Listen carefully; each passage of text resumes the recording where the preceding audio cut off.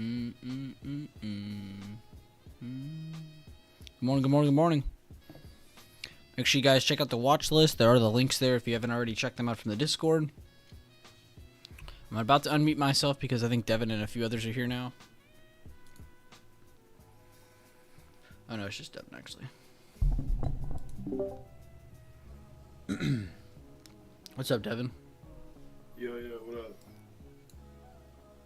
We're almost killed it, huh? Yeah, we're almost at the 9 EMA at open, by the way, on the daily.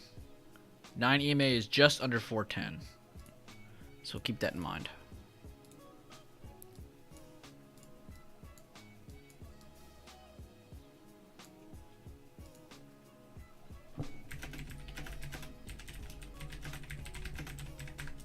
We're at the highs on the spot. Hold here and go towards 410.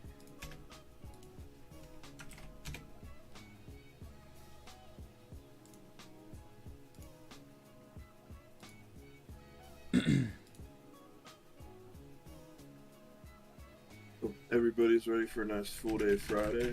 Tesla's up pretty well.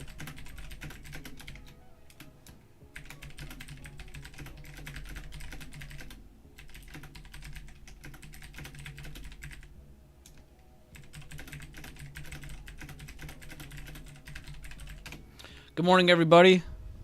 You're all beautiful. Yes, 410 is the key level here. Great call out, King Carnage.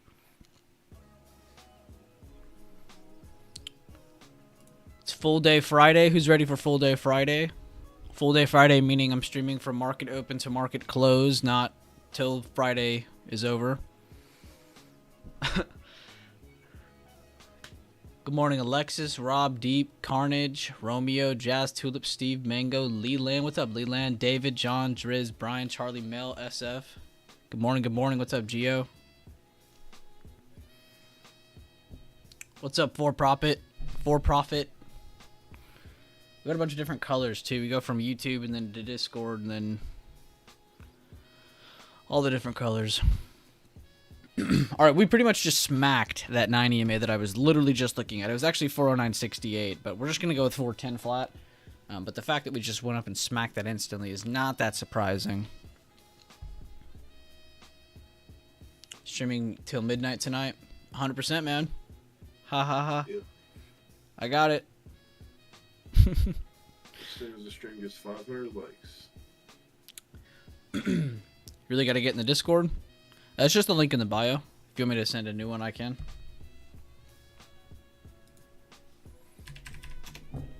Apple's still pushing higher. Meta's coming down. I'm just trying to hold.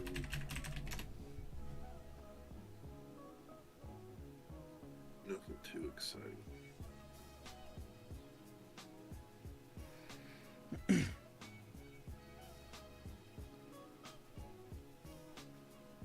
What's up, Misi? What's up, Evis? Spy on the 200 EMA 15 minute watching. Great eye, Charlie.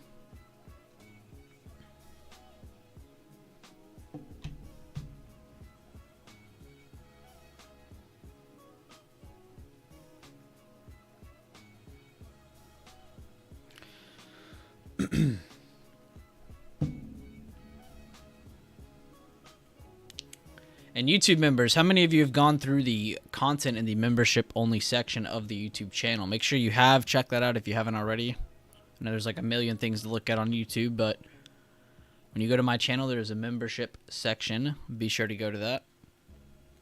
So if you have a green name, you have access to it. There's a little over 40 videos. I think we're actually at 44 now, 43. So, yeah. Good morning, Raphael. Good morning, Spicy Pepper.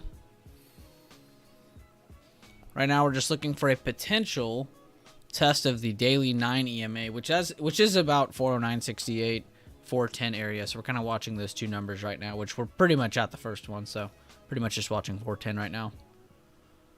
I would not just go longer at the open. I'd wait for a better dip, see if you can get a better retracement of that initial move. It's again, guys, we haven't just broken out from today's open to 409.60. we've broken out above previous day highs and 407.50s all the way up to almost 410. So we've pretty much made a $2.50 move in the pre-market already, bullish breakout wise. They even gave us that little perfect retest.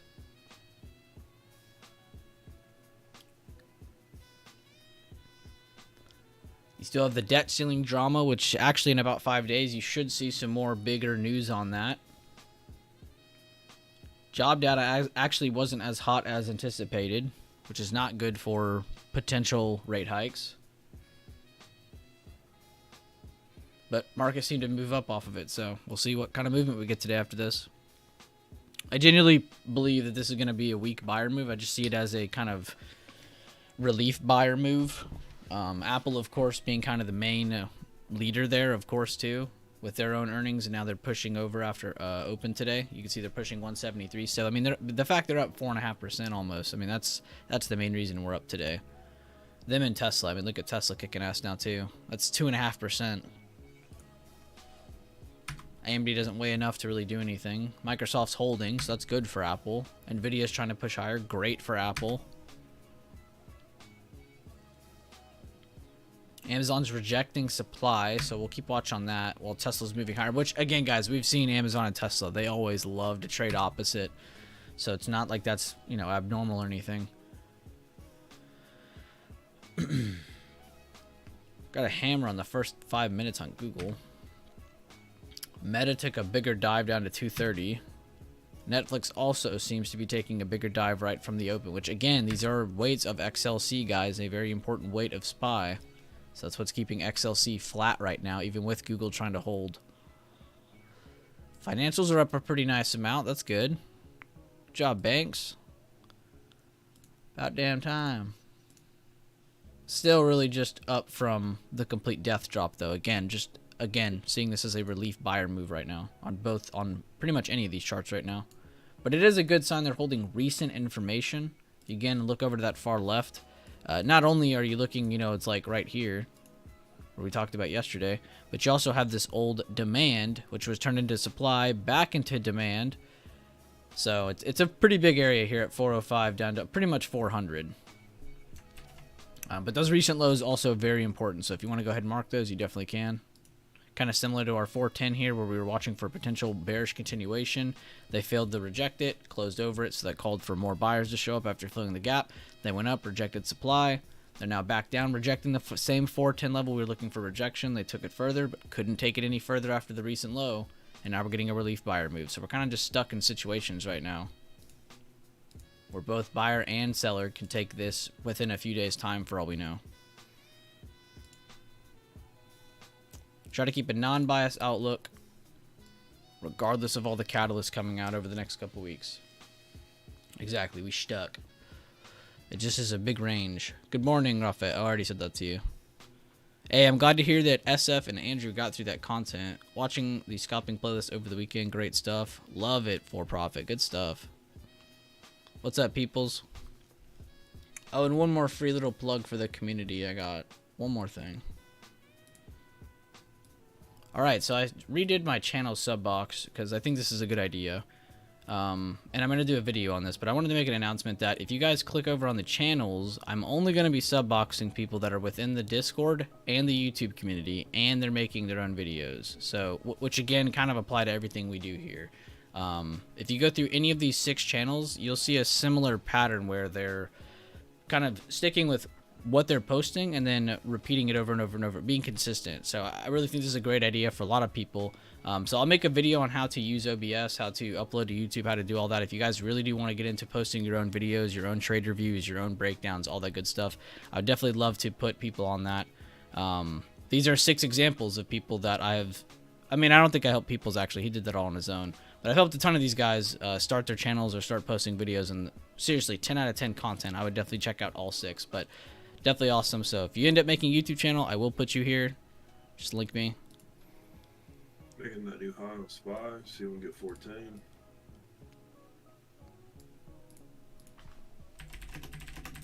Apple's been insane, boy. I like it. Oh, guys, we got another pipe investor. I just got $15 to donate 3 free memberships to everybody today. Jeez. Sheesh, the secret investors out here. Alright, almost at 410 exactly. See how we react. Are we gonna pop through or reject? See what these timing sales are saying. Lots of size coming in here. And pretty much at that next level I mentioned again, we were talking about 409.60s, 410. We have pushed through both of those areas now. So now it's about watching to see, can they push higher than 410, possibly get a better retest over this, regardless of being a short-term retest where you get one push and then a single reset. I know, amazing drawing. And then a continuation comes from it, or do we end up getting a bigger push, a more better, you know, more modern, where you get a lot more basing above it, and then you get more confidence to possibly buy the dip, kind of dip, to hold control over 410, or do you just get that single candle reset? And if not, then we'll look for rejection, of course. Or do we go parabolic? Yeah, I mean, any situation, really. I'm just trying to point out just the two simple ones. We could seriously do anything today, though. I was just messing with you, know. It'd be cool to go parabolic. I mean, you could. We tested that same level again. I mean, it really could. It could go all the way up to 415 if it technically wanted to. That would be pretty nutty.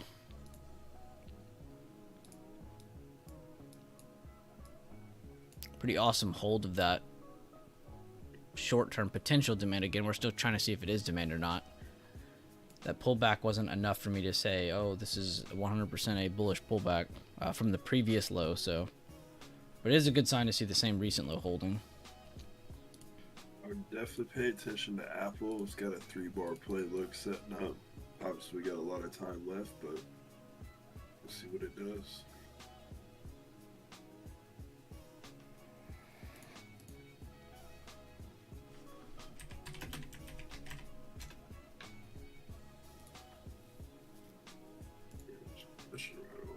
There we go.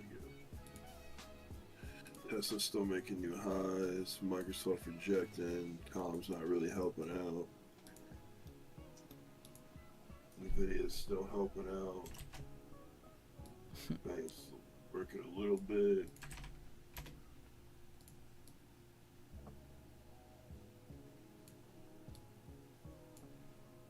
Yeah, banks are doing really good. Energy's doing really good. Base is doing really good. Base materials, that is. Discretionary seems to be recovering, so I'm going to assume Amazon's out support. And Tesla must be kicking complete ass. Yeah, you could tell just instantly seeing that discretionary was up a lot more than when it was at open. Tech, of course, being carried by Apple. Microsoft holding. It doesn't look pretty right now, but it is still holding over the lows of yesterday, so that's a good sign. Or the higher lows, sorry.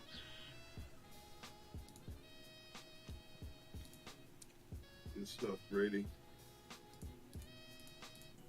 See you get 280 on that one.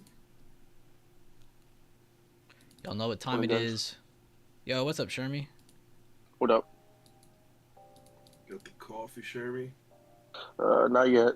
Not yet. Later.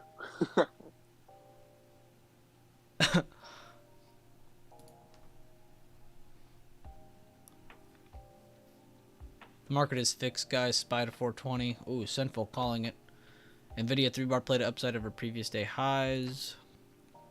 Good call out. Whoever said that, Brady. AMD nearing pre-market high. Great call out. Yeah, his name's not Sherman. His name is Shermy. Mhm.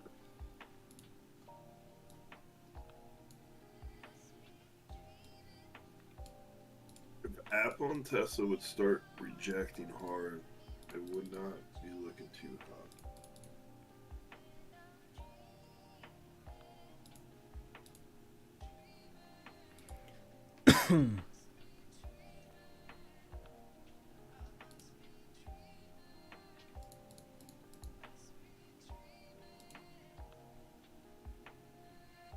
Halfway through this 5-minute candle, still making new highs.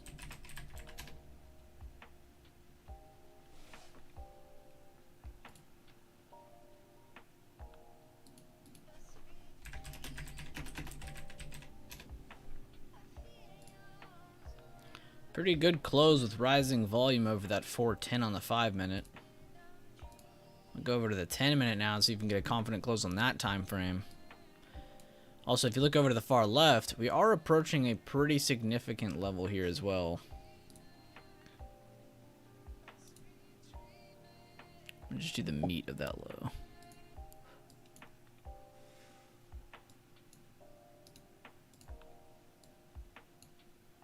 Okay.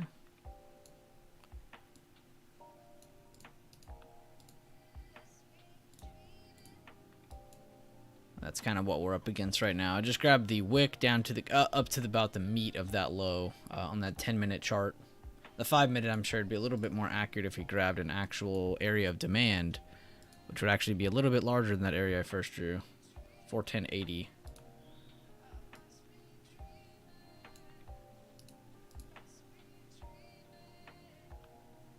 I'll just leave it. 410.80 though, key level above.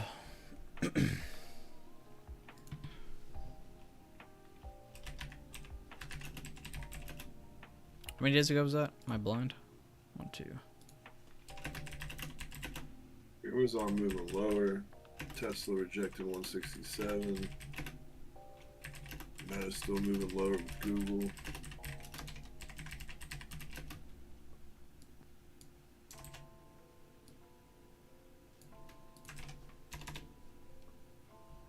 Alright, I just had to post that for everybody in there because I didn't want anybody to miss out on that.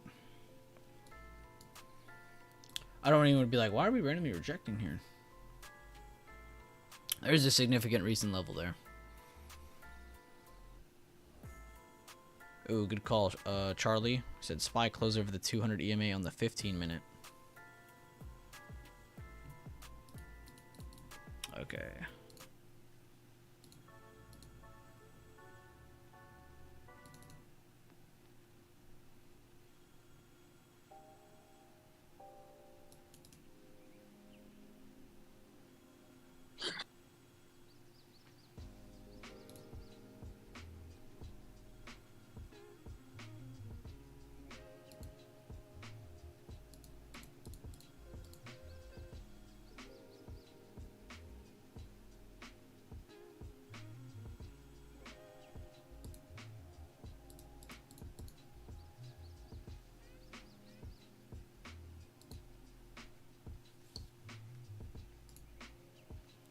Good morning, Daffy. How you doing? What's up, Carnage? Oh, I gotta go get my laptop. I forgot I owe y'all 3 free memberships. Whoops. 3 memberships. You guys make sure that you have your gifts turned on to make sure you don't screw yourself. Minute 30 on our next 10-minute candle. So far, holding 410 pretty strong. Apple's still got that 3-bar play setting up, so pay attention on Apple here. It's got the decreasing volume and holding very well over that 50% of that candle. Tesla could be doing a potential 3-bar play on the 5-minute. We'll see in about a minute.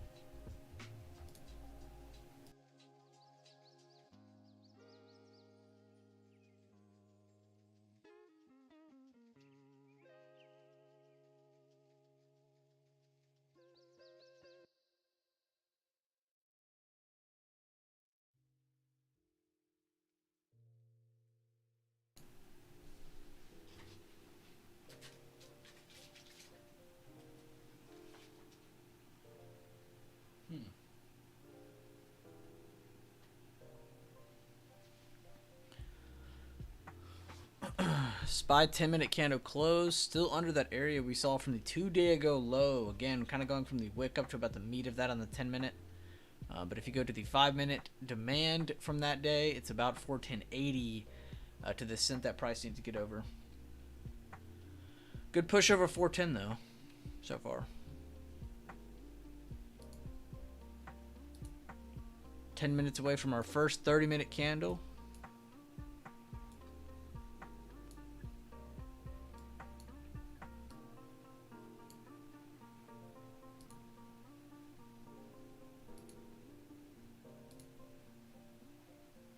Got wick down on Tesla just now.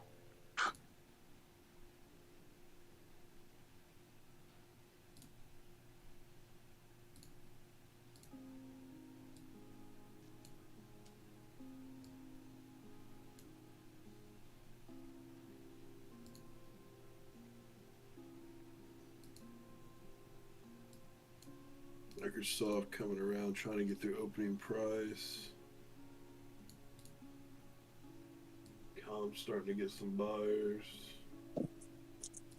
Nvidia's still making two highs, got over 280. Yeah, good stuff, Brady. Healthcare pulled back a little. Discretionary slowing down. Financial slowing down. Calm slowed down. Industry stable.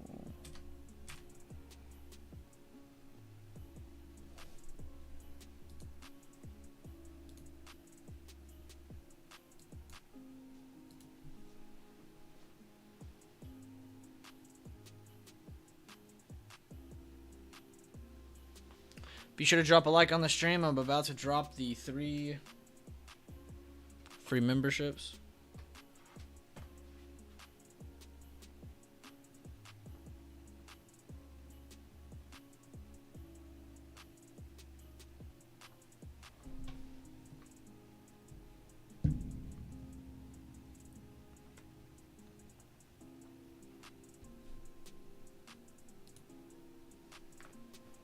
Good morning, John.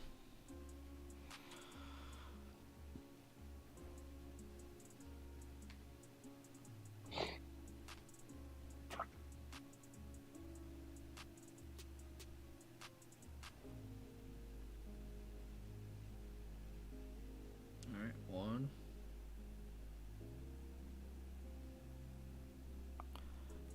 Congratulations to da na na na na na na na na na na na. It just chose nobody. It took your membership. It ate it. Yo, it's really cooking up who won. Nobody won. Nobody won. Got stuck in the vending machine. No, there's definitely some non-members in here. Yeah, I'm just thinking like maybe it needs more people to be a non-member. I don't know.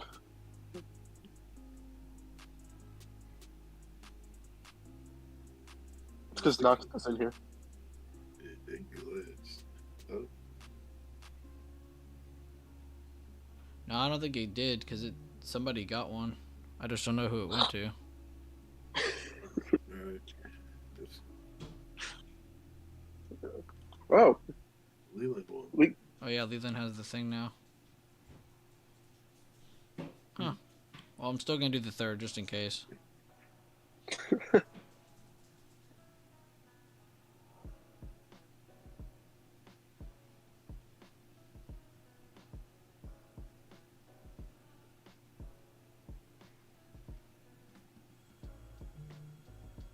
Alright. Coming down to 410.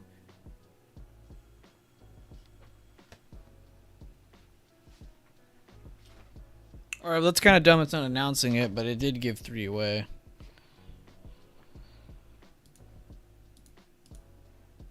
Let's see if I can go see who it is.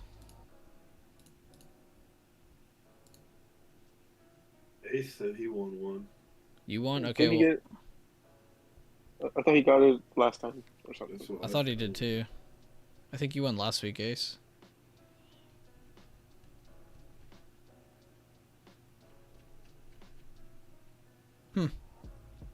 By the way, guys, just to again kind of remind y'all, I posted this on Twitter, or I didn't post this on Twitter yet. It's on just Discord right now, but I did post the latest video that I promised y'all yesterday when y'all got the like count. So make sure to go check it out. How to really read price action for intraday trading by the Nerdy Bicep. So be sure to review that when you have time later on. Oh, Leland, you were kidding. Okay, well. So if you didn't win,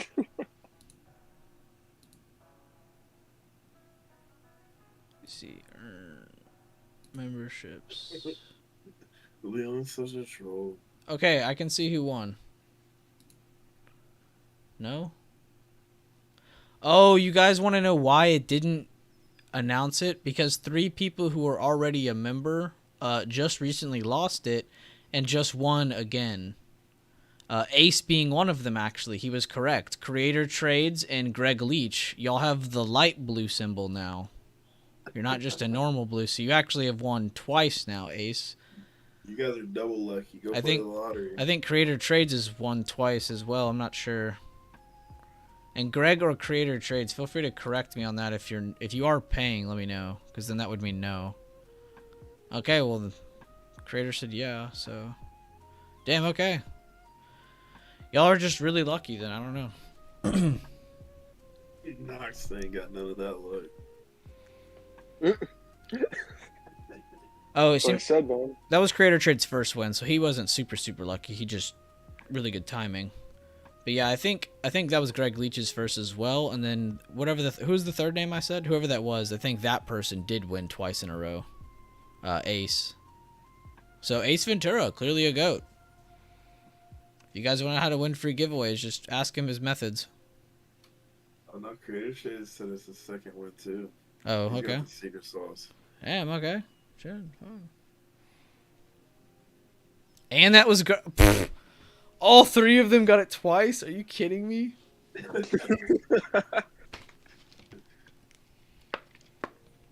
Rigged. Yo, y'all say the stock market's rigged. Google's rigged. Alright, well, guys, again, this is new ground for all of us. We have now figured out YouTube membership free giveaways are kind of jank. What YouTube CEO did y'all bribe? Dude, for real. Y'all must be in good with the new person. I forgot her name or his name. It's the guy with the NFTs.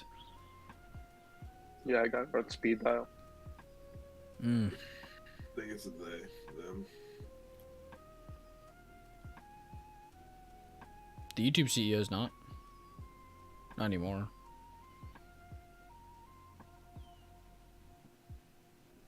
Oh, never mind. He wins YouTube subs with this one simple trick. The chat hates him. 10 out of 10 YouTube CEOs recommend this trick.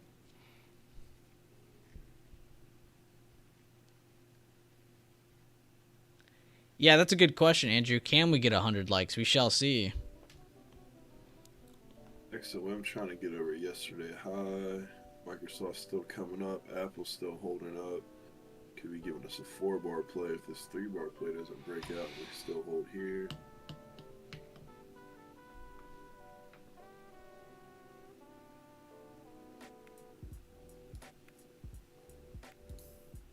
Yes, that's a great way to draw that. Who asked that? David, great question. Yes, you can draw your fib like that. Because you pushed above that 408.79 right there in pre-market, so we can go from the level. And where do we hit a high before slowing down? 410.34, just like you said. So yes, you can draw a potential bullish fib there. Great job. I like the stream every time, but only after you remind us, because every time I forget. I love you the same. It's okay. It's not like likes are really that important to me anyway. You gotta step up that discipline, Knoxville. Yeah, step up that YouTube like discipline, damn it. Should be part of your daily routine at this point. There should be a sticky note in the middle of your monitor that says, like the stream. 3 different sticky notes, 1 word on each. Don't trade in the first 10 minutes. Always take the retest, like the stream. It's Microsoft getting close to that pre-market high, yesterday high. My bad. It's getting moving, catching up to Apple. I'm gonna call him Tesla right now. SPY's near that previous intraday high. New 30-minute candle. Making new highs. Making new high on SPY. Healthcare defending previous day open. So even though they did slow down and pull back, they did defend a very good level. Same for discretionary. They seem to be holding and trying to bounce back towards their high of day. Financials also got a little bit of slowdown, catching on the 5-minute 9 EMA. Comms, weakest sector of the main ones. Again, XLK, XLV, XLY, XLF, XLC. Those are the main ones I like to look at for bigger weight movement. XLC, of course. The only one really breaking to the downside. It's the only red sector at all. Besides real estate, of course. I haven't even looked at what they're doing today. Alright, guys. Let's see if we can pass that area now. We're in the area. The blue zone. Let me resend this. Actually, wait. Let me add those other zones first. Somebody change the song.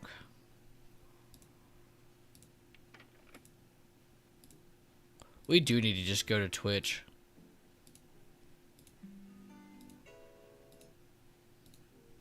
We could have a thing set up where all the members in here could change the music and I would never have to look at it or touch it. It'd be really funny and really good. Twitch has copyright too, right? Like they'll take down your stream if you have copyright, right? YouTube? It's Twitch. Oh, I have no idea. I know they have a little bit safer margin than YouTube does, though. I'd have to ask Sinful. He's the only real Twitch streamer I know. Yeah, I think Nox is right. He said Twitch is a lot more lenient. I think it is too. Google really is like zero. I could use free YouTube music and they would still copyright it. It's like, okay. I'm trying to use what you're giving me. That happened one day. I played all that YouTube music in here trying to show everybody the free beta that YouTube gave to its creators. Paid or non-paid music, there's a lot of stuff, and look, they try to market it like, oh look, you can use this so you don't get copyrighted, we're trying to help you guys out. And then you turn it on, and I went back to that stream and all the audio is muted. It's because every bit of those songs is copyrighted. Like, what the hell? So much for being free. Yeah, thanks. It's literally in the creator section too. We can go to Kick and listen to any music or watch a movie. Ooh, that is a great ass point, John Harden. I'll have to look into Kick. We'll see. Potential 3-bar plan, 15-minute spy. Great call out, Charlie. Let me go check that out. Nice push up on Tesla right now. Not a whole lot of volume yet, but only 3 minutes in this candlestick. Ooh, good job, Charlie. They're also holding over the 50% of that candle, too. I like that. I like that. Flat top. Held over 50%. So, yeah, potential. Again, even if it isn't right here, Charlie, we could definitely see some consolidation. Still holding above that 52, even just that wick. And we'll see if we end up pushing more so than a 3-bar play, if it doesn't just push on this candle. But we still have a lot of time on that, so we'll see. Another 12 I'd say minutes. Tesla looks almost exactly the same, but a little bit better for a 3-bar play at this second. Same time frame. Oh, yeah, I do like that it's over all those resistances from the past few days. Let's see the fib. Yeah, they got a lot of room under. Oh, I was like, where's my chart at?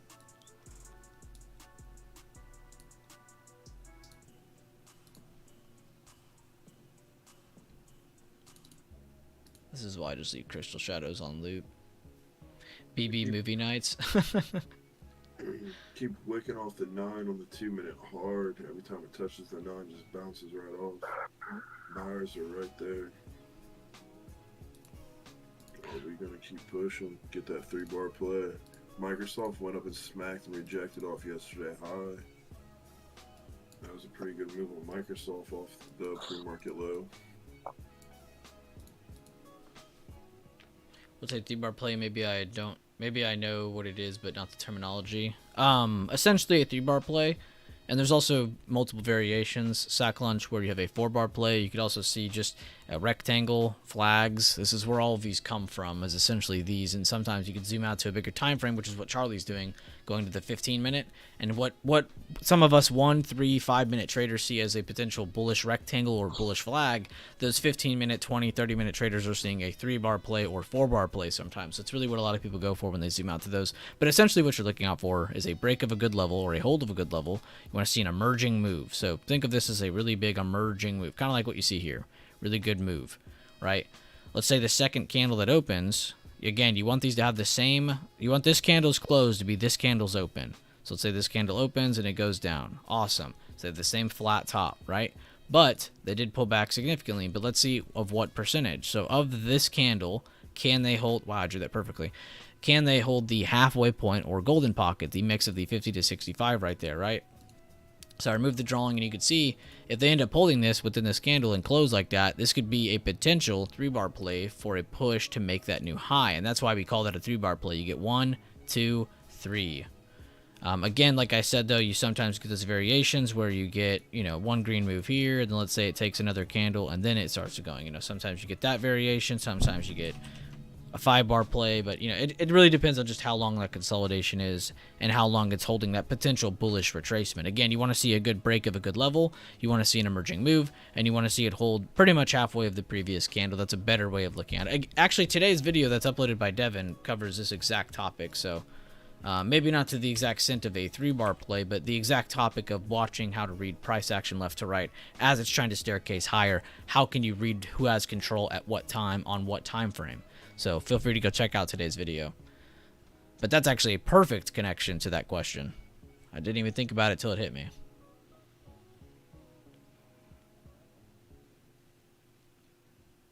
Yeah, and like you said, you're probably already aware of it. You just didn't know the terminology. I mean, that's really what it is, too. Like, a lot of people will come at me and say, Bueller, is that a bearish kicker evening star?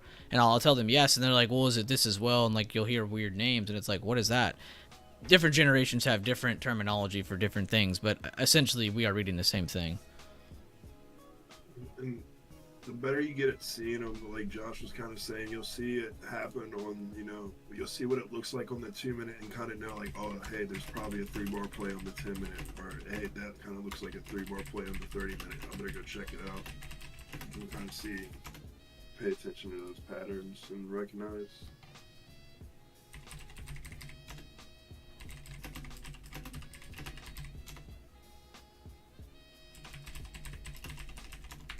Almost 20 cents off, 10 cents off that 41080 target. See you later, Genesis. Have a great day.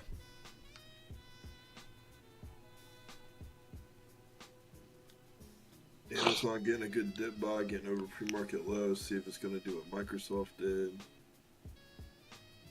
Google coming up a little bit, Meta not so much. The longer I do this, the more I can just see what's going on and rely on levels more than anything. 100% psychology, and that's exactly what I love to preach about the most is visualizing. Everyone's always like, I got to take more and more trades to get better at trading these levels. Like, no, you don't. You just got to read them more. It's not the amount of trades you take. It's the amount of prep work you do. Visualizing, mentally trading them, giving yourself not just the knowledge of what's around or how to use the levels better to better help yourself for higher probability trades, but also just giving yourself confidence. It feels really good to be a confident trader and look at these things with decent confidence at what you're looking at. Reading. Knox is like, I can't read yet. But 100% Cyclone, I agree with you. Microsoft getting over yesterday high. Helping out SPY push 411. Wouldn't touched it.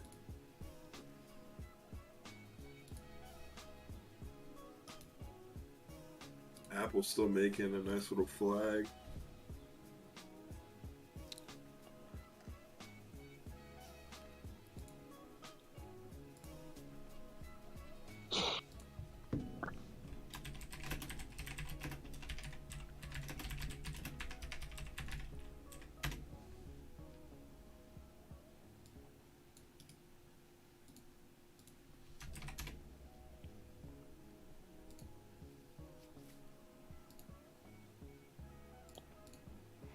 God, Daff, you're on fire, dude.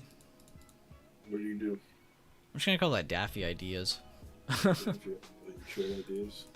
See what Daffy's talking about.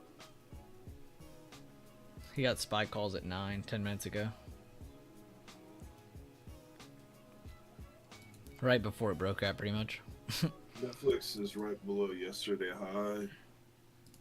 Google still trying to grind up off the low. Meta still not so much.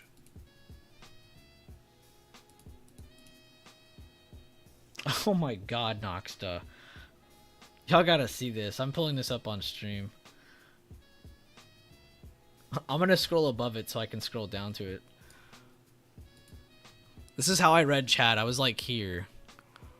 And then I started scrolling. I was like, oh, cool. Bernal posted. Oh, what's this? Noxta post. Let's see what he did. He's always a cool guy, right?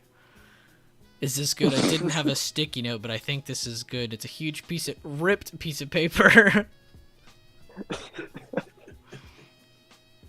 Think that would work. I mean, you won't forget. Yo, is that college ruled or no? It doesn't look like it. That's wide ruled, man.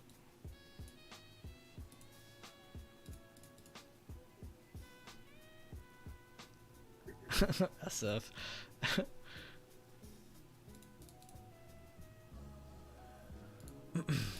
Are you on the 5 or 5 minute, Josh? That was the 5 minute. I'm going to the 15 to relook at what Charlie was posting. Anytime a member posts, honestly, I like to kind of follow up on their analysis to just kind of add on to it. The 3-bar play so far is banged. Yeah, 3-bar play's kind of been balling since he said that. And then who else said it on Tesla? One of y'all said it on Tesla. Me. It was Sherman? Okay. I saw someone in chat mention it too. Still kind of indecisive there. Amazon coming hard off pre-market low now. Yeah, that's definitely a lot more of an indecisive candle compared to the one that's on SPY too, Shermy. Just because it has the long leg on both sides compared to SPY where it just has one on the bottom, and the one on top's actually not that significant. I just see it as a resistance touch. I like the hammer on SPY a lot better. You know, it's just placement of where it closed and all. It's 100%. not as good on Tesla. How's best 50 dog stuff?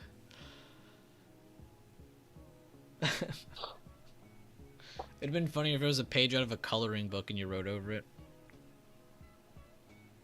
SPY hit my trend line, but still looks bullish.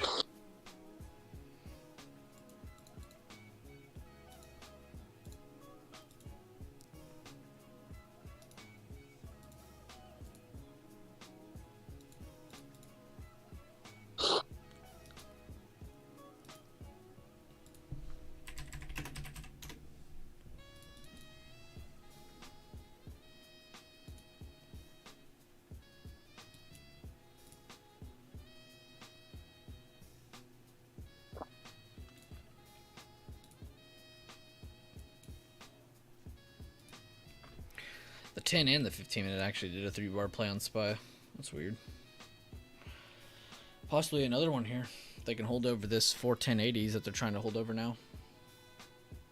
The way levels work will never not amaze me. I really want to do that charting session with you guys because I think a lot of you guys could use just a little bit of just not really practice or like you need to learn something new. I think we just need to do some touch-up stuff. I think a lot of you guys be reacting to your levels a lot more. And then again, visualizing mental trading with them a lot more after you do that. And then you'll have the confidence to try and take your one contract plays. Yo, good job, Sinful. Skill out of SPY calls 43%. Let's go. Nice. That's the boy. Amazon's at the midpoint now. See if we can get over that. Then opening price. Google's at pre-market low / the 10-minute 9 EMA.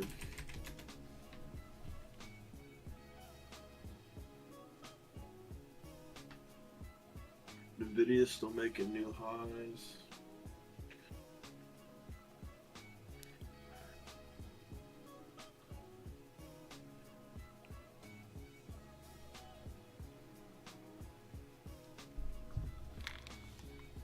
The man, the myth, the sinful. For I like seeing Sinful win.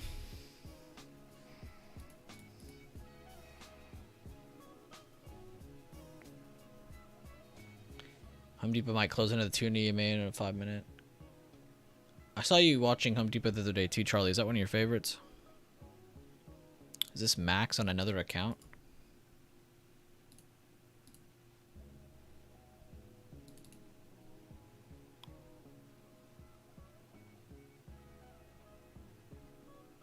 Good morning. Sorry I've been at the Discord.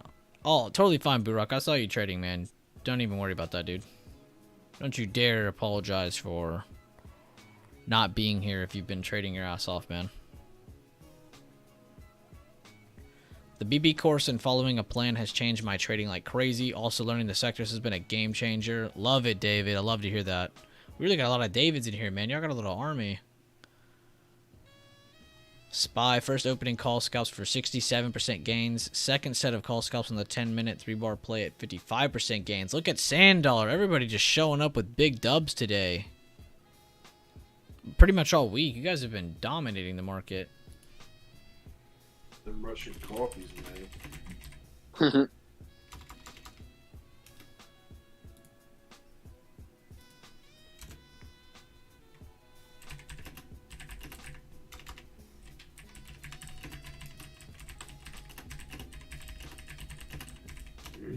Alright, so Burak just cut out Meta. Why would you want to pay attention to Meta right now in this situation for the rest of the stream and people watching? If you want to pull up Meta, Josh? I'm hovering over it. Oh, yeah, you're right. You're right. Not bad. Your little brother's name is David? Oh, there's too many Davids. Besides Basin. Basin is the obvious one. Look around at the rest of the market. Noxta, I'm hovering over the answer.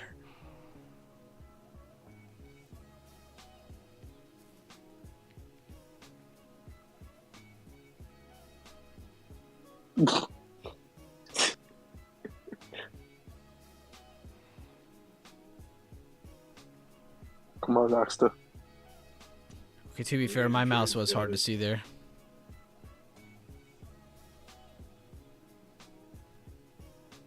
My mouse has been here like the entire time. Even if it is lagging.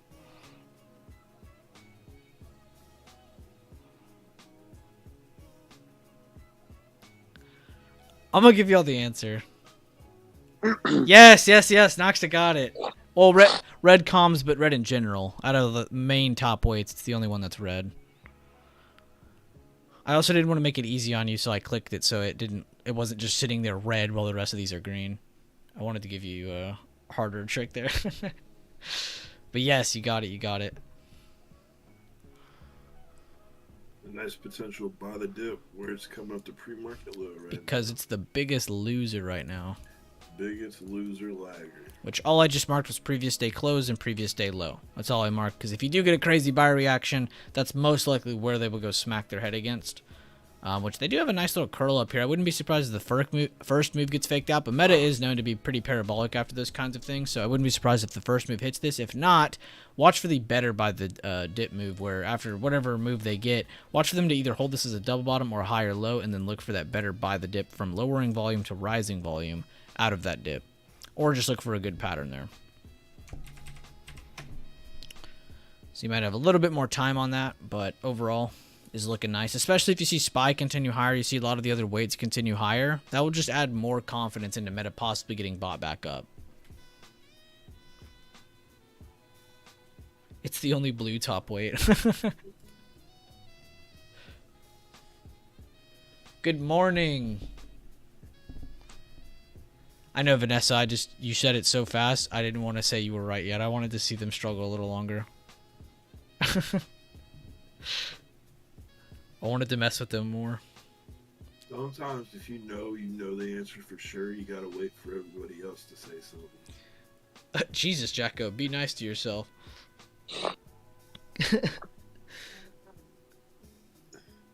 It's honestly just because it was Noxta and Jack.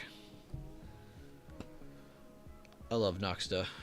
Jack, I don't know. I'm still on the fence about you, man.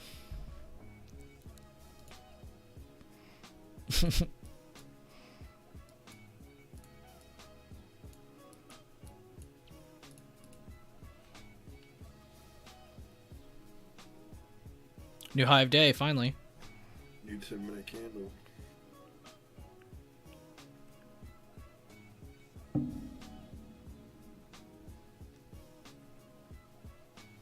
Nvidia, new high of day.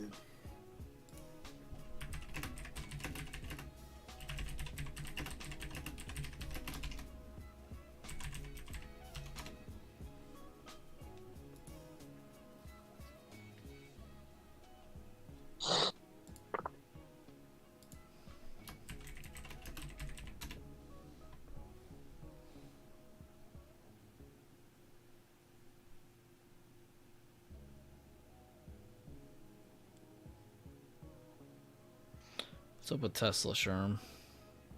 Dude, I'm stuck in a range right now. They just got a pop 167. It's squeezing so hard. Yeah, I mean, Decreasing volume too on the 10-minute candle to candle. Even with Amazon bouncing all the way back. Yeah. dude, I'm like heated right now. I think it's a grind up. I think you're gonna get a pop very soon unless you see SPY fall to the floor. So I'd keep eyes on the top weights, and then you should have a good idea. But that is a nice little grind up move. It's just like I have no reason to exit. But I'm No, stuck. 100%. Yeah, that's the worst thing about grind ups too. It's like, no, you're going the right direction. It's just not in the amount of time you need. We'll see here though. As long as SPY is holding this 1480, I like your trade. Oh yeah, I mean, I got SPY on here too, and really, I wish Tesla would be following the rest of the market right now, but it is what it is. If it's gonna be a slow play, it's gonna be a slow play. Give us a Tesla candle. Especially with like Amazon pumping the past 30 minutes or so. That is crazy. Shadow, I just saw that. He said, look at all the ones printing on times and sales on Tesla. It was like a straight line of ones for like ever. Who's hitting a bid on one share? At a time. Right. It's just spoof Somebody- orders. They're just spamming Dude, it that's over and somebody over. trolling. Somebody's trolling. Somebody's got way too much time in their hands. Mhm. Yeah, I see it too. It's the guy pulled up. There were like a bunch of ones. It's just Yeah, sorry guys, my bad. Oh, is that Marinte? this one right there. I know that voice everywhere. That's that YouTuber. One guy.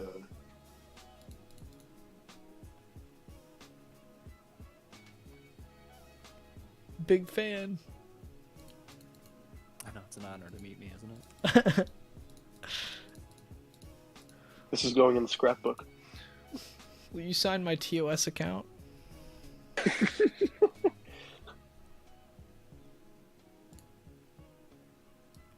How you guys doing this morning? Pretty good, man. Honestly, just kind of vibing. Got a pretty good pump here after an already nice higher open. Got a pretty good short-term retest. Pretty much just holding 5-minute 9 EMA. Haven't even seen a break of that. So kind of just watching for a break of that first before zooming back out further again. Pretty impressive move today, though. Yes, up $5.50. Impressive. Meta's going to be the one.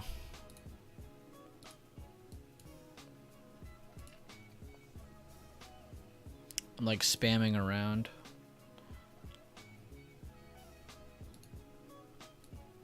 Alright, let's see if SPY can hold 5-minute 9 EMA yet again, as well as this blue area we talked about. If they hold this, guys, they really could go to 415. I know I said that would be crazy, but next target's 411.50. We got 412, 412.86, which, again, you guys know that level very well. We dropped from that level a few weeks ago, or a few days ago. 414.25, and then, of course, the 415 area. Pretty nutty. Is Tesla flagging? We just talked about it, but it's more of a grind up. At the same time as SPY's trying to hold over. Tesla is pushing higher, but at the same time at a rate where it is kind of just burning everybody alive right now. So again, that's why we call it a grind up. We're getting higher closes candle to candle, but like nothing big. Yeah, it's bullish. It's just like it's not at enough rate for an options trader. for the most part. I'm sure there are some in there that are somehow surviving it, but I'm sure it's costly.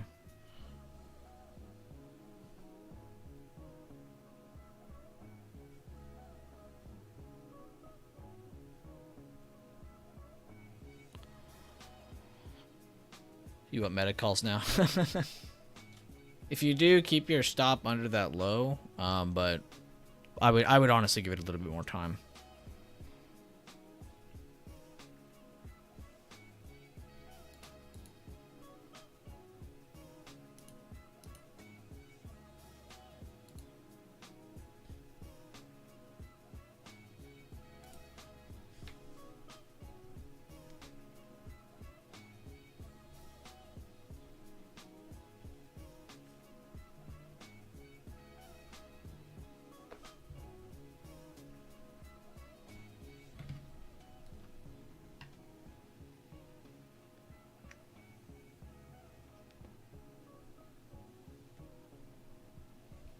Only 5 more likes till we hit 100 likes. Be sure to drop a like on the stream if you have not already.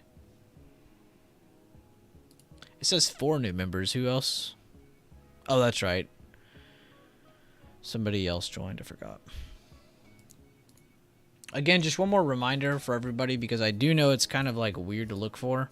But if you go to the YouTube channel, this is how it should look to you.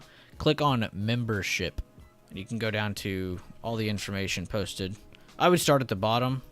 Start with these videos first, and then work your way up.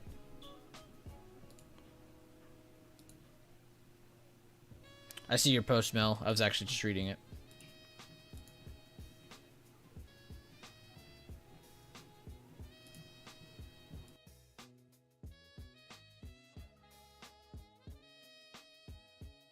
Video is just on a different level today.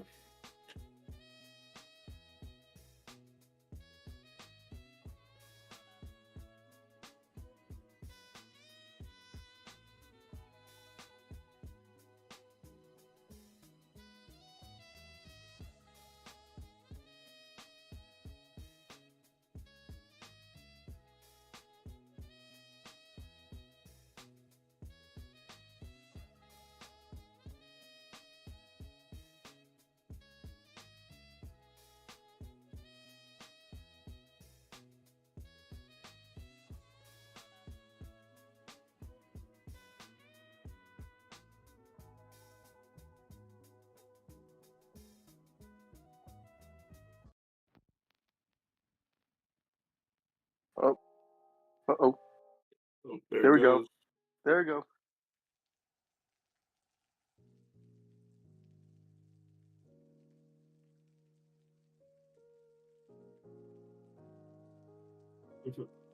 I mean, I'm still in. I kind of want to make some money out of this.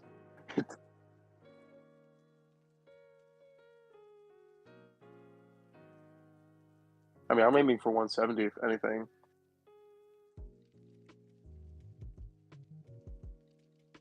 I'd probably take like some at 168. Be the hell out of this trade. Yeah, honestly, you know what I mean. 170 is pretty far. I'll take 168. Oh, boom. Ironic, the song is dreaming, but it wakes you up. Yeah, wakes the stock market up, that's for sure. God knows why. Let's go out to the daily. I just want to see where we're at in comparison to everything. Smack dab in the middle. Smack dab in the middle of supply and demand. Okay, we're going to have that new candle in 30 seconds. On just about every time frame. I'm going to go to the 30 then. Coming in strong at the end here on SPY.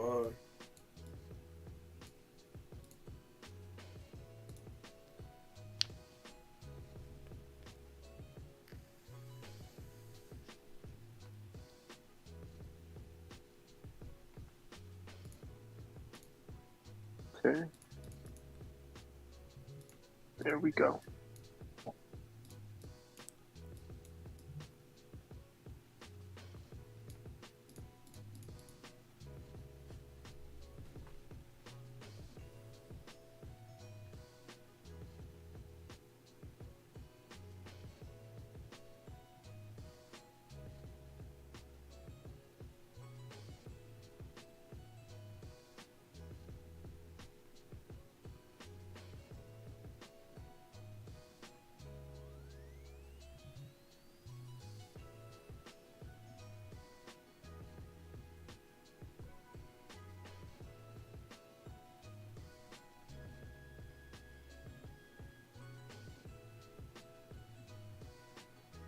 New high.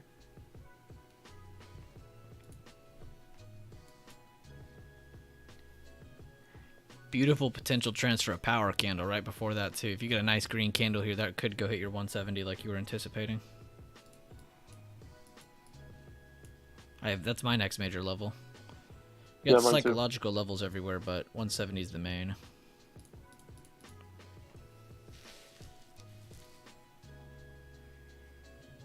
Another 3-bar play on the 15-minute spy. Great call out, Charlie. I was actually just about to go out to that.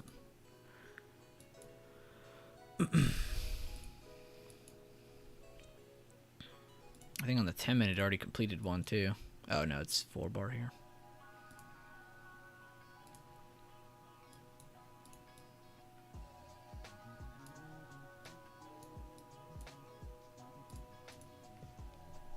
Nice little uptrend day so far, intraday wise.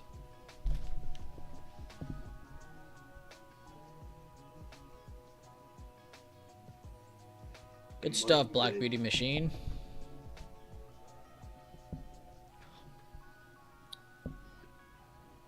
Microsoft getting it going now. 308.70 and pushing. And we'll see if it's Tesla we'll see to push higher. We'll see if it's too late for the Microsoft play too, because if Apple's already done, then Microsoft might be too late. Microsoft keeps going. It can also help Apple break out to the upside on this flag. Maybe it helps it out. Yeah, we'll see. Anything can really go here still. The 10-minute 9 EMA is almost caught up to this flag, so see if it gets a reaction when the candle touches. Your meta mention is at the same spot it was again, so it has taken that first push. It has taken a dip. Watch for it to hold that same low, guys. See if meta gives us any extra information or not. If they can hold and push higher, that's a good sign.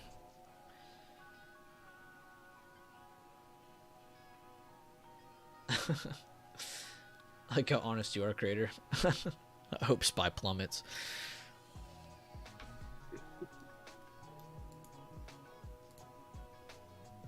Amazon just touched yesterday high.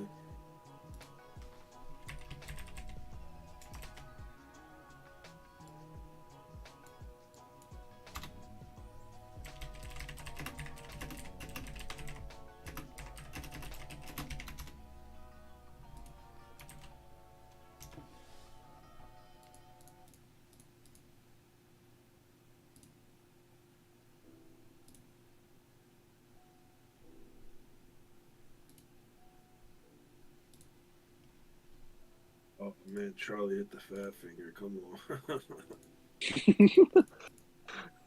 It happens to the best of us. Accidentally There took you puts go. on the 3-bar. Figured out it wasn't a 3-bar. I'm actually up really big on this trade, guys. Rejected 3-bar play. Yeah. I'm up 100%. I thought I entered calls, but God put me in puts.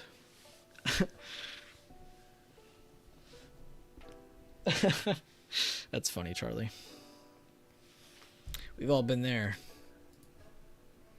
Some of us more than others, but we've all been there.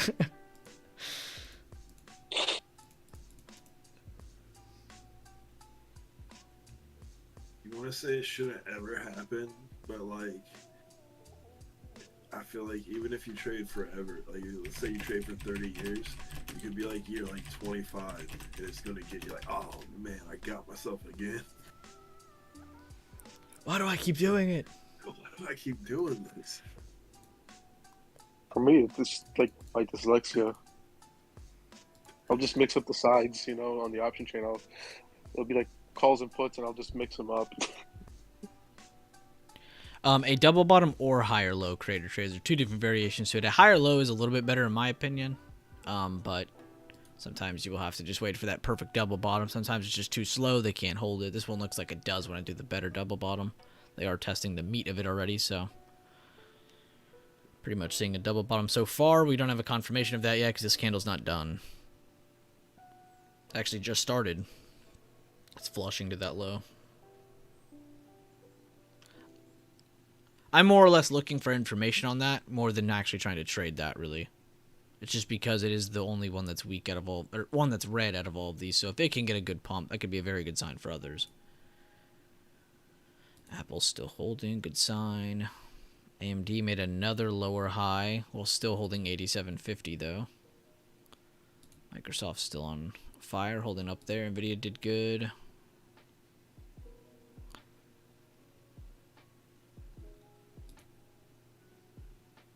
Tesla's still holding up, good sign.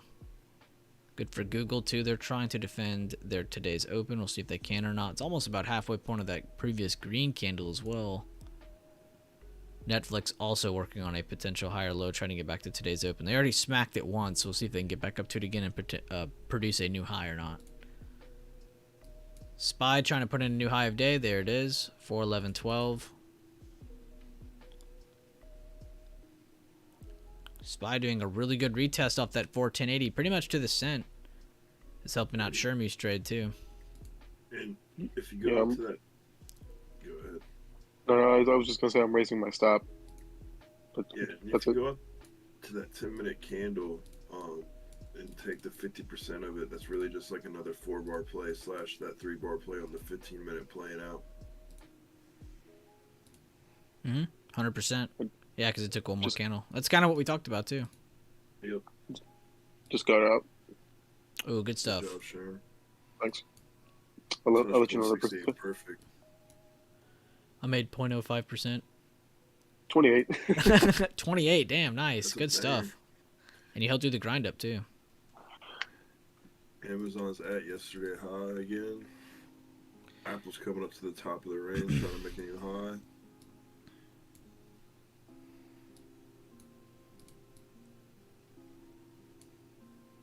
That's honestly how you guys should talk to your friends whenever they're in a trade too. You should never sit there and go like, "Oh, Sherman, you should exit that shit." I would exit that shit personally.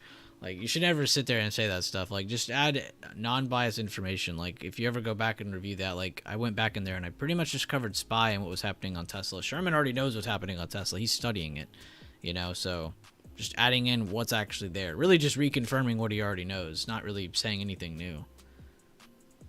Don't sit there and tell your friend, like, yo, I would exit that shit. That's not really a good-looking trade at all. Because guess what? Then it goes their way, and they're just going to be blaming you, and then y'all are just pissed off at each other.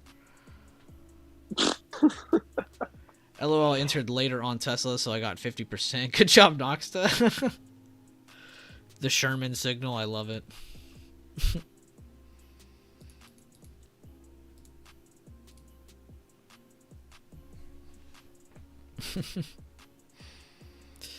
This community's great.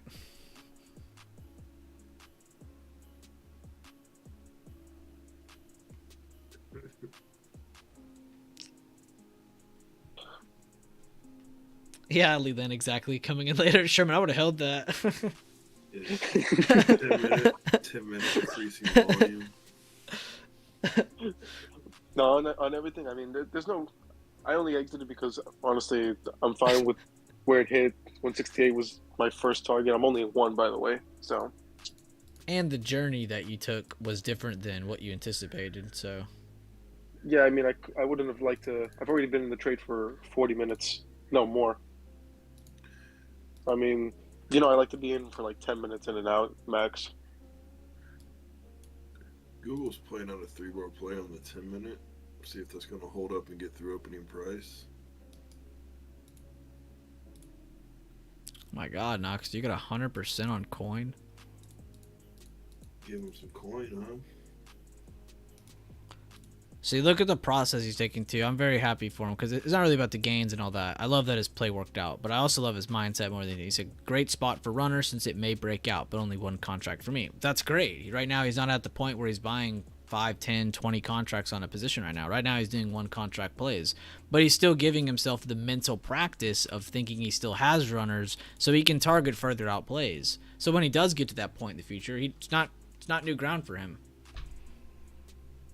Imaginary runners around 100. Look, right there. Imaginary runners up another 30% from where he exited. That's what I'm talking about, guys. Spy at 411.50, that next bigger time frame level. See if we're going to push right through it. Looks like we're trying to. Share the coin, Noxta.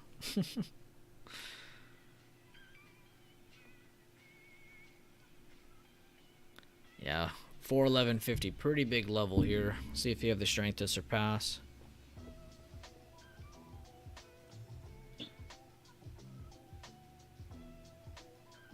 4 hours later when Tesla's at 170 after dipping down 1%. Yo, Sherman, why didn't you hold, bro? Facts. One of those days where Spy just pretends there's no such thing as resistance. Up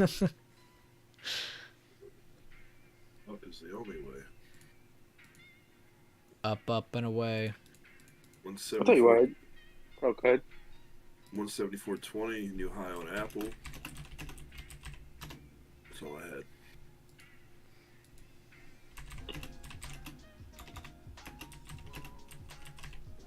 Yeah, I mean, I could have still held it. I mean, but it's only one.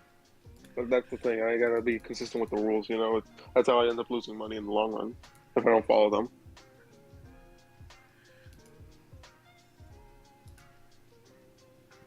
My next thing to look out for would have been a cross of 90 MA generally on the 10-minute, but it's well far below right now. Like if price actually got down to that point, I'd be down a pretty nice chunk of my position.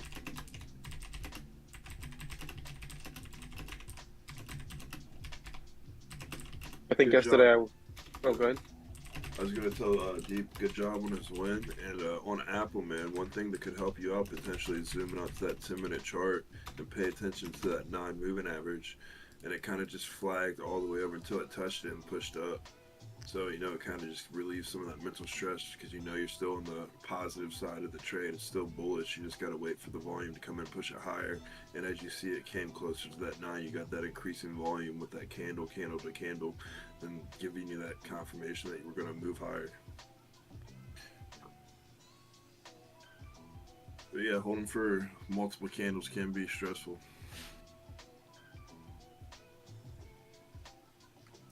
A really awesome approach to that too. If you guys feel like you keep hitting that same barrier of, oh, I can't hold through candles, I can't hold through this price action, zoom out. Simple. Leland has made this very clear in a lot of his recent content. If you guys just zoom out, sometimes it only takes zooming out one more time frame and it just becomes so much more clear to you. Or maybe you just become more comfortable, not as emotional in your trading. But if you're someone who's staring at the 1 minute, maybe you just need to zoom out. Maybe you just need to be on the 5 minute. Maybe you need to go to the 10 minute, 15 minute, 20 minute, 30 minute. You don't know yet. Go back test. Go review. Go analyze. See which one you are most comfortable with. And it's not always about just looking at one time frame too. Let's say you enter on this time frame and then you zoom out. That's awesome. You can do that. That's totally fine. Don't forget about zooming out.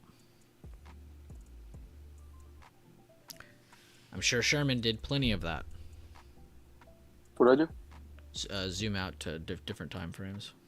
Oh yeah, I was looking at the 15-minute, 30-minute daily too. Well, because it matters. I mean, no, it does. It does.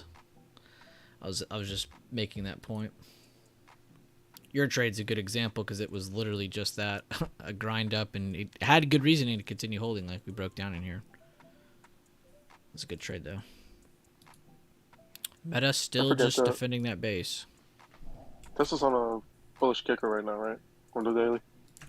My bad. Let me go look. I didn't even I think it should be. Yes, it is bullish kicker.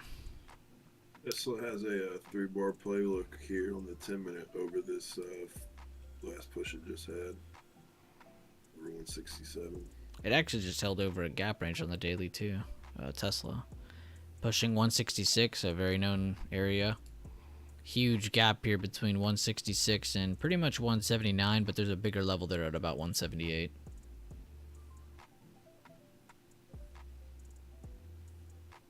Another good point too for profit making OCO orders, bracket orders. Very, very smart.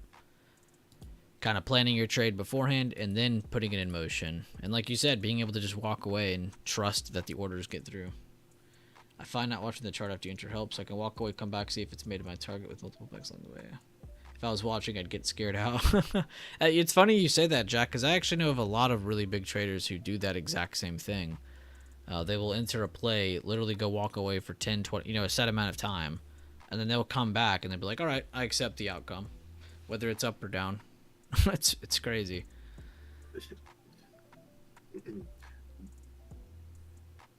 Dennis from that pre-market prep show that I watched from Bazinga, when he mentored back in college, he mentored some lady, and he went to the house to like do the mentorships and like whatever. And she called in and ordered some spy contracts in the morning. Then she went outside and did her garden all day.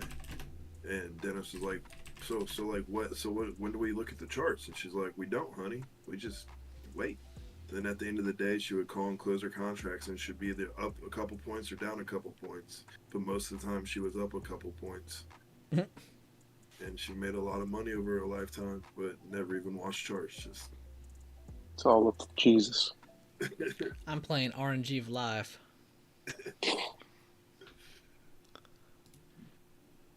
The RNG of Life, but we don't know the numbers. We don't know how long it'd go. That's insane. What I want to know is, what is Marente watching? Yes. The usual.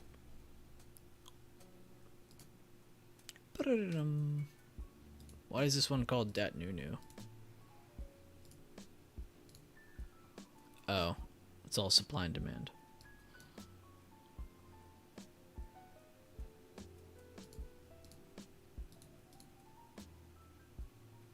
Damn, my ES levels are clean.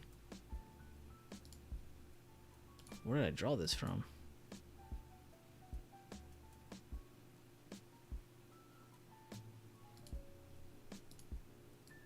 Oh, it's all the monthly. Okay, that's literally why. Alright. Damn, dude. 40, 98, 25. That hold is sexy.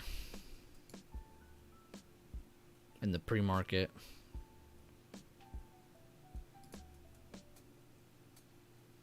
I'm just gonna look at your screen, Josh, because if I turn on the futures, my computer's gonna blow up. No, you're good. It's on SPY. It's just if you go to like the high of day to the open candle, which essentially is the supply of yesterday. That's pretty much the exact same thing ES just bounced off of this morning in pre-market. Oh, nice. Right here, which is their previous day high. It's the exact same area, literally. I mean, it's of course tracking the same thing, but just looks so good.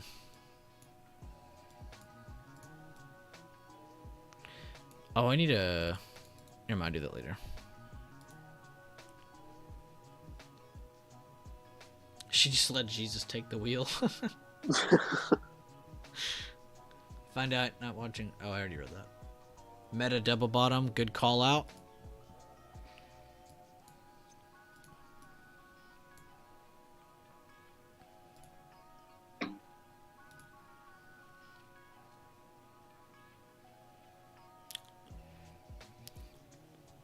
And it doesn't really matter which Discord you're in, because if you guys are a YouTube member, you have access to the YouTube Discord. If you're a Discord member, you have access to the main one, of course. But both have the strategies channel. If you go in there, there's actually a couple breakdowns of the BTD buy the dip reversal base build strategy. A lot of names. But pretty clean example of it so far on Meta. Right now, you're just looking for more buyers to take this. They have a pretty good hold of 230. I like that double bottom so far. Again, now you're just looking for that new high over this recent resistance they made the first time they got over that 9 EMA. If you want to switch to the 10-minute, be my guest. Also seeing just a short-term seller reaction to SPY as they hit the next important level again, about 411.50s, which was, again, the big thing we talked about this morning was if we can get above 410, 410.80s, we're most likely going to hit 411.50, 411.75 area. And if we can pass that, that's how we know we're definitely moving higher. But right now, we're against a good resistance on both bigger and smaller time frame. We're still holding above the 9 EMA, even on the 5 minute. So very, very short-term price action is still holding an uptrend.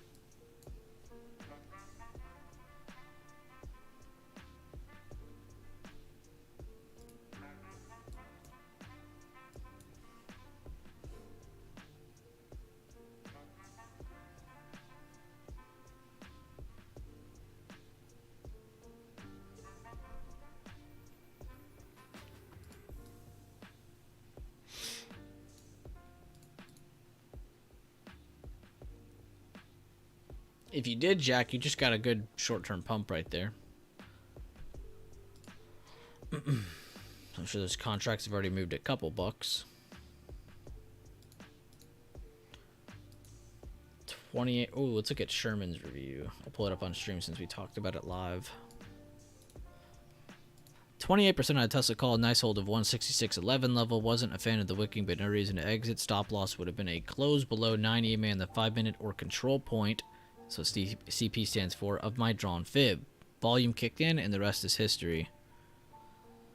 Very, very clean. Oh, and he showed his contract right here too. Very awesome. Just to show you the effect that grind up had on it. Very, very indecisive on the contracts there. Yeah, I definitely didn't enter ideally, but you didn't just randomly exit, so you gave yourself a fighting chance.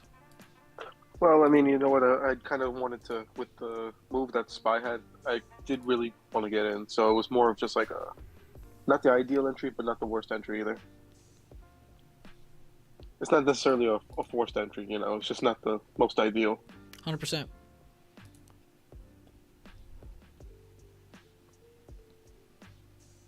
Tesla can go to 173. They definitely can.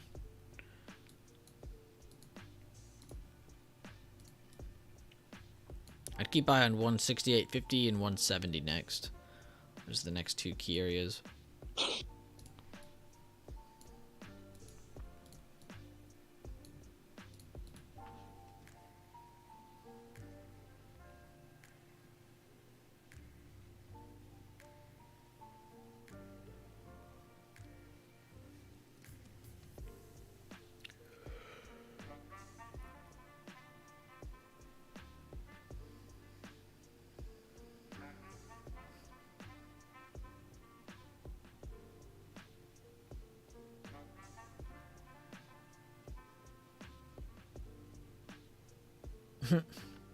Good post by Daffy and Trade Floor.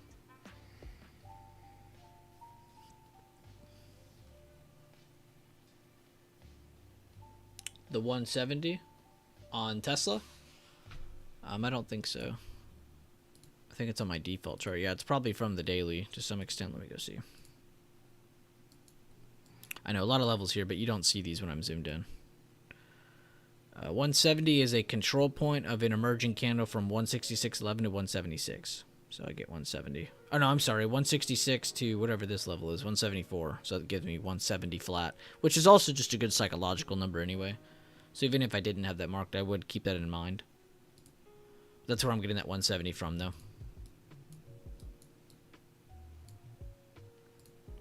Which, let me go see, what date was that? All the way from November 23, 2020. November 23rd, 2020. No problem, Marlon. Feel free to check the chart links, too. I've been sharing a lot of my chart links. I didn't have Tesla on the list today, so you didn't get that one, but I don't really change a lot of my bigger time frame levels when I share those chart links. And if I do, I make sure to let y'all know that so you don't think like I'm using a different chart or something. Because you guys will see me do that with SPY all the time too. Like I have this chart for like intraday trading or just kind of talking about short-term price action on smaller time frames. But then we also have the monthly chart, which just kind of shows us every monthly level plus supply demand plus the halfway point. So it gives you like everything for looking at on the daily.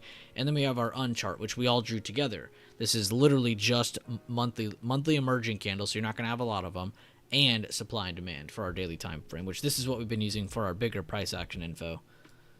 And then, of course, I added some short-term info levels, but that's just because we did those together.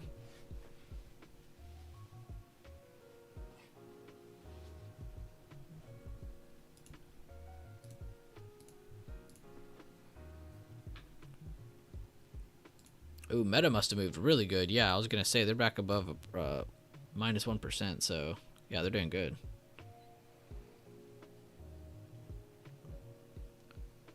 Are you using a mouse? Yes.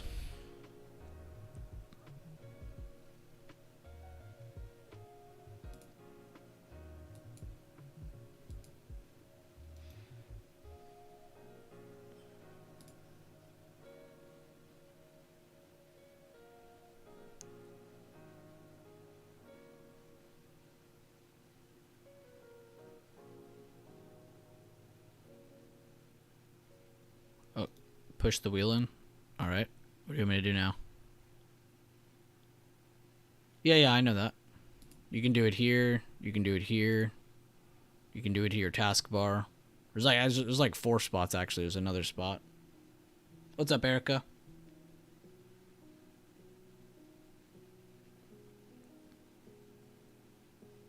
I don't use the mouse as much to do the push button because honestly the main ones I use are all right here, so I just got used to quickly going up and re-clicking them here. Someone taught me that a while back. Yeah, that blew my mind. I think for a while I didn't know that was a thing. Like I would say there was probably 2 years that went by before I knew the wheel thing even existed.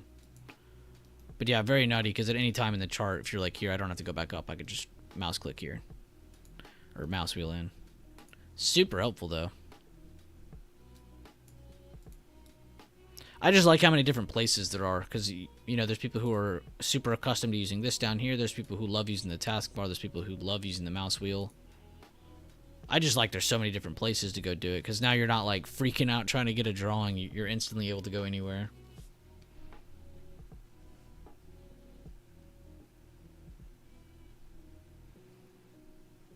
Because that would be frustrating. There are some super basic stuff I was not woke on. Like for the longest time until Leland and Keanu and a bunch of other people brought it up, I didn't even know you could turn snap drawings to on. I didn't even know that was a thing. And that's I've been abusing that setting. I love the snap to drawings now. So much easier.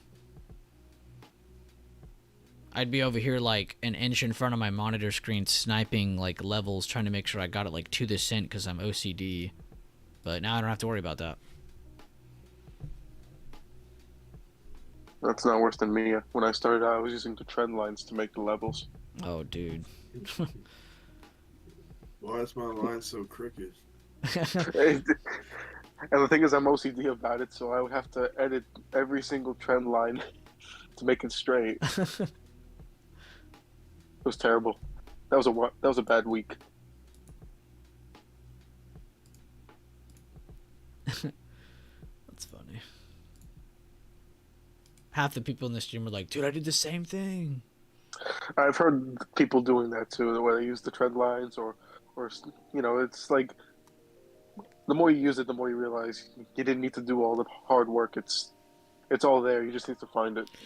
I think it's like part of like learning, like TOS especially, like learning the platform, because like when you get on here, it's overwhelming. So you just start taking the longer routes to doing things instead of just learning the platform. And then as you start to learn the platform, you're like, man, I was dumb when I first started using this. Yeah, I mean, like even a small thing like having the tools above the chart there, like that's a big time saver just to switch between them.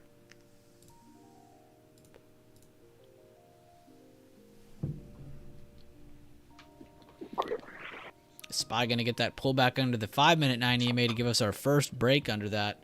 If so, I will then switch to the 10-minute to see if we can catch up to the 9 EMA on that time frame, as well as to see if 41080s can hold or not. If we continue to hold this 9 EMA, which we just closed another candle above it, then we'll need to see can we break above 41150, 41175 area. And if that can happen, we could possibly reach 41250, 413 area.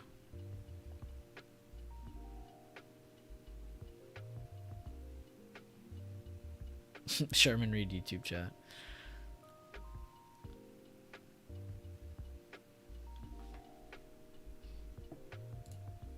It's a ball joint.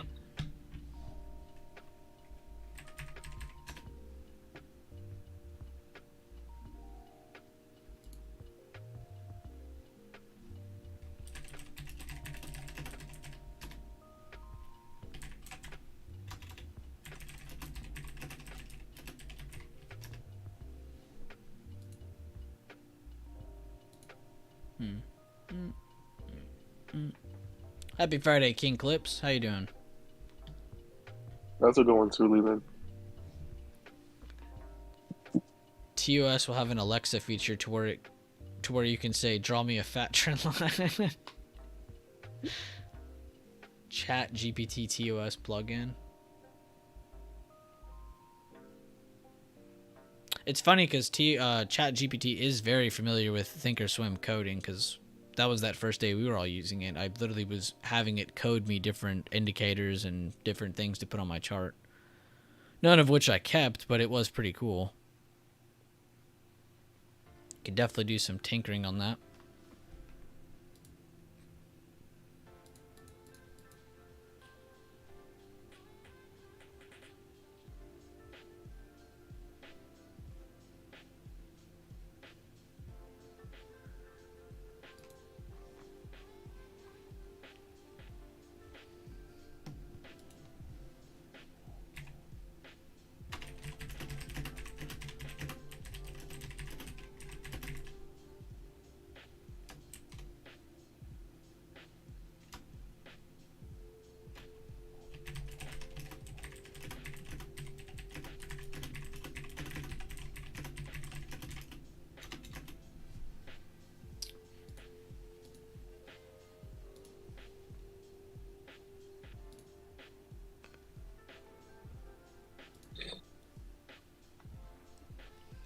Make sure to check out the latest video upload by Devin. It's on the channel.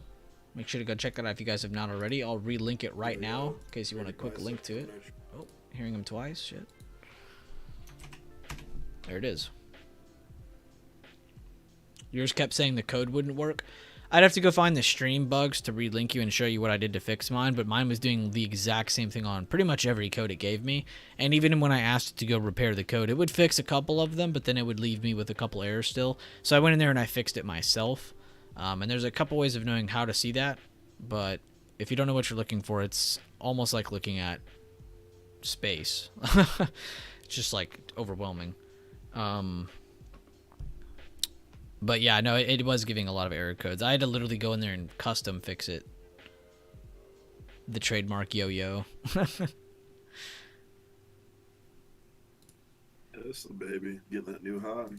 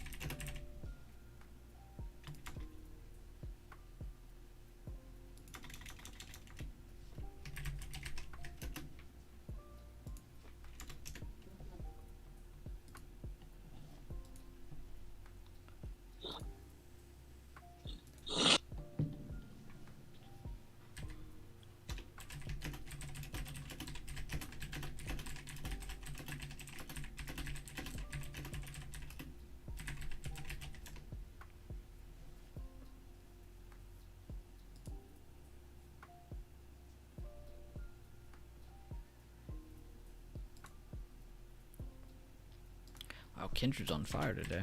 Again.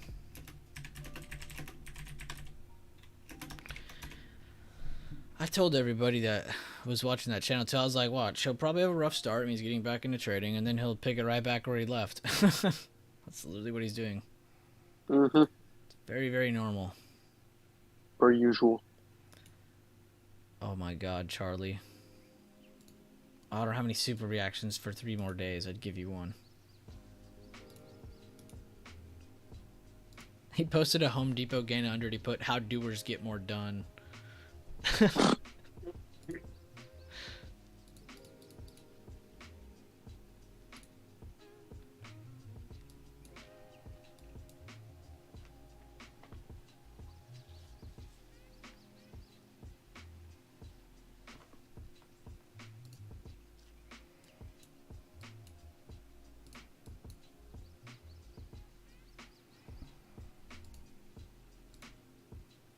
$230.64, 230.41 are key levels for Meta to maintain support for bulls to take this higher at a passive rate. Not a bad hold so far.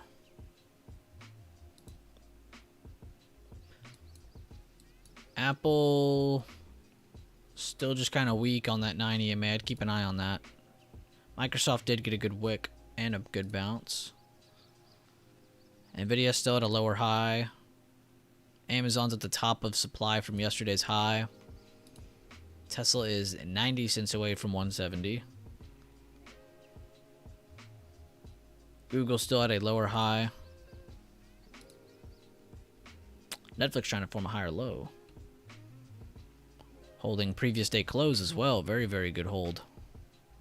I also like that it's over the first pump of the day from yesterday.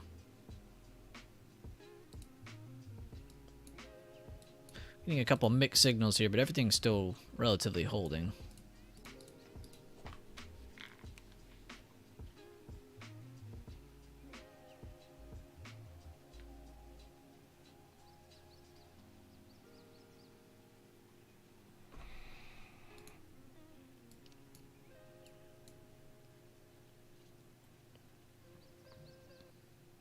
On the 5-minute, Jazz.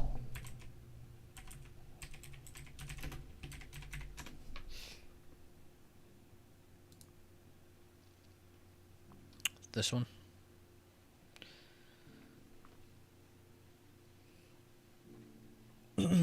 I guess you could call it that. It does represent that. And it's on a lower high. That's a good spot.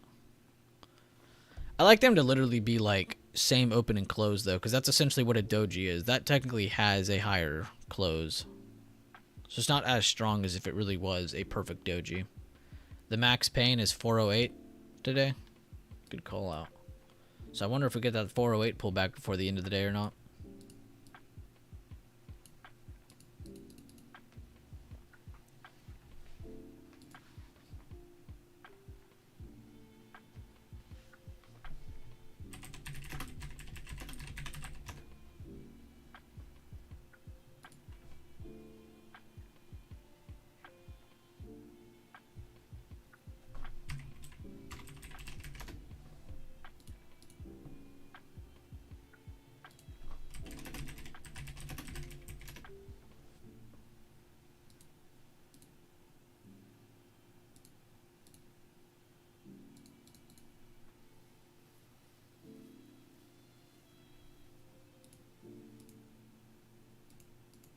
Have a good day, Mikey. Great job on Tesla.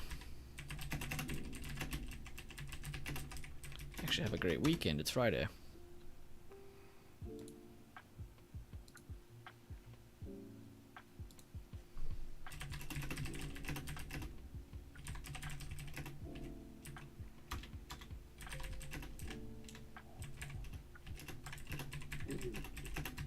You can go out to the 30-minute David and take from the start of the rally to the top and draw a fib on that, but it's really kind of far away still.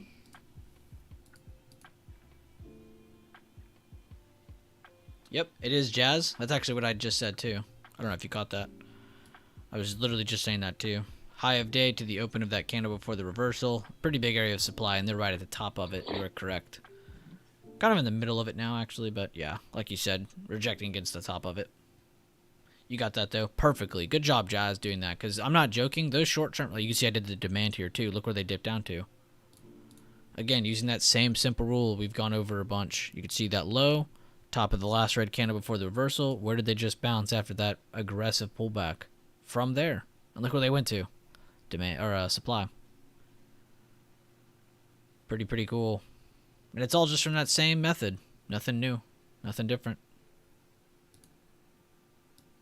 SPY taking a nasty pullback. Finally got a close after the lower high under the 9 EMA. So a lot of your better buy the dip setups can be ruined if we end up breaking under this blue area here. So not completely ruined yet on this pullback, but definitely can get worse here. So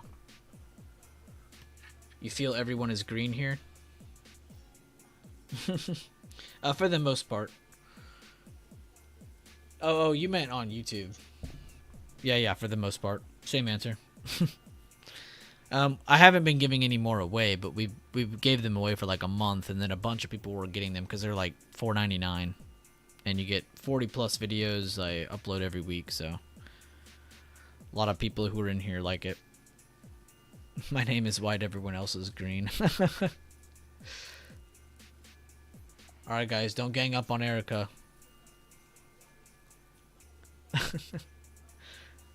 Look, Bugs is white too, see? You got a friend. Bugs is pretty cool. Oh, Marente. See? Marente's really cool. I mean, I guess Marente's alright.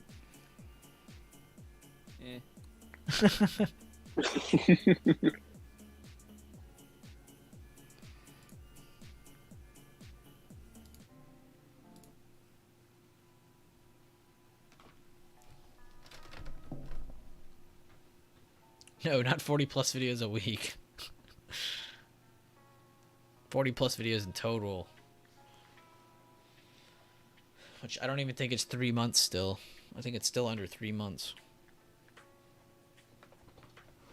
It's more gray. Oh yeah, I guess he is right. It is a little bit more gray. The text is white.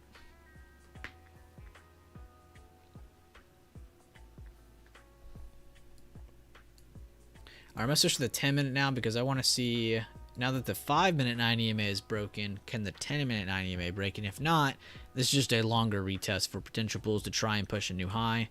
Which, again, if they get back up here, we'll see if they try to make that new high or not. But for now, that does look like that's what they're trying to do. Like I said, 410.80 key level. 410 to 410.80, kind of a key area. 80 cents.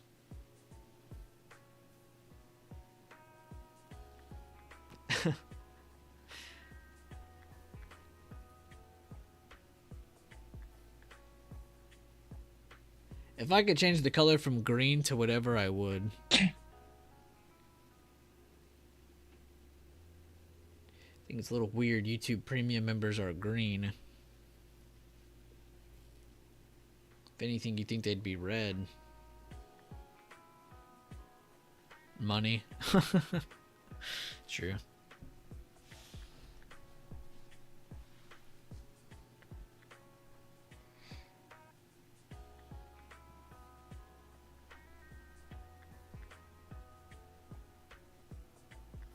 YouTube's like, hey, this guy pay.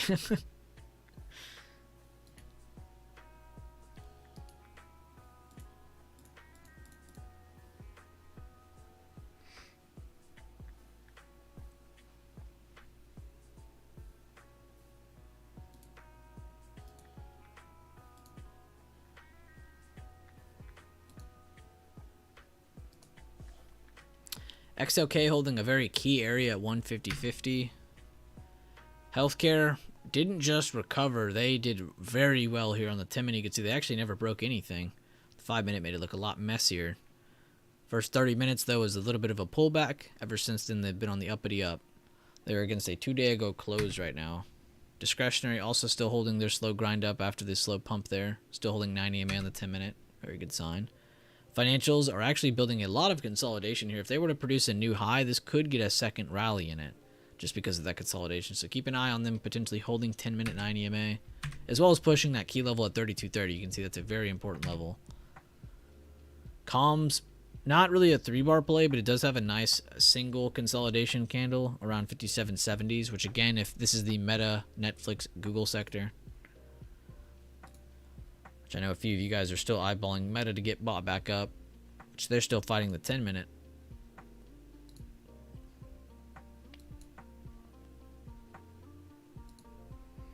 Nothing really moving large out of range in the comm sector, though.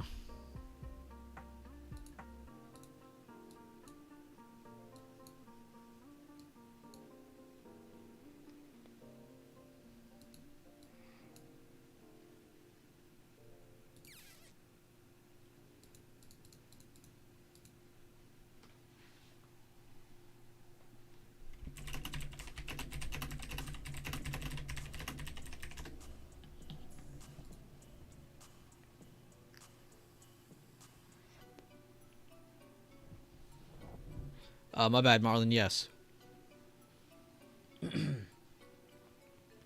I will be streaming all day until 3 Central Standard Time. Till market closes, pretty much.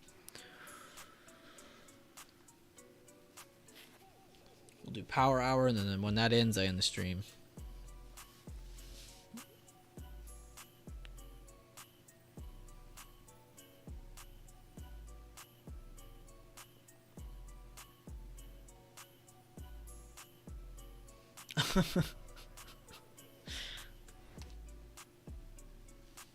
If I streamed till midnight, we would not be talking about charts after 3 on a Friday.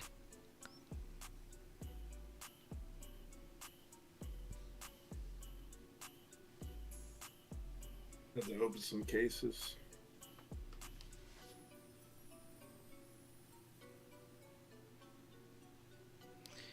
We're gonna bring back up the hippo versus shark. Dude, it is so weird you said that, Noxta, because I was just telling one of my IRL friends about this conversation on stream. They were talking about like Chat GPT, and I told them we had used it on stream.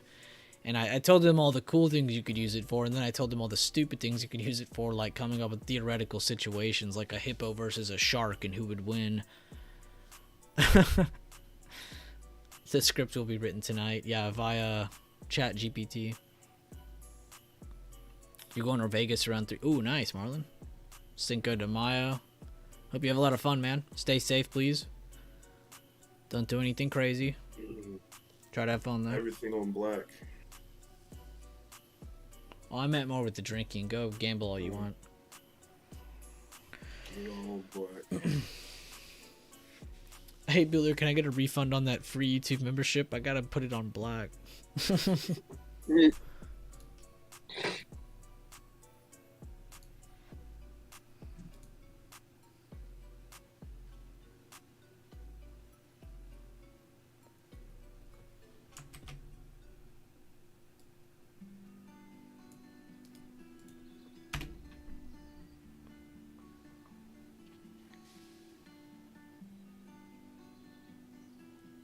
Maybe one day, Jack, we can work towards that.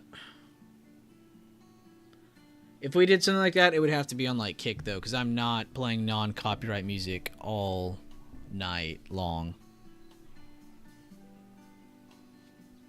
But maybe we can work towards something like that. Fun little non-trading stream or something.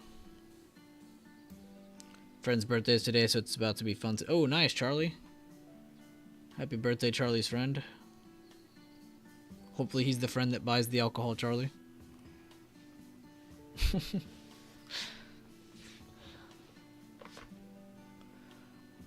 Again, just got a nice rejection of the 41150, 41175 area that we've been monitoring. We do have a lower high, potentially trying to break the 5-minute 9, keep breaking the 5-minute 9 EMA. If I see us push down to here again, I'm going to switch over to the 10-minute because I want to see if we can crack that 9-minute EMA. Or that, geez, I can't speak today. The 10-minute 9 EMA. It's all the M's that get me. Okay, Gray, I need glasses. It's okay. Clearly, I need a dictionary.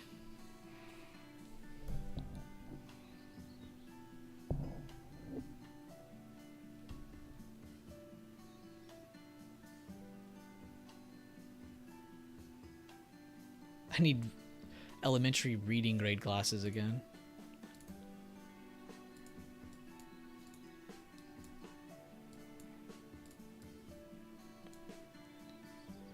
Again, I can't spell.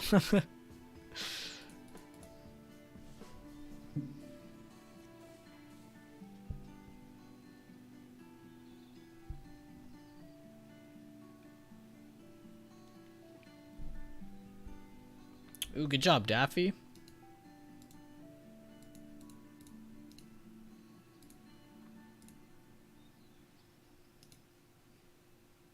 Ooh, nice job, Driz. I just saw your scalp review. I let the parentheses get me. The 2-minute become my new fave, and at the end he said, sold in the first red candle, in parentheses, thank God.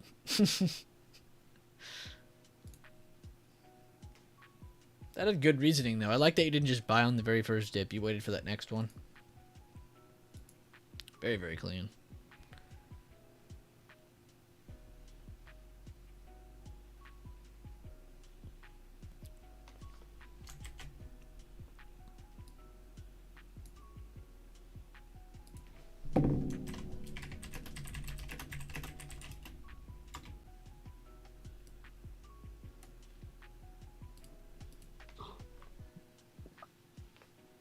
Okay, Meta, you can move up now. I keep just looking over at it, Jack, and I keep just seeing it sit around the same 1.120, 1.109%.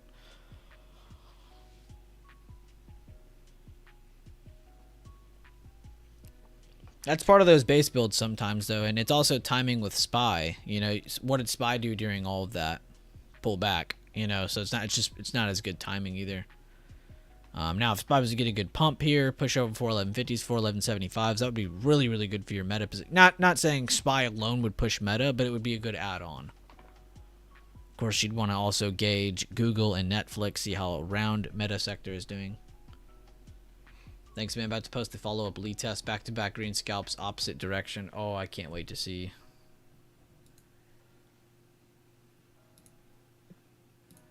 I'm waiting for it.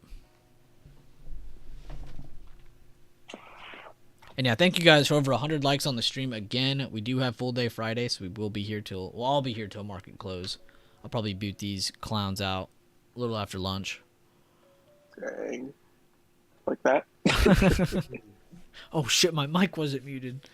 Yeah, he told us. Sherman, he told us.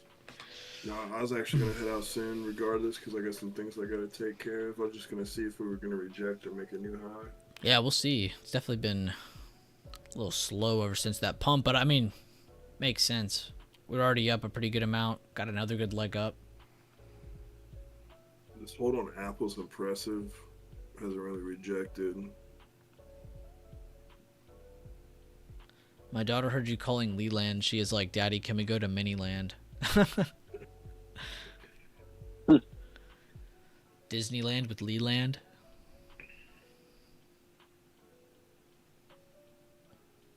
Yeah, Leland. This Leland. I say Leland, but it probably should be said Leland. Not, I don't know how to act. I don't think that's how you actually say it. I think it's Leland. I always just say Leland because I'm lazy. Leland. Makes him sound like a King of the Hill character. Yeah, it does.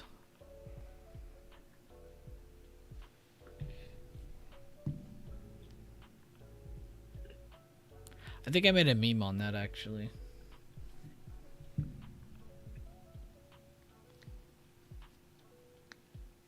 It's Lee's land, man. See, 10 minutes still holding. That's a very good method. Anytime you guys see the 5-minute 9 EMA break, is just jump out to that 10-minute. See if that's truly the breakdown that you're seeing happen or not. That was just a good pullback so far.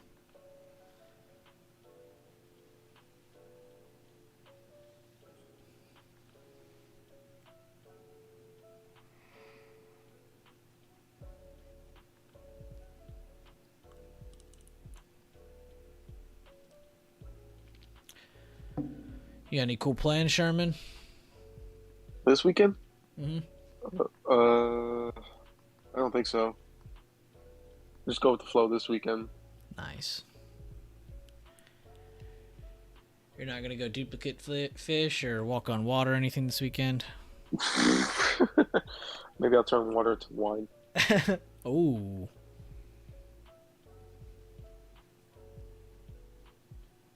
Mash some grapes. I could go shooting again.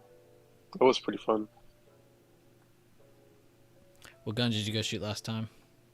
I brought a 22 rifle. My friends brought a few pistols, some 9mm Glocks, and my other friend brought a 45. Oh, nice. Y'all just shooting targets or? Yeah. Nice. It's been a minute. I haven't been to the clay range in a long time. The first time I went to this range, pretty fun. It's an outdoor range. My friend's 308 messed up my shoulder a little, though.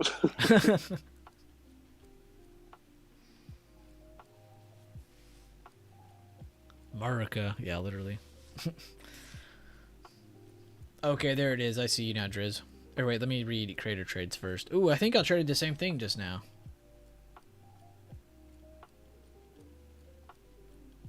Oh yeah, I took similar trades. I don't think they're the exact same. He said kind of a lead test entry, not really, but kinda. Took puts and kept stop tight at 411.21. Took profits at low of that move at 410.65 for 11%. Love it. Let's see here.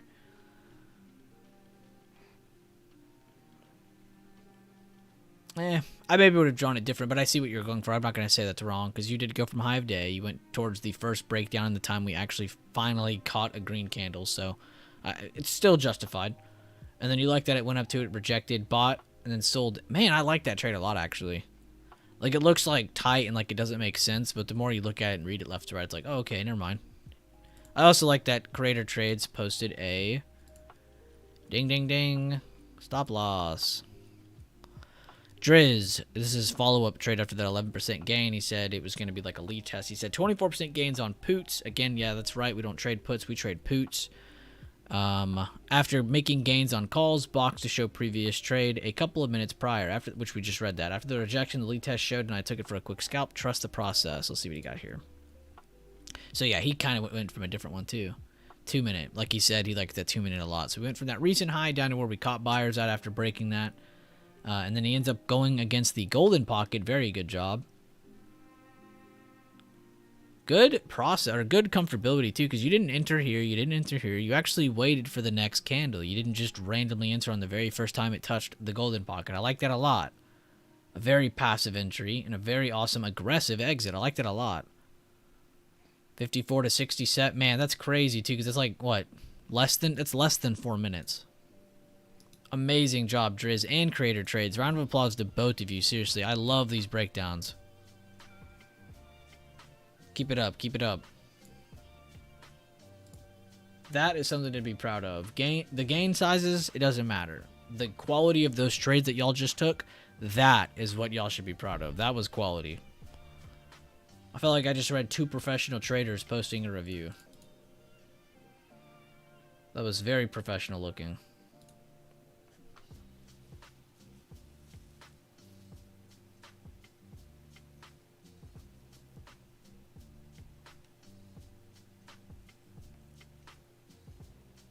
That's honestly the kind of practice that helps you grow, too. It's not getting bigger gains or growing your account that helps you, personally grow and how you read the charts and the confidence you have. It really is slowly over time trusting your process more and more and more. Like Driz said in his breakdown.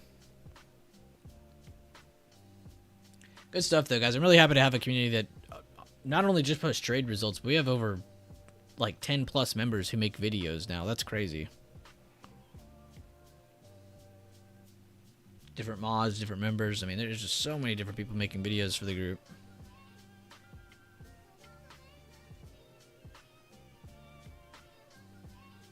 Where's my Popeyes hat?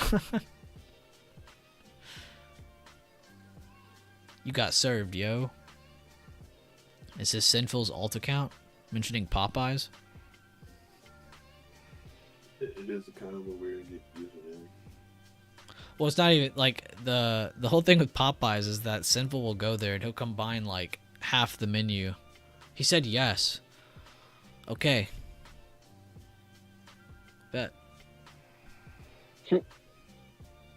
Done for today. See you all Monday. Have a great day, Charlie. About to go retest 41150 again. Get a relaxing weekend in.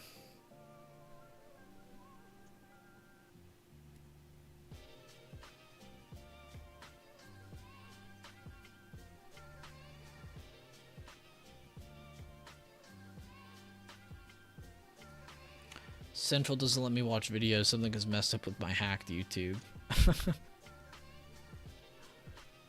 Sinful doesn't let me watch videos. He says the internet is a dark place.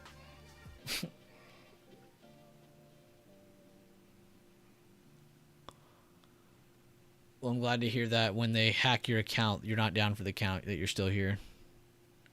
I liked how you came up with a completely different name, though. You got served, yeah. Wait, Sinful, this is really you. Tell me something only Sinful would know. Anyone heard goose? Duck, duck, goose.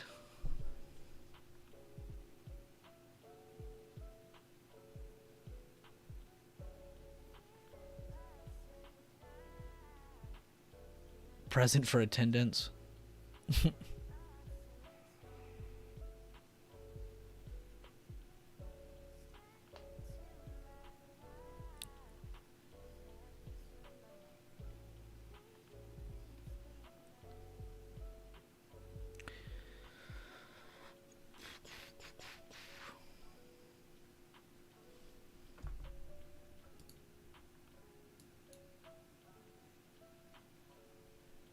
Meta's still building off that potential higher low there.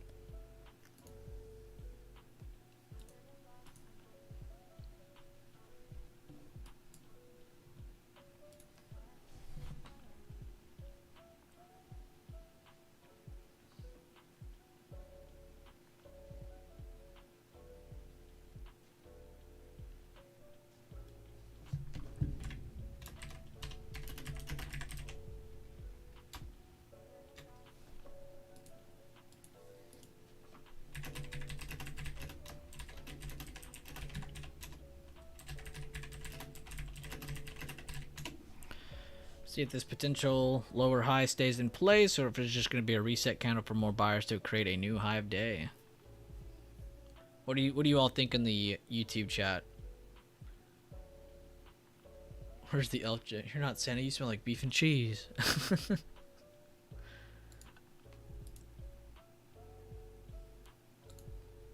They need to add those into YouTube, honestly.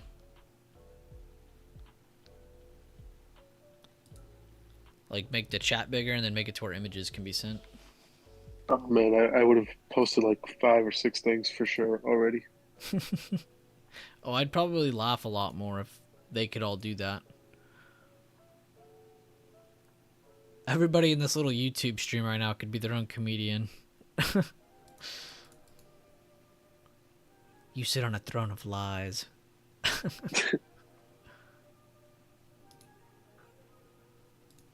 God, that movie's so good.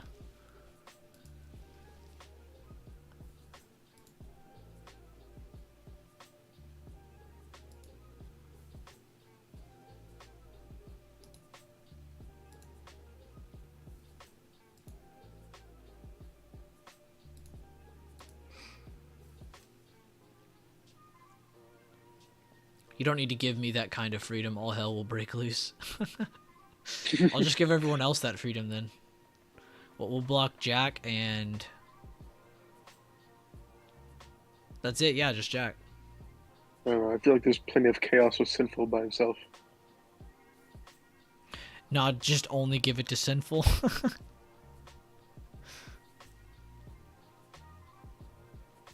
That's just the right amount of chaos.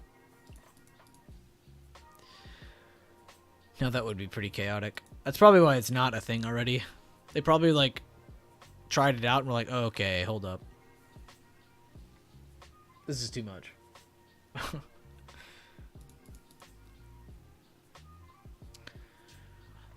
Or they could just copy Twitch. There's a thought. They'll probably end up doing it eventually anyway. Just add really, really tiny ones that people can send. Which I'll probably just have to add my own, but none of them are going to be, like, animated or anything.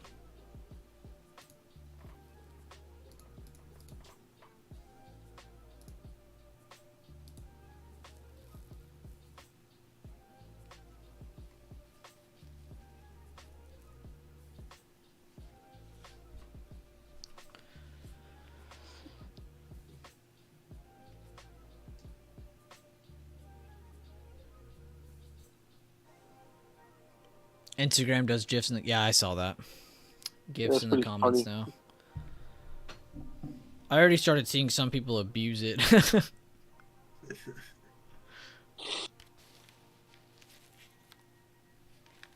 Looks like we're getting a lower high on the 10-minute maybe. Got about 4 minutes left.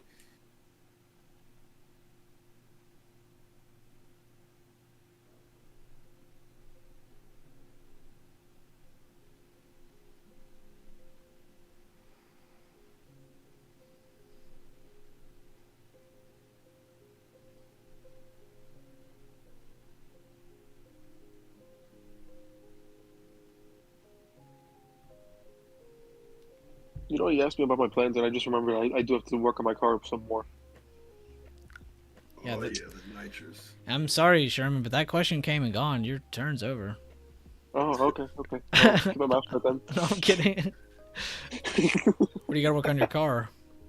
Uh, these freaking mechanics, they messed up my coolant flush, and I tested it myself to see what temperature the coolant is good at, and they freaking diluted that shit way too, way too high. It's basically water in the system. Oh, it's not thick enough to Oh, keep it down. no, it's my car overheating light came on, and it's like, yo, I got this done, and I replaced my radiator fans, like I said I would. So I mean, I'm just gonna end up getting a new car eventually. But in the meantime, this BS has to get done. So I put some coolant and I gotta go for a ride eventually. Get it circulating.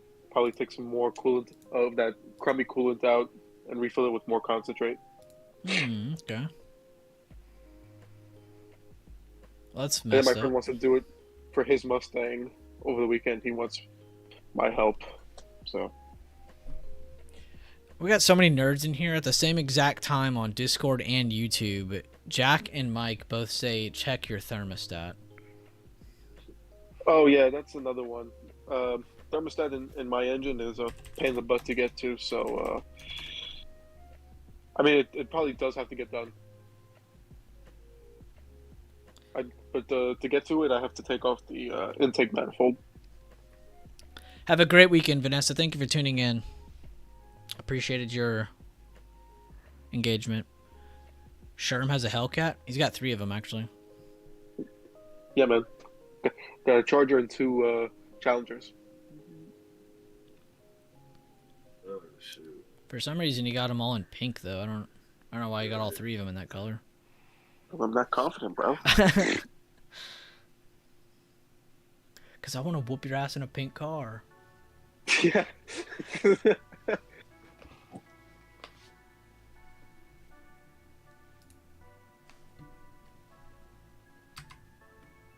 AMD still just tickering up. Microsoft hit high of day, slowed down with an indecisive long-legged small body candle now. Less than a minute left in that candle. Amazon still against supply of previous day high. It looks ugly, but a lot of these stocks are still holding really good levels or really good uptrends. And then you got like the comp sector completely on their own wave. Energy did pull back a little bit more. Base bouncing again. Thought I saw that percentage change. Industrials pulling back more, testing open. Staples also producing that longer leg small body candle. 10 minute. 15 seconds.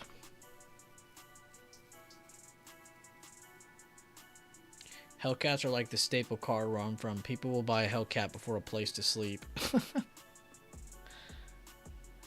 Pink adds horsepower. Saurus, trust me, bro.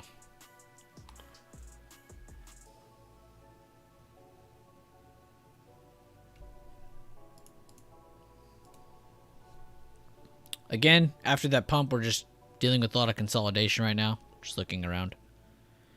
How is everyone in the stream, though? Again, I see we got over 110 likes. Appreciate that. How is everyone, though? You guys watching Spy or just relaxing?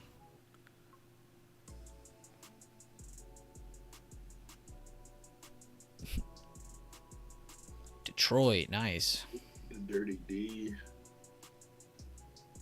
Detroit runs. Let's go Wings.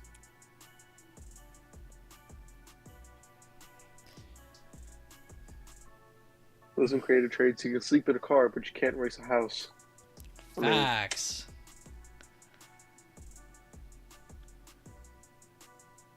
Damn, that's a good ass point, dude. I think I heard Socrates make that same point back in the day. yeah, bro, I was there. Yeah, you're Jesus, we know.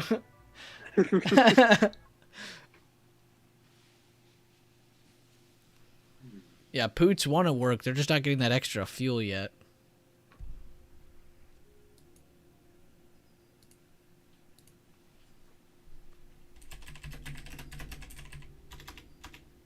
Ooh, rebuilding a transmission, that must be fun. Said no one ever. Watching transmission, rebuilding a Super Duty meta.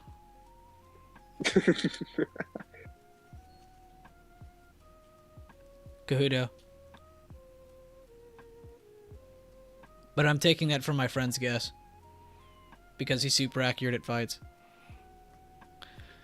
Bucko, you see where they're trying to make the new diesel transmission so you can't rebuild them? Cejudo.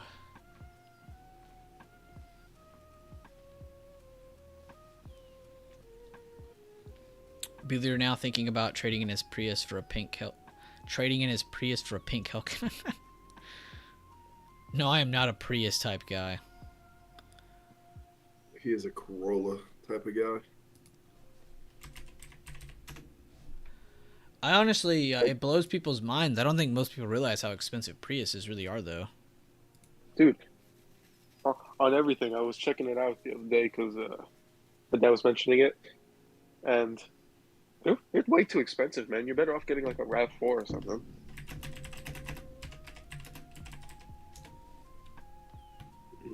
But on that note, guys, I'm gonna head out for the day, get some stuff knocked out. It's finally sunny outside here, not raining, so I need to get some stuff done before the weekend. So I'll catch you guys all later. Stay green and be safe. Bye, Devin. Hi, Devin. All right, now it's just me and Marinte. And me? What the no. Finally alone.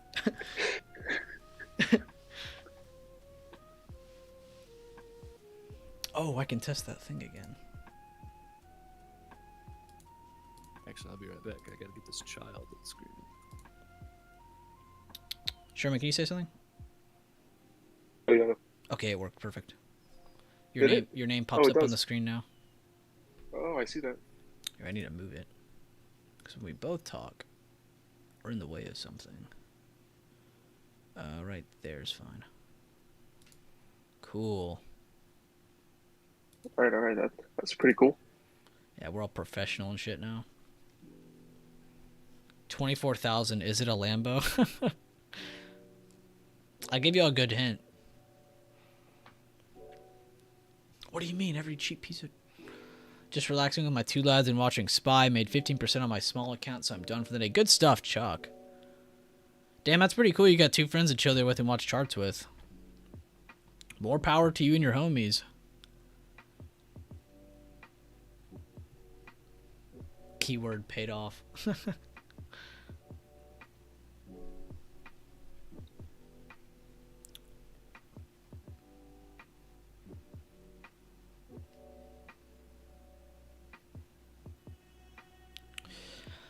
I don't know. I really don't believe in the whole let me get a fancy car thing. Now, if I had like so much money that I wouldn't even notice, then yeah, I probably would get a nice car. But I'm not in that position, so.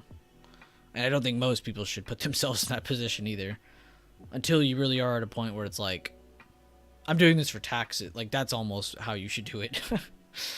Because that's a depreciating asset. Like, you're buying something that, yeah, it's cool and stuff now, but in the future it's not going to be so cool and you're going to be hating yourself.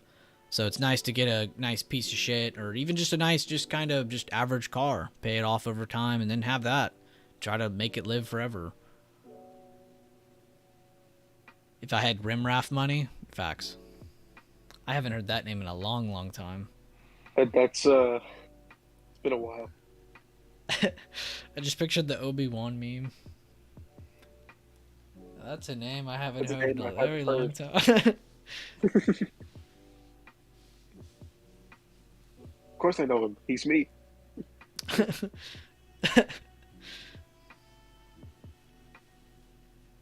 Get a meter and change the thermostat. I know he's talking to me right now.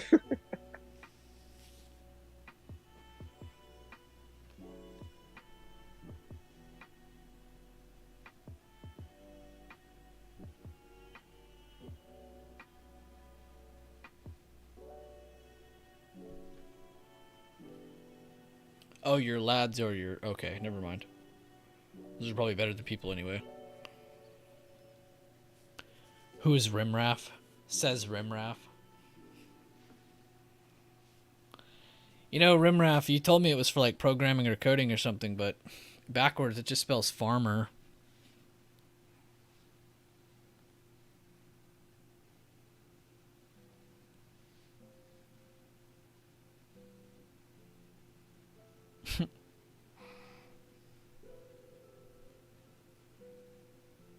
Yeah, he was crypto farming. Makes sense.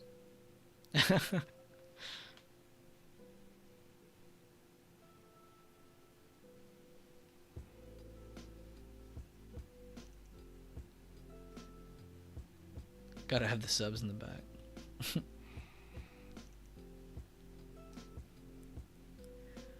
Still holding 10-minute 90 made. Not looking bad for Spy here. I might switch back to the 5-minute just to see what's happening. And yeah, they're still fighting to get back to that 9 EMA. See if they can get back over it, which they've done once. We've already seen that. Still just moving to the right. I do just see this as bullish consolidation until proven otherwise.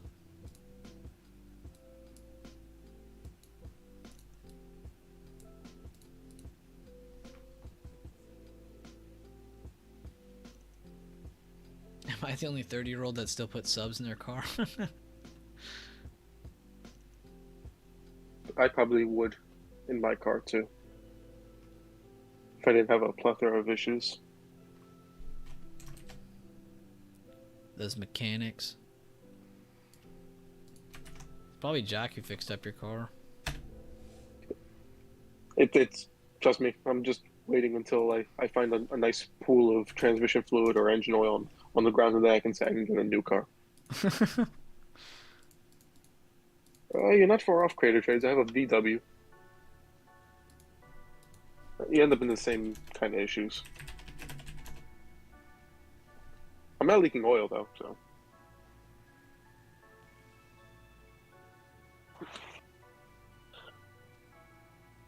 I'm the type of guy like, as long as it still moves, I'm using it. I don't care what I drive.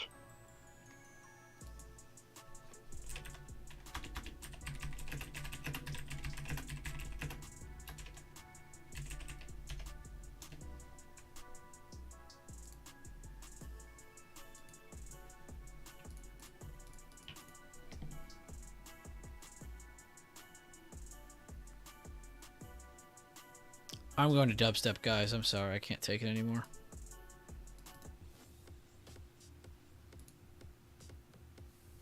If it's not leaking, I'm not reading these. Y'all can read those. I was like, oil. What's oil doing? What is oil doing, actually?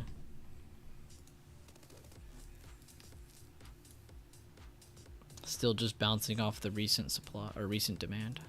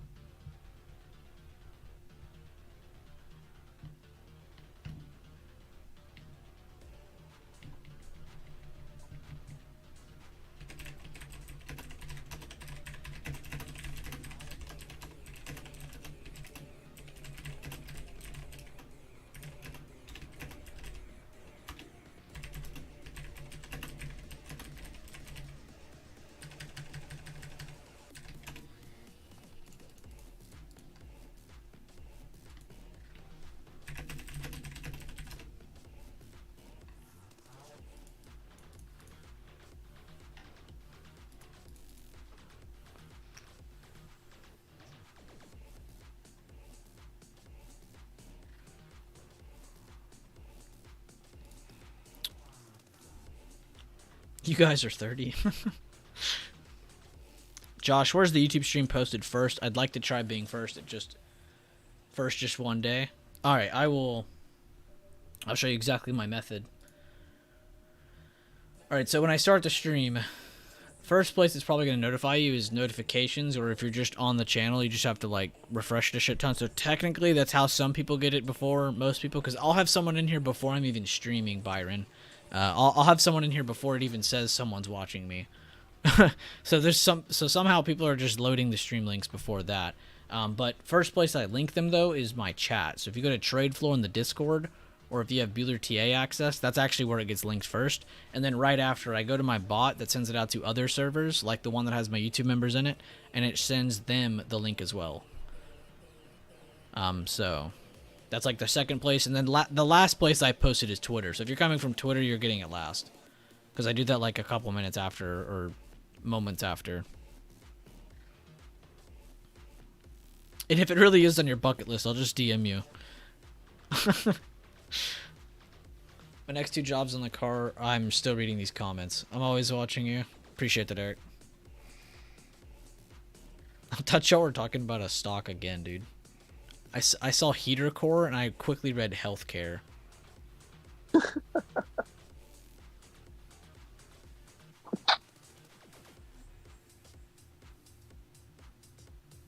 Subaru. No, you're good, Jack. I'm not complaining about the cars. I just keep accidentally reading them out loud.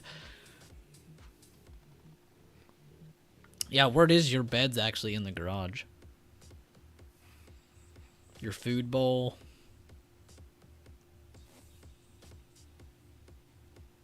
Hindenburg put out a piece on IEP rebounding so far. Interesting for possible long-term divvy pair given the report gets cleared up. Yeah, you know how it is with Hindenburg. Which they just attacked Khan, and I remember what he did was poured more money into his stock, raised dividends, buybacks, all that stuff, and then it's like, it's not stopping the Hindenburg hit, but it's a good blunt hit to it, so stops the effect. So maybe they'll do the same. Like you said.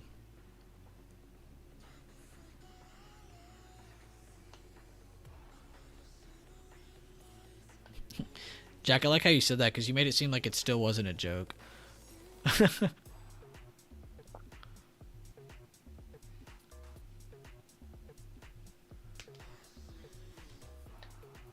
Oh, my bad. I'm dumb.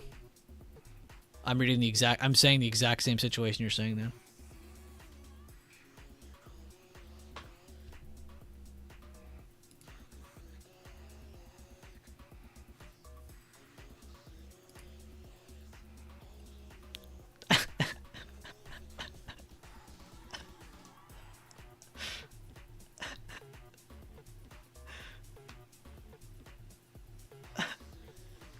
Oh my god.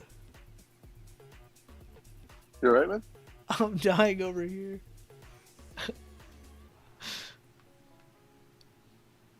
I'm waiting for Leland.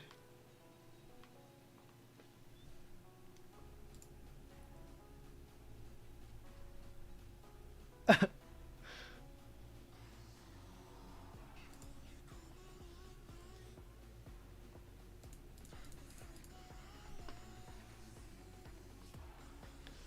actually crying a little bit.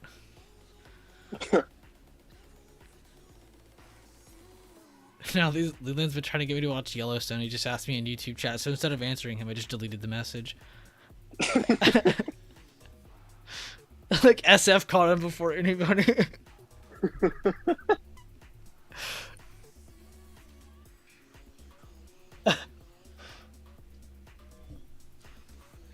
I'm in other shows right now. I can't ditch other shows to watch Yellowstone yet. In all honesty, jokes aside, it is on the list. It's just not at the front. Probably start watching something after the playoffs are over. He asked the exact same question again. Let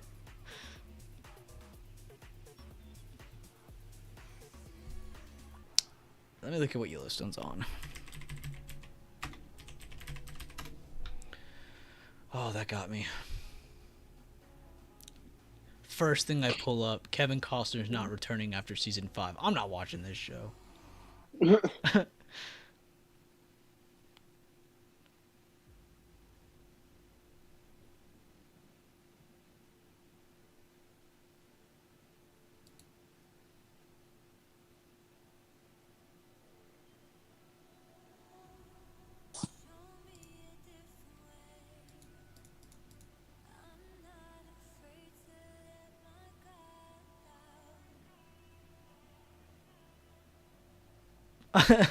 I don't know what the train station is, but it doesn't sound good. All right, I'll start it soon, but I do have to finish other shows first. Seems like a lot of you are watching Yellowstone.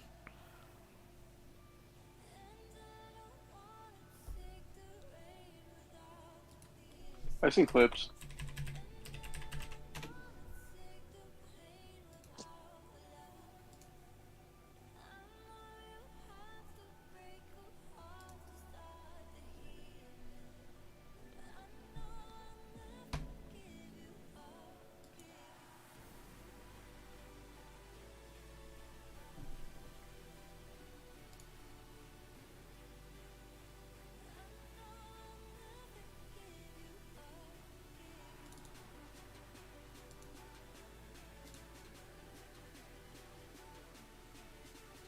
I went to go look at. Oh, God. No, I went to go look at what show this, like, what app is this show on, and it's literally on everything. 13 They're hearing a lot. different things. That's crazy. Been hearing a lot about Succession. Yeah, Succession's good. I've seen that. So, Succession, Sopranos, those are all really good. Sopranos. Dude, I saw Sopranos when I was like 8. Oh, you're cultured then. Well, I mean, probably a lot younger than I should have seen it, but yeah, I've been cultured.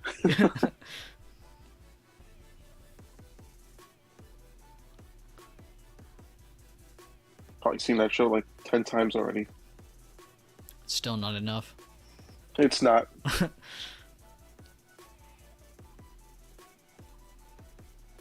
Dude, yeah, look, everyone is literally watching the same show.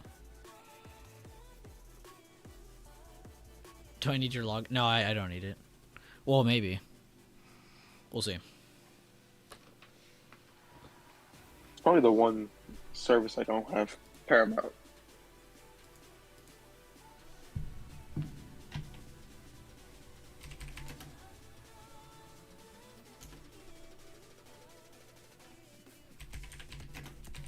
Every child in the tri-state area watched it probably too young. That's probably true.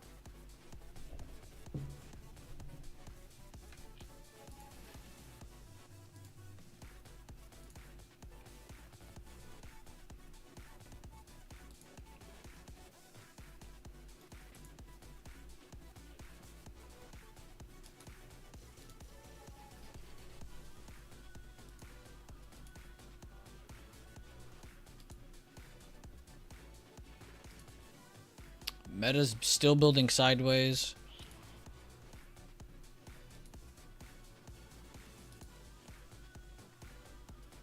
Microsoft broke down again. See if they retake 90 EMA on 5 minute. You can go to the 10 minute on that chart as well. For your time frame continuity. There you go. Big word. Bottom of supply. See if that breaks or not on Amazon. That could also affect Tesla. Yeah, really just getting a lot of consolidation after the initial pump today. It's pretty normal price action.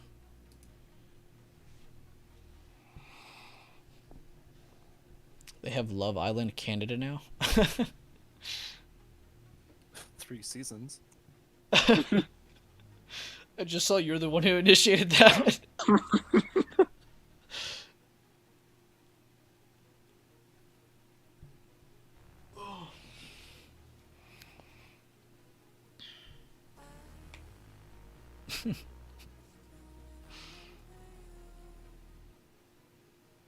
3 seasons, yeah, get on it. Get started. You prefer Bueller videos over Yellowstone? Alright, pin message. There you go. Plot. It's definitely a good plot. My videos? Yeah, they are pretty good plot. Yeah. Mm-hmm. Psych. Byron's brown nose.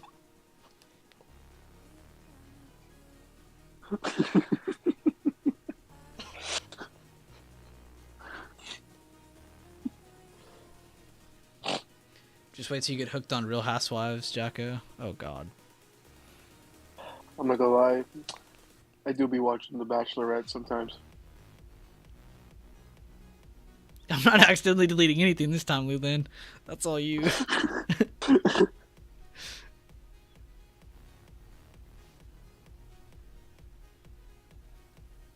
Is SF just a backup Leland account? Anything for a free month. Heard that. You heard of inflation? Shit's up right now.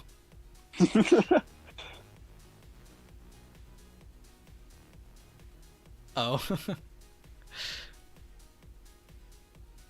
Oh, that's right. Y'all are birthday buddies. I forgot about that. You share a birthday with the GOAT Leland. We are Leland. Yeah, we are Leland.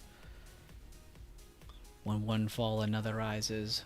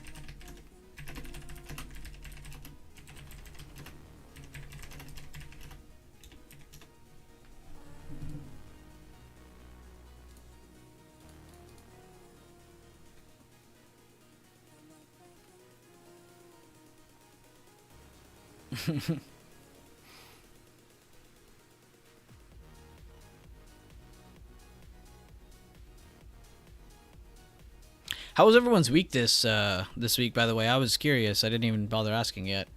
But how was everyone's week? Were y'all green? Were y'all red? And regardless of being green or red or not trading, how did it feel? Did you feel like you learned something? Do you feel like, regardless of your outcome, you still felt like you progressed? Or that you stepped back a few steps? How was y'all's week? What's up, Shane? How you doing?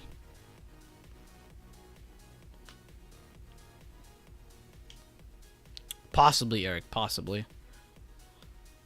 Also waiting for the lead test.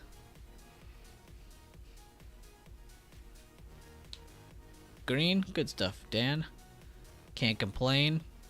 I know you had a killer week this week, Daffy. And you helped a ton of other people this week. A ton. Just gave back some gains chasing, mapped out this Tesla run last night, and then woke up 3 hours after open. Just mad, bro. I feel you, Shane. Don't beat yourself up, man. Give yourself that breather in between. Of course, you have the weekend, so it's a perfect time to get yourself that breather. And then, of course, next week, come back at it again with discipline. 4 out of 5 green days. Good job, Ace. Kick ass.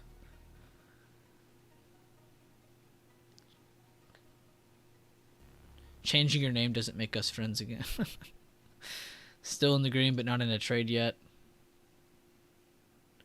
So annoyed that I chased on a video and caught a pump fake breakout. And yeah, that could definitely happen, man. You make not even a mistake. Let's just say you end up in just a bad spot, you know, and then you end up taking another trade. You can end up making a bad trade simply because you're still stuck up in whatever happened previously. I feel you though, man. Sword gets sharper every week. Love to hear it, green candlestick. That's what I want to hear. And for real, guys, if you feel like you are struggling, like, try to get back on track. What are some ways we can do that? You know, I post links to every single chart I post. So you can essentially have the exact same chart as me or as anybody in the chat for the most part. Everybody's pretty open with that.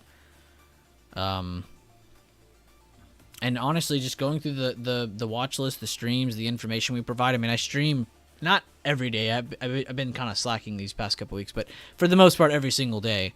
And we cover all kinds of questions, breakdowns. Every day is different, you know, so every day we have to bring a different approach. But I'm essentially grabbing the same levels every time. You know, the levels don't change. The supply and demand of intraday might change, but again, you guys see me draw it every single time. We go over to that far left of that previous day. We make sure our chart is wide enough to extend those blue areas all the way over to fill out all the way of today. And we grab those supply and demands, and we help use them for short-term confirmations. Give us extra confidence. And then another thing, do you know the types of entries you're trying to take? That's a big thing people kind of mistake with a lot whenever, or deal with a lot when they're trading. That's the big barrier, because they're not deciding what's an exact entry that they want to take, and what format are they going for. You know, are you going for an open range breakout? Are you going for a retest, the lead test, the base build? There's a few different types of entries, as you can see. So which one are you limiting yourself to? And then once you get to that point, limit yourself to exactly what I just said. Limit yourself to it. If you still find yourself trading other trades, that's on you. That's not on the market. That's not on anything else. That's on you. So limit yourself to those types of entries that you are aware of, that you are confident with. And if it's anything outside of that, don't touch it, because that steps outside of your discipline, out of your plan. 2 green trades today, Google and Amazon. Good job, Jazz. Same as last week and the week before. Had some great trades and some very questionable ones. Like I said, Jack, limit yourself. If you're taking something you know you shouldn't, it's a red flag. Bad spot, then trying to manage the way out. Yeah, Shane, it's tough, man. That's what I figured too, just because, like, it's not even sometimes, oh, I took a loss and now I'm trying to get my way. Like, sometimes you just end up in a bad spot. It's a lot of pressure on you while you're in that trade. Then that any small minimal mistake can end up feeling like a really, really big one. I feel you, though. Keep your head up, man. You got a break this weekend, so come back at it again Monday. Hurry up and wait. Exactly, Neri.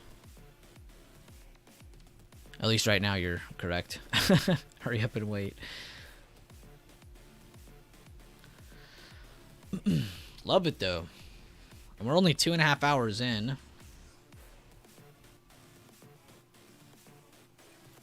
Got about 4 hours till the close.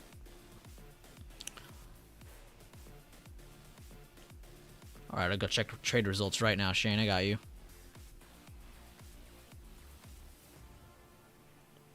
I like it, Jack. And hey, sometimes it's how it is. But guess what? You're taking that precautionary step that most people aren't, you know? So you're in a great spot right now, Jack. Don't feel like you need to be rushing or anything, man. You're in a great spot. There's no set amount of time on this, you know? Just posted my last trade result for the day. Awesome, Jazz. I'm about to go check it now. I'm going to look at you and Shane's. See what y'all did. Yeah, let's see. See what kind of junk crosses my screen. Here's what bagged me. Ah.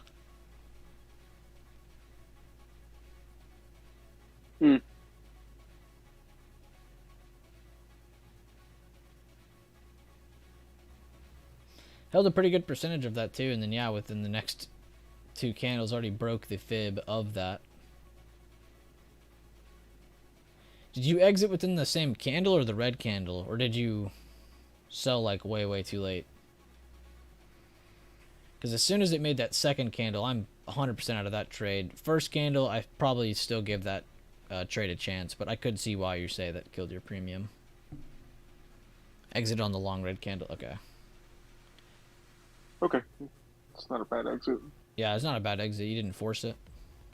Gave it a chance. Especially because that candle before could be seen as a reset candle for more upside.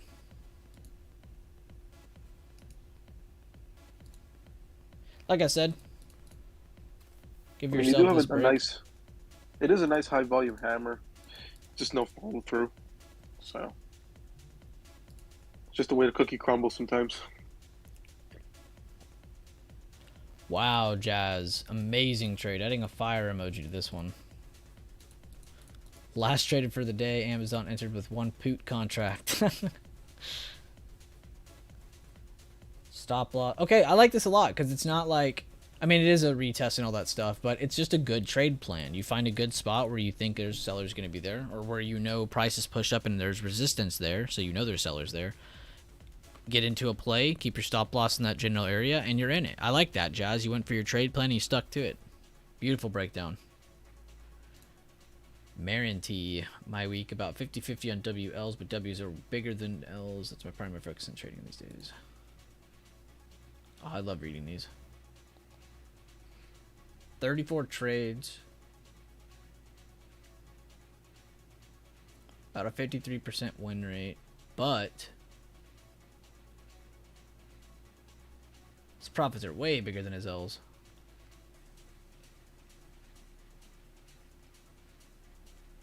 What percentage? Yeah, they're more than doubled. Oh, 1.5. 6, 7. It's like just under 50%. So he's like almost doubling his losing trades, and almost the exact amount of trades too.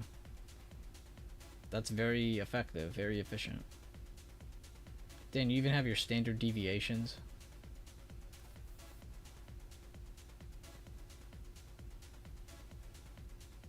Average Crazy winning difference. trade time 20. I like that too. If you look, his average winning trade time is 20 minutes 45 seconds, but his average losing trade time is like literally half that. So he gets out of his losers quick. Yeah. That's like the biggest struggle for new traders. You know, holding winners and cutting losers. That shows what can happen once you overcome that. With this, with these results here. When I'm wrong, I'm usually wrong right away. I like this I feel too. that. Longest winning trade time, hour and a half. Longest losing trade time, just under 24 minutes. So I like that too. Max run up. And his largest losing trade is not even that much compared to his average winning trade. It's like about the same.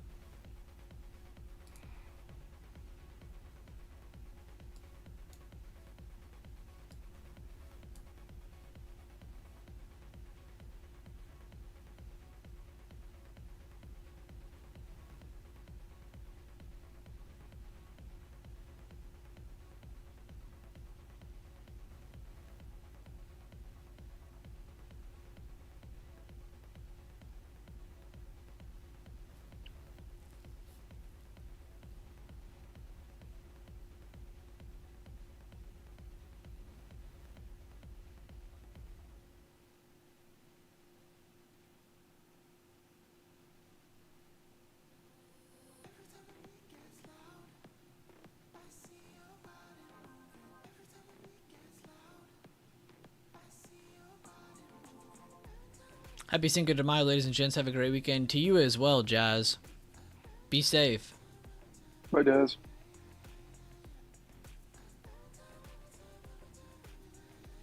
I'm still just like staring at this because I think it's like the best breakdown you could give yourself. Yeah, it's really, really good. It's like a nice self-reflection too. Like once you finish typing that up, it's like you know you're doing the right thing when you see the results like that. Yeah, like if you can go 50-50 or just a hair over 50-50 and have almost double the loss size, that's a very, very good sign. Because imagine the win rate goes up. Imagine that goes to 70%, 60%. That these numbers only get better. Just math at that point. That is an amazing breakdown, Marente. I love that a lot. Same here. Last week was even. Send you that in the mod chat if you want to look at that. I want to roast you. Come at me, bro.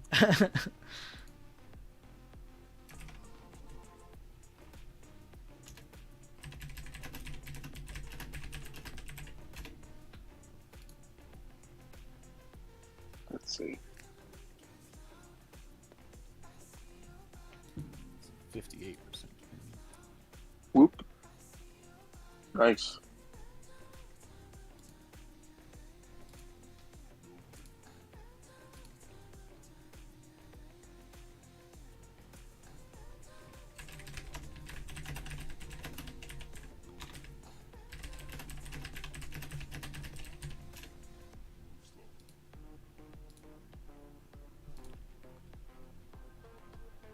That's right. Nice 60% win rate. Have a great weekend, Daffy.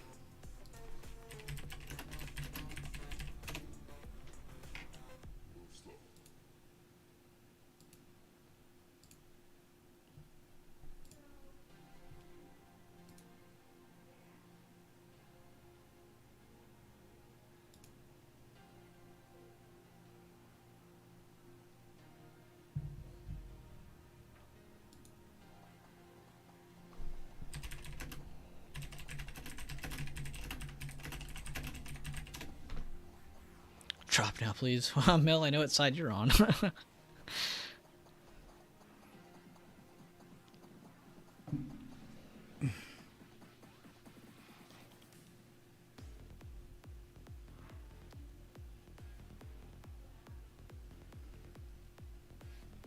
Alright, I gotta go to mod chat now. I was answering a DM.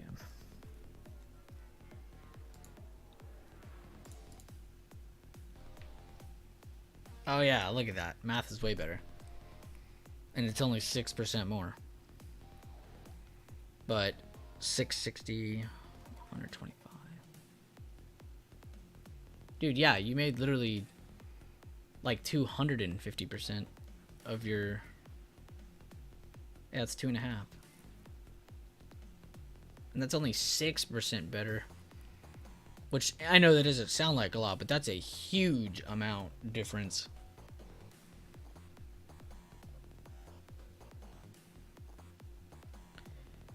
Part of it is just the week too. Last week was a better week of trading. It definitely was. I was just thinking the same thing with POMC and Apple earnings this week. Yeah, I mean, I would take any green this week. Honestly, good on... If you're red this week, then that's fine. It's a tough week. I was gonna say though, good on you, Marente. This is like another level of keeping yourself disciplined and kind of sticking with it. Keeping track of all this, constantly reviewing it. Even if it's just small mental notes, you know, over time that could stack up and be something really crucial.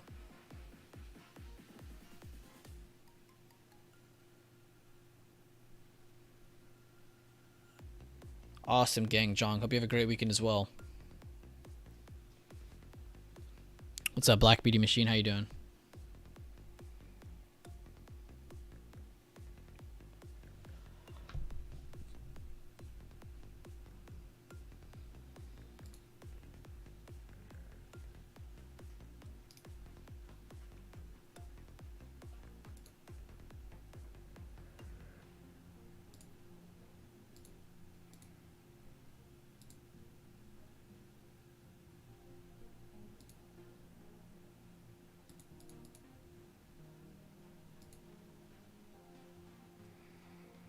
Oh my god, my Discord's restarting.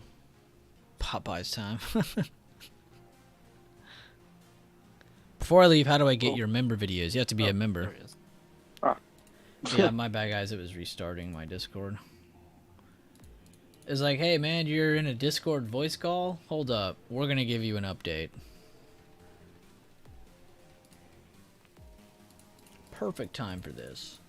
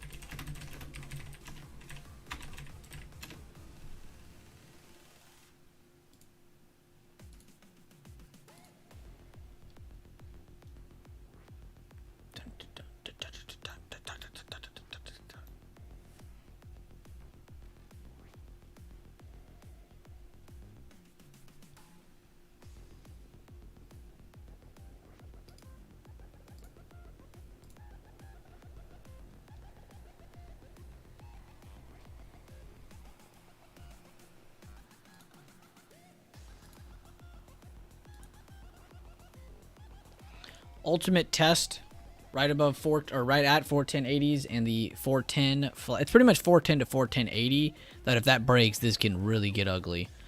We have seen multiple breaks in the 5-minute. If you want to, for a more comfortable view, jump out to the 10-minute. You can see we have also broken on the 10-minute. It just isn't any violent selling yet, and it's also due to the part of the fact we're in the middle of the day. So really, you're really just looking for a break of 41080s to get your initial selling to really pick up, and then 410 is where it can really pick up to see if we can start cracking real levels again. So if you would just want to zoom out to the 10-minute, this is the greatest time to do it. Give yourself a more relaxing, comfortable view of what you're looking at right now. Getting pizza from a little mama pop joint. Ooh, you know it's a banger then.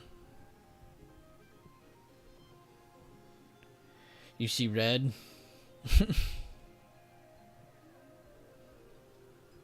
We'll see.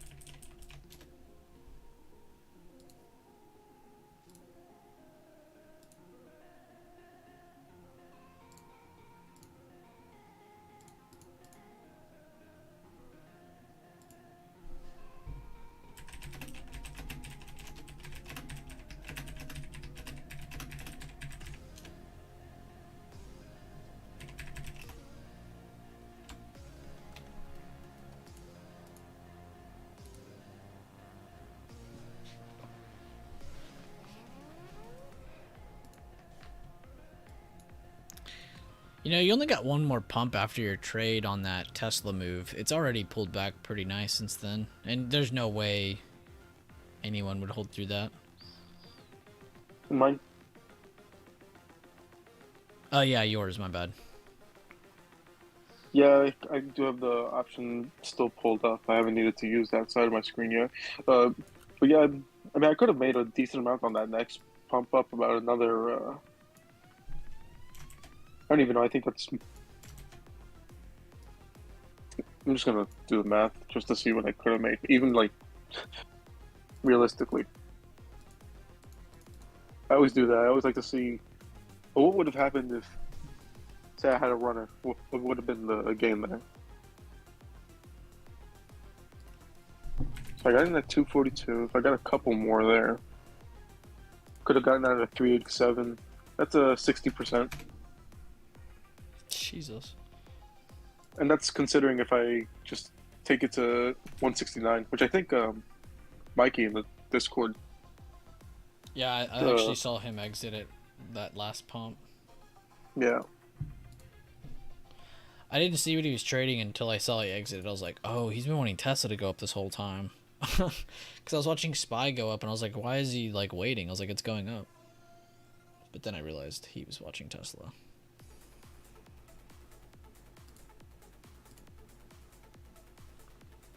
Yeah, it's about maybe a little bit more because I'm just grabbing where the candle closes are. And they never actually closed. There is no 10-minute close above 169. So about 387 is like still 60%.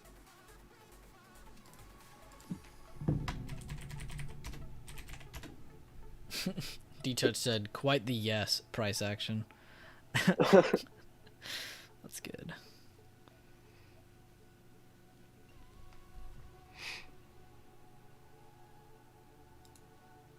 That would have taken a whole hour to get to that point, though, from when I got into to that point. Yeah, I know. To get to 169. That'd be nuts. I mean, on a 0 DTE, that's. I'd feel like I'm pushing it, you know? Yeah, I know, because one small correction, and that's like a really big L. Mm-hmm. And yeah, guys, like I said, this should still be seen as bullish price action until proven otherwise. I've not said anything other than that. 410, 410.80 is still holding. Tesla did cross below the 90 MA on the 10-minute. Ooh, good call out. So, yeah. It's Amazon, Since dude. when? Ah, they're still holding. Meta's still below. Microsoft crossed below, but is back above it in this next candle. They've been going down on lowering volume. Oh, Jack. Big brain, big brain. You exit, I'll enter. And then I'll cash out. I'll do it if you do it. 420, trust me, bro, still in play. I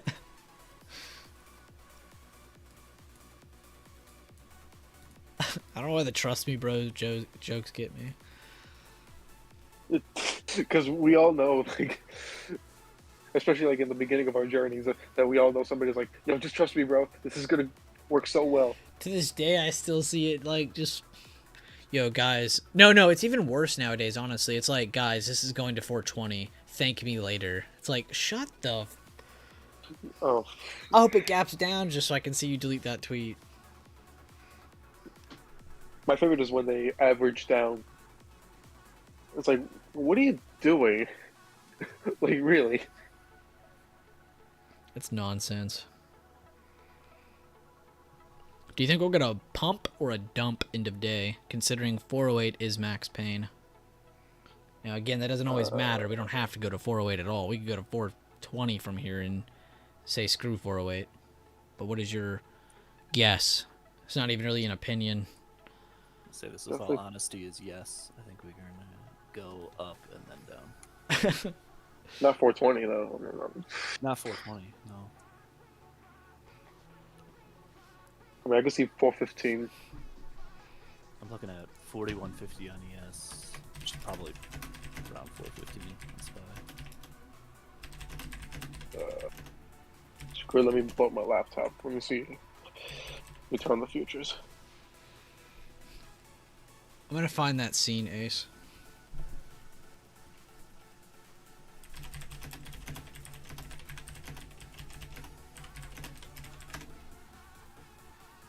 415 should be equivalent to about 412, 413 on Spy.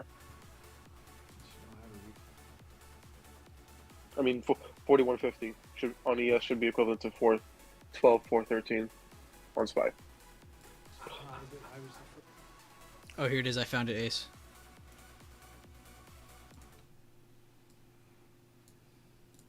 I was the first to do this trade.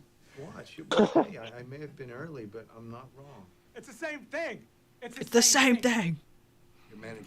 The contracts are voided. The contracts are voided.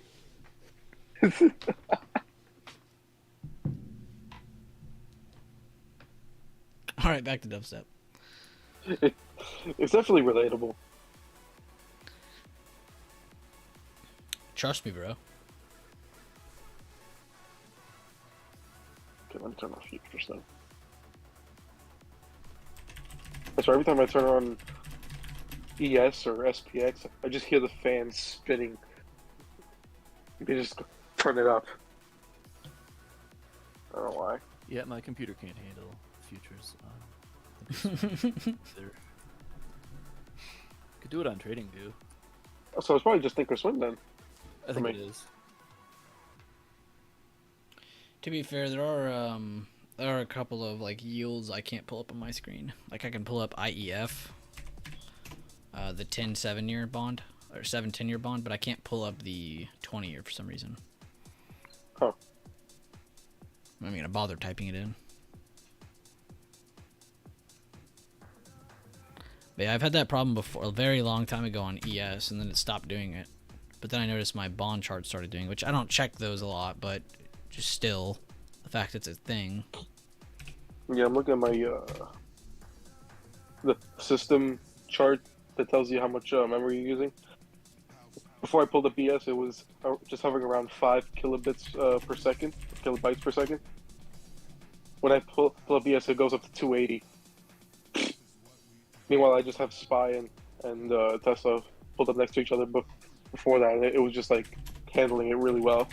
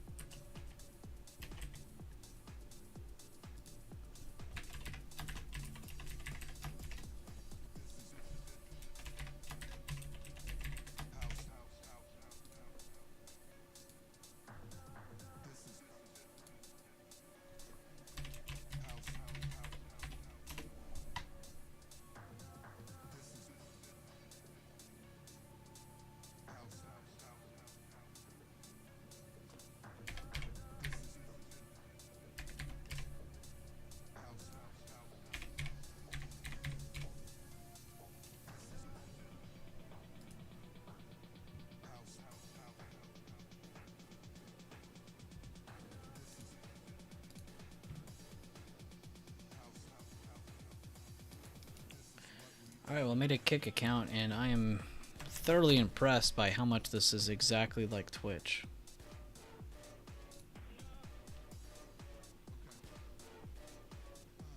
Your old computer could barely handle Discord. To be fair, Discord is like an always operating thing. I don't know how to label it, but to be fair, it does always have its fair amount of bugs. There'll be bugs some of my friends have that I don't have, and there'll be bugs that I have that they don't have. Discord can be very, very weird. Very buggy. Yeah, like that. Discord has memory leak issue. Yeah, it does. It definitely does. You can feel it. The more you use Discord, the more you notice it. The more you're like in a Discord call or messaging different people or in different chats, you'll start to see it.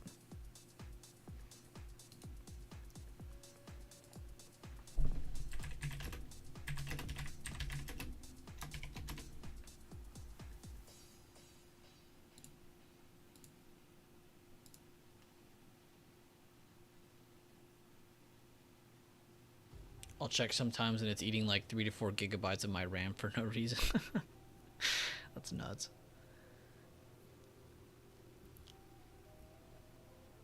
Another thing too, guys, and you might want to message TOS to make sure you guys get the best optimized setting for this, for whatever computer and everything you have. But if you actually log out of your TOS, there's a setting symbol. You click that and you can actually change, I think it's the bit rate or whatever that your charts are running at. So you might not be on the right setting too.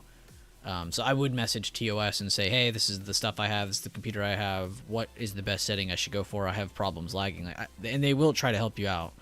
They'll try to tell you what's the best setting. I've seen them help many people with that setting. So if you want to go try and check that out, message them, see what's up, see what you can do to change that.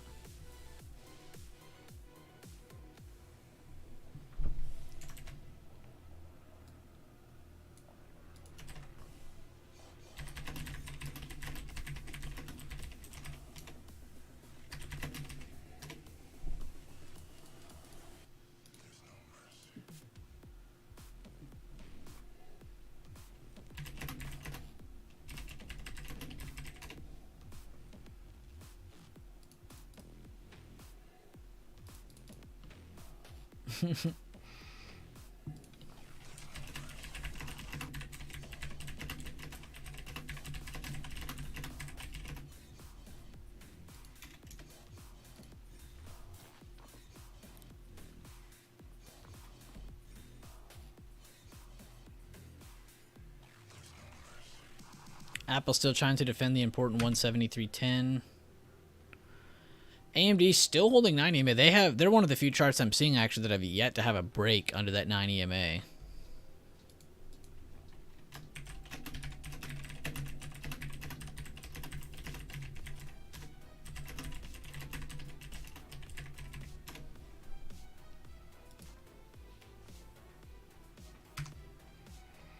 Nvidia, another one. Semiconductors just seem to be super, super strong today. Could be also the continuation of that Microsoft news that came out funding AMD's AI.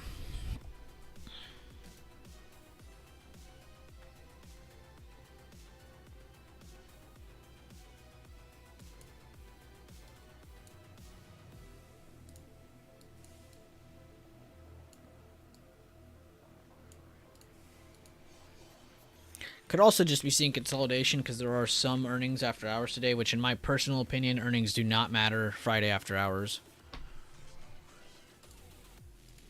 Because nobody's looking to trade the next day.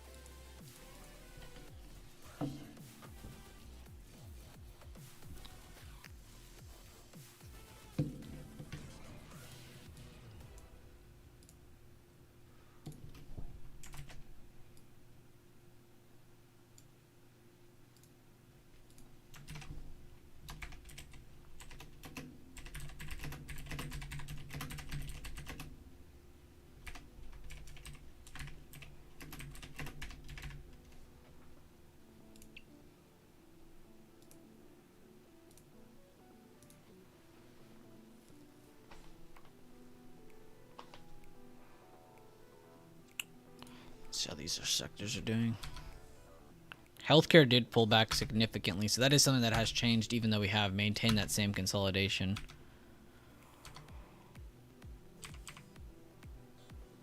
Impressive slow grind up by the comms. Not seeing it reflected on the meta chart. We did see a little bit of a pop. Oh, they already came back down on Netflix, and Google is slowly trying to push back up again. So yeah, the comm sector's all over the place right now. If Apple ends up breaking 173.10 as well as this short-term support they built today, what is this? 172.88. That could be where sellers step in from if they maintain over this. Gonna keep holding those higher levels. Very important chart to keep on watch.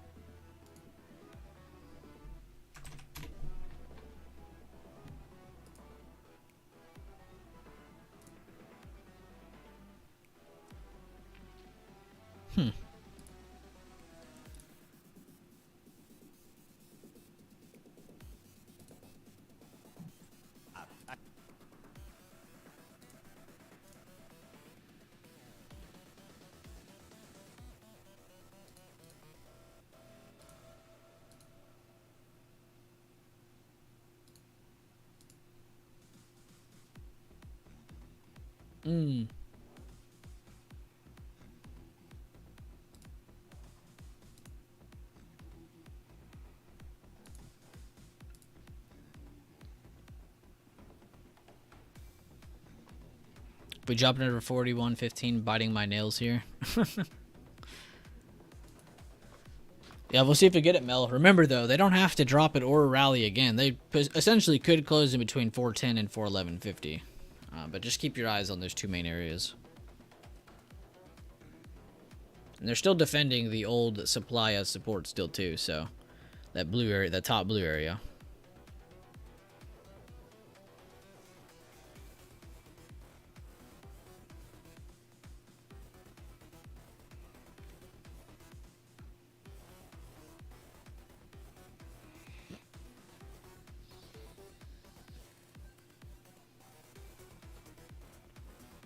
Bernal on trade floor says spies in danger.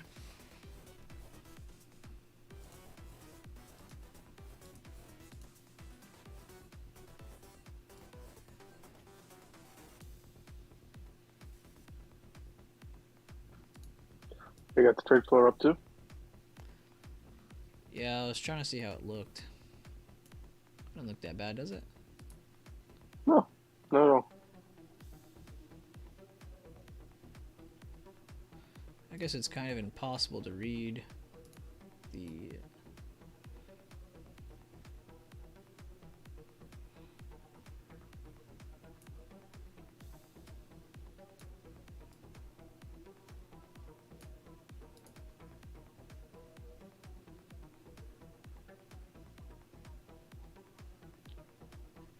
Huh. But that's good. Who's your favorite rapper? Man, that is a tough-ass question. That's like asking what my favorite stock is. There's so many good ones. Alive or dead? Do they have to be in the past, the current, just out of anything and everything? Who's my favorite rapper of all time?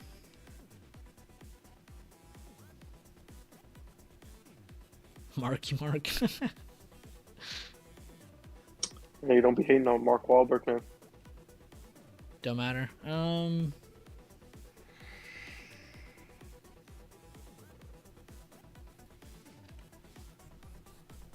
Probably Mac Miller. It was a rapper I actually paid money to go meet in person and go to a concert, and we did listen to a shit ton of Mac Miller, so probably Mac. Leland, please stop.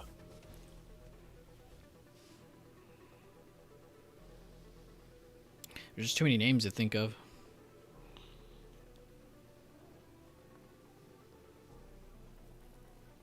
Leland, stop, please. Lil Leland. Lil Land. More.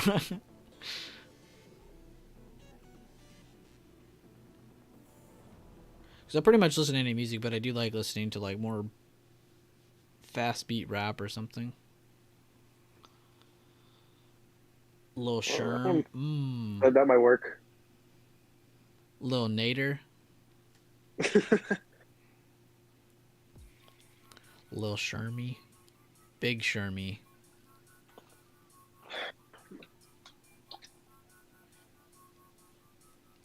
Consolidation getting tighter. Yeah, it just keeps getting tighter and tighter. You can see because we just keep forming these lower highs.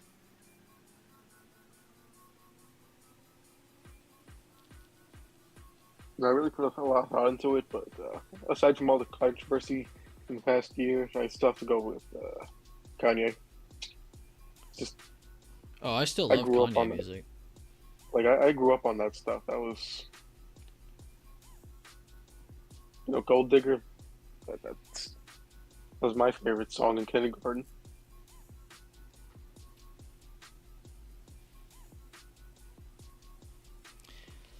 Lil I guess I Peep. was in kindergarten when it came out.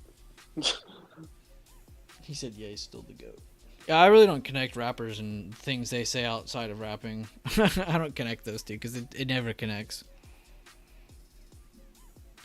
Plus, Kanye kind of big-brained it anyway.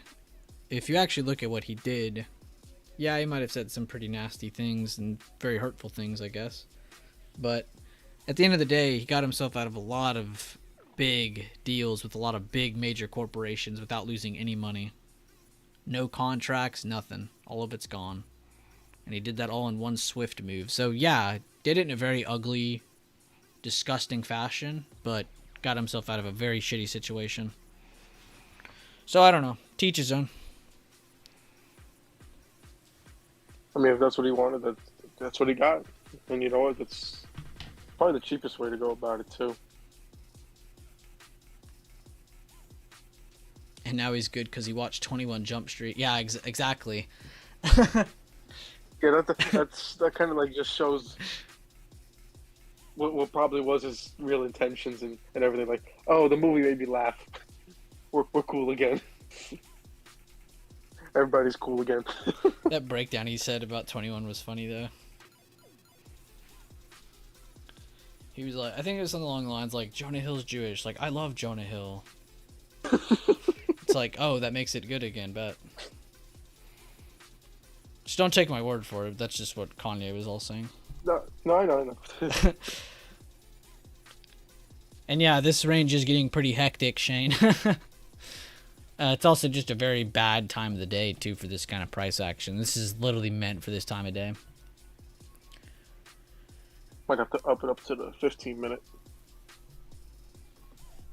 Yeah, it's for real. I might, actually.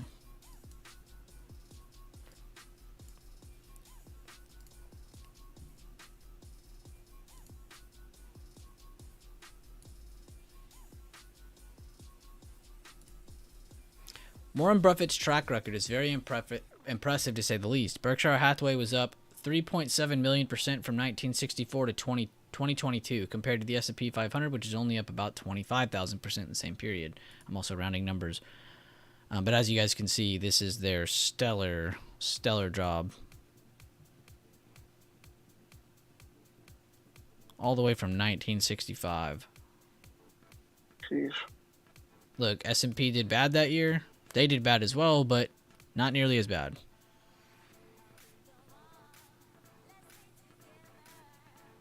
God, they 7 times SPY in 68.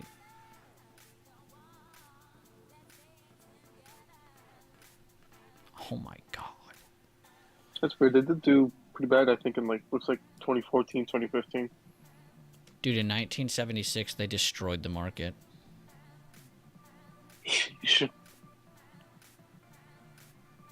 79. Yeah, they had a really bad year in 1990. Really bad year in 1999. We'll give him 08 because he literally saved an entire bank by himself. And yeah, 2015. That is nuts.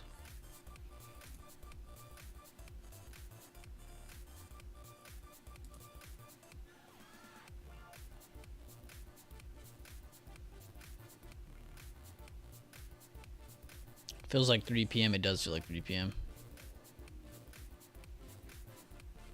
I was wondering why Stram looked like a potato. YouTube had me in 480p. I hate when YouTube does that. They always put it in auto. You have to change it. Am I? Yeah, I'm on 1080p right now.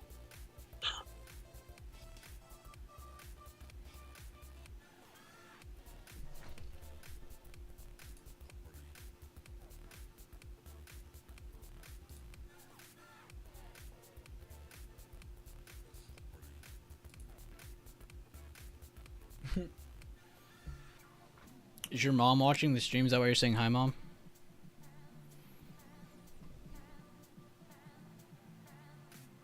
For Mom. My dad's been watching pieces of the stream here and there. Damn. Yeah. Did you hear us He talk was on about him? vacation. Pardon? What were we talking about? Your dad, or was that someone else's dad? No, that's my dad. Probably. The Tesla calls? Or someone had No. someone's dad had Tesla calls. Maybe that wasn't your dad. No, that's not me. Yeah, that was someone else then. My dad played Tesla a while back, and he hasn't played it since it bit him in the ass. So he just sticks with Spy and UNH. So Did you put him on UNH or he put you on? he put me on. Ooh. So I need to start watching UNH more. I'm actually gonna go rechart it right now because I'm genuinely bored of looking at Spy. Yeah, let me look at UNH. Let me see if I want to throw in any updates. It's doing exactly what. Well, we hit 500 to the T today. This is the biggest XLV weight? Yeah, but to be fair, it's like J&J and UNH are almost the same. It's just UNH is a slight, slightly bigger weight than J&J. Same goes for Spy. Oh, I see what you're saying. It's like, it's just a little bit more. Okay. Yeah, it's not even a whole percent more.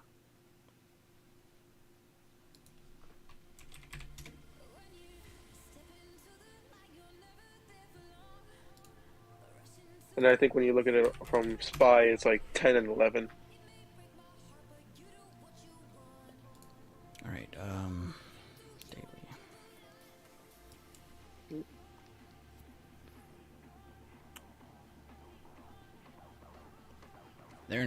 They're actually rejecting a very, like you said, 500, but they're rejecting a really, really good spot again.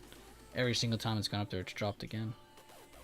Yeah, I'm waiting for it to break above 502.14. Oh, you have that too. Yeah, I just did monthly levels. I mean, I did too. I copied your chart link. Oh, okay. No, I'm kidding. I didn't. It looks like it, almost. No, I literally just recharted it. I cleared everything. It's literally just monthly emergings. I think I'm Okay, gonna add yeah, a 'cause I couple said- halfway points though. Yeah, because I got like 527, which is that halfway point between 542 and 513. Hey man, great minds think alike. Yeah, man. It's pretty crazy because like Leland, he grabs a lot more fresh of levels than the rest of us, but we almost always end up getting pretty similar areas. That's crazy. Remove. And for some reason, it's been rejecting the top of this fair value gap. Like, the fair value gap is already rebalanced. I just didn't erase it yet. It's still bouncing off the top of it.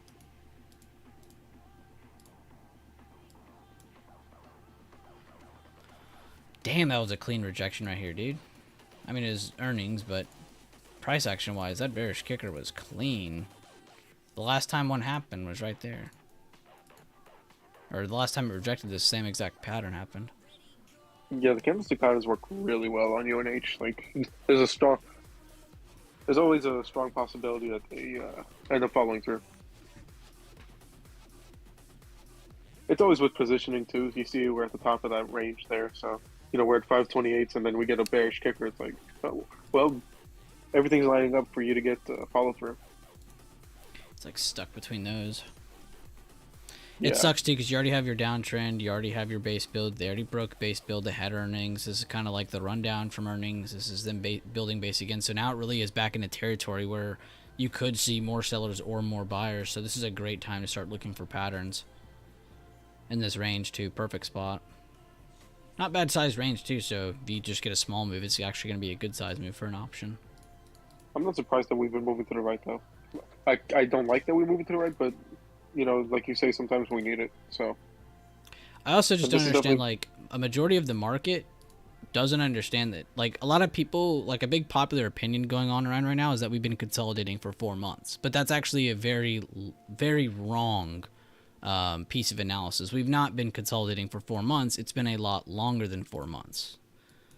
And this is a big misconception people are getting. Like, it's like, did y'all just forget inflation's around? Like, that we have to keep gauging this? Like, it doesn't just go away every time we have a rate hike or we have a Fed meeting or Powell speaks and answers, 6 questions. This has to happen over and over and over and over and over and over and over again until we pad out the issue on the markets. And it has to represent that. We've been consolidating pretty much ever since 2022. We've not really gone anywhere. So that's another big thing too, is everyone's always like, oh, we've been consolidating for like 4 months. Like, no, it's been 8, 9, 10, 11, 12, pretty much 13 months. It's a little over a year. And that's after the breakdown. So I could include part of that breakdown if I wanted to.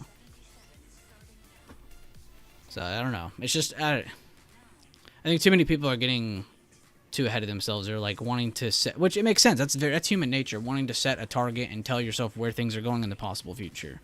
That's a big part of human nature. But at the same time, I think everyone needs to understand, like, we don't have to go anywhere. We don't have to go to 480. We don't have to go to 340. We could sit in between 380 and 420 for 13 more months, I think a lot of people got spoiled by the run up that we had.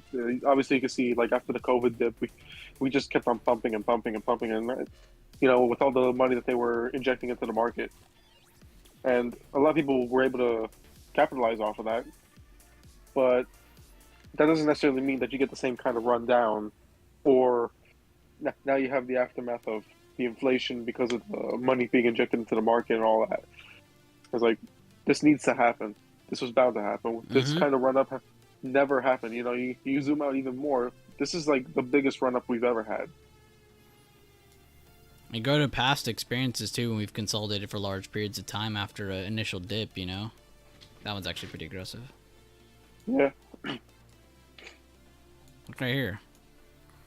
Run up. Yeah, we're slowing down, but look how many months of consolidation we got. We pretty much made our low right here. So 1, 2, 3, 4, 5, 6, 7, 8, 9, 10, 11, 12, 13, 14, 15, 16, 17, 18, 19, 20, 21, 22, 23. Breaking out in the 24th month. So it took 2 years to finally get out of range of when they got to here. Built up, but then they never got to cross lower, and they never crossed higher for a while. 2 years. So that's normal price action when you're looking at that kind of stuff too. And look at this. Leading up into COVID. 1, 2, 3, 4, 5, 6, 7, 8. I mean, there's going to be almost years 2 where years. we're going to have years that this kind of stuff has to happen when we have to navigate through it. But to say that, to just complain about it, that's not the way to go about this. I don't get that. No, never.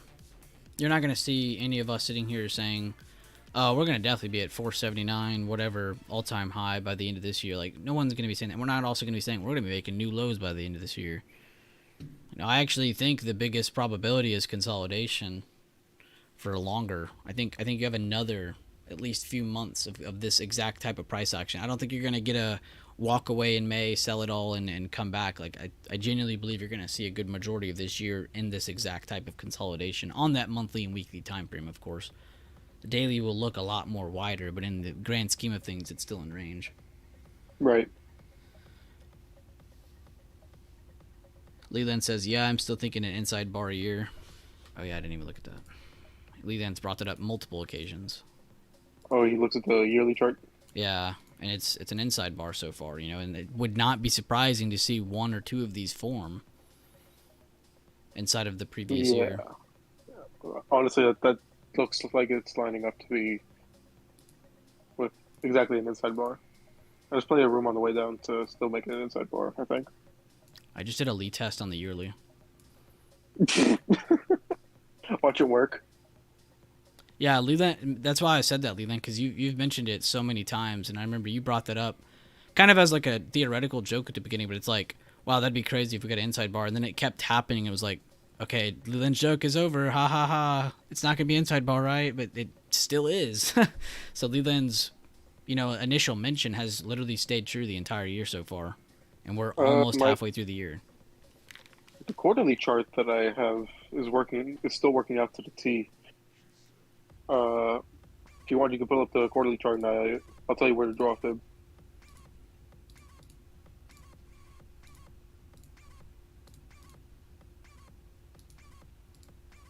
All right. So when you take it from, I think it's April 2019. I think either 2019 or 2020, but yeah, it's 2020. That green candle right next to there. Oh. Yeah, grab it from there, and then to the high. Oh, I see what you're doing. You're going from dip low to high. Okay. Yeah. I mean, that was what I wanted to see, not for necessarily more downside, but just a nice bounce. And so far, we've been bouncing pretty well from that pocket area.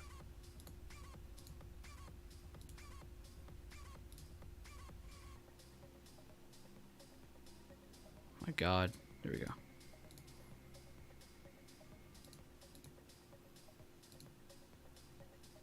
So far, this quarter has been when did this quarter started in April. Very indecisive.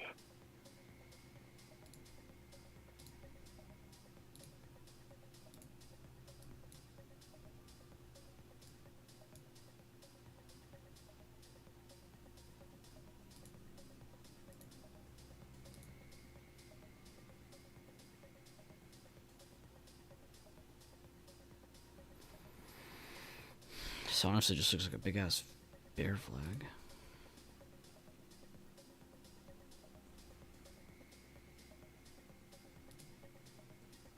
All right, back to UNH. That's what I was initially charting. God, it's so much fun to just go chart whatever you want.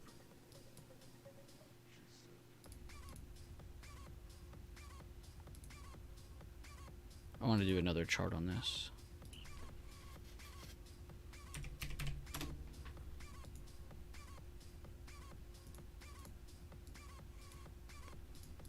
Because I want to back test. Which one do I like more for swings? Monthly or weekly levels for this chart? Because this one actually does have pretty wide moves. So weekly could actually work out pretty well.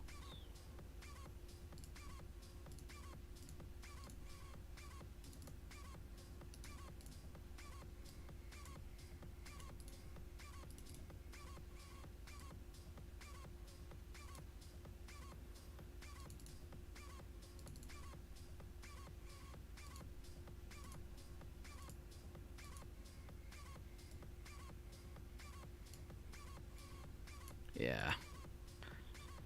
Monthly's the way to go. Yeah, for sure. And just because I'm curious, what is the halfway point here? 490, exactly right under that candle. I could see that one having a lower open on Monday, filling that gap, and then them trying to base out more. Get some more consolidation. Yeah, more consolidation, but that could be a good over weekend short. I hate to say it. It actually does look good. The only thing that wouldn't look good is SPY, because they are actually holding over a pretty good level. We have rejected from here before, so this could be where we, like the song that just came out, we could see an acid dropper coming from here very soon, but there's also the possibility we get a candle like this, and it ruins people for one day in between. Keeping that in mind as well. Yeah, I'm not doing any swings myself.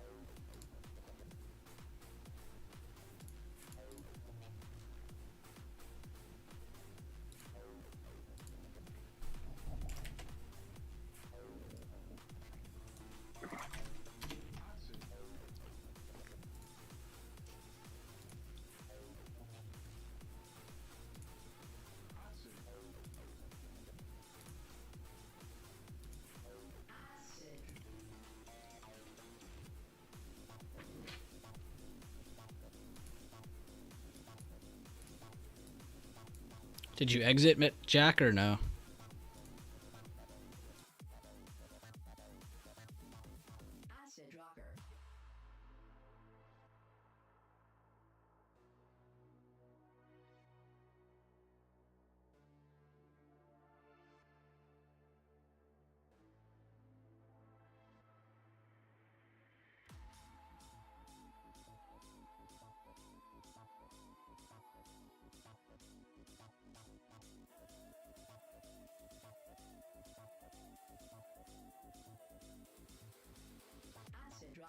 That's what you did. Oh, no.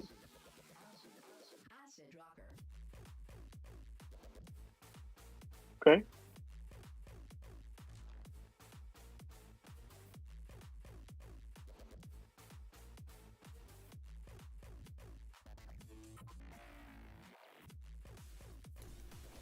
Jack, you got a target? Yeah, it better be today's open. You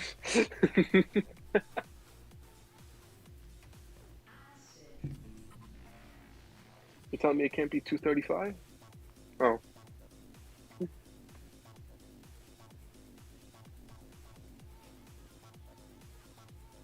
Other streamers? Yeah, hold it to 240. Bueller, bro, right here.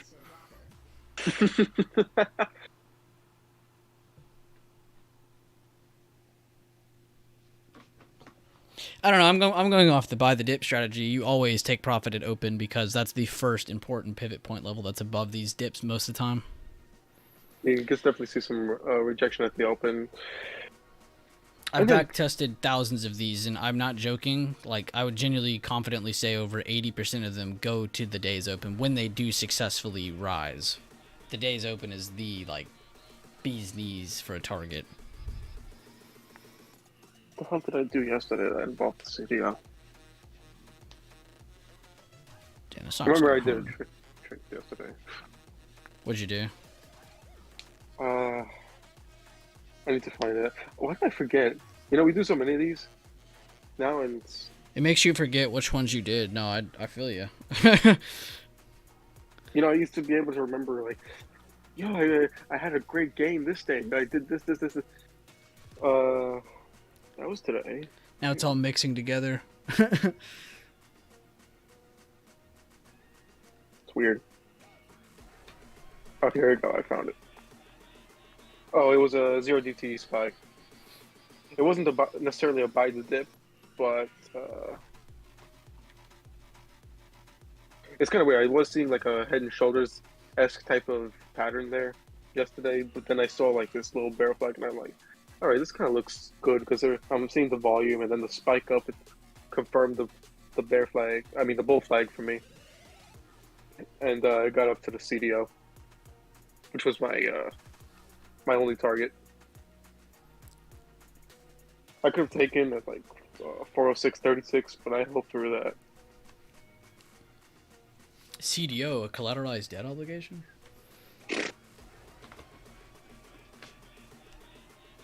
Going back to The Big Short, huh? I can't, dude. Once you got me on it, I'm stuck. It's like one of my favorite movies. That's a great movie. I don't really even. like to see it. It's not even just because like it's like market related stuff. Like it's got like so many god tier actors in it. Like how they got Bale, Pitt, and I can't think of his name now. The guy from The Office. Yeah, Carell. Like the fact they got those three people in one movie blew my mind. It's like how. Oh, and Gosling. Yeah, and like there's like almost every person in there is just like a super good actor. It's insane.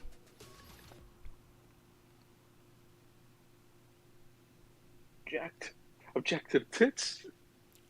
Yeah, I can feel you judging me right now. He's like staring at $1 million or $100 million check or something, or 10 million Yeah, or breaking whatever. the fourth wall. Yeah, like sheesh.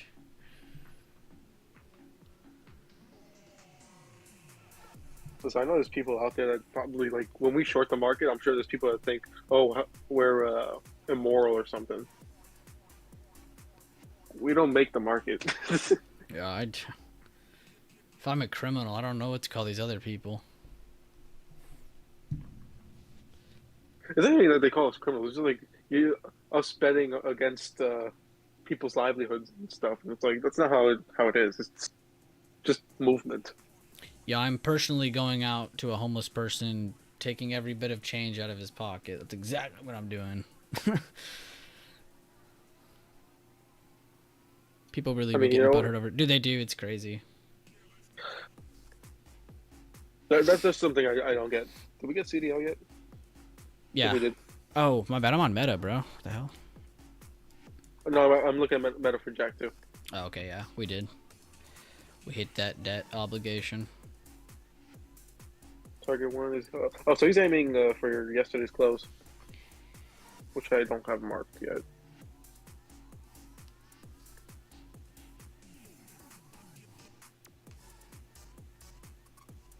Or the after hours low. So that should be around 233, give or take.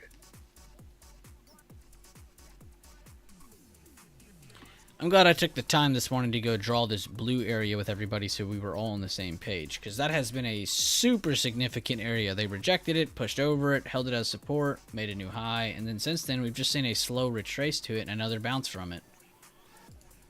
Very, very solid area. We're just under 3 hours over with the market.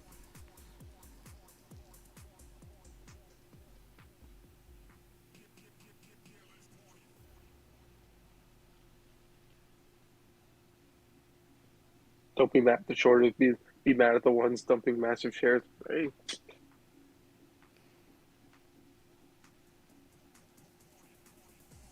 I mean, you're not wrong.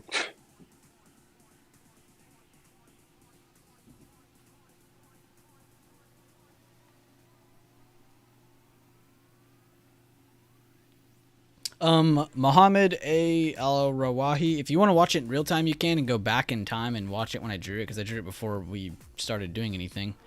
But if you want me to, I can go back and show you. I went to the 5-day 5-minute, and I was just kind of showing everybody on the 10-minute that 2 days ago, this is a significant area. So if we do get a pump from here, you know, you see that we have this low, this low. If we get above this 408.50, we're above both of those lows. What's above those? 410. What's above 410? That next low, that little hump we had there. So I went to that little hump, and I'll zoom into it so you can see it a little bit better. And I pretty much just drew from the wick to the meat of that, just to kind of get that little low there as well. Normally you'll see me grab this amount of info, where I go from the wick low to the high of the last red candle. So this is where it was before it reversed. And that is why you saw me mentioning 410.80 so much today, because it's the top of that potential demand. But I was trying to keep it smaller so people could just keep an eye on it. That's what we got. So I'll show you what it looks like if I extend this to 410.80.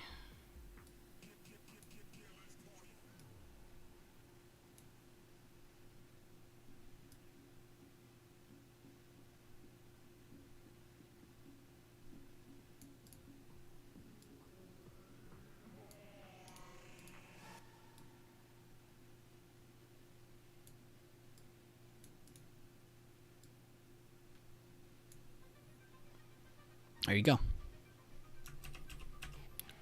Not really hard.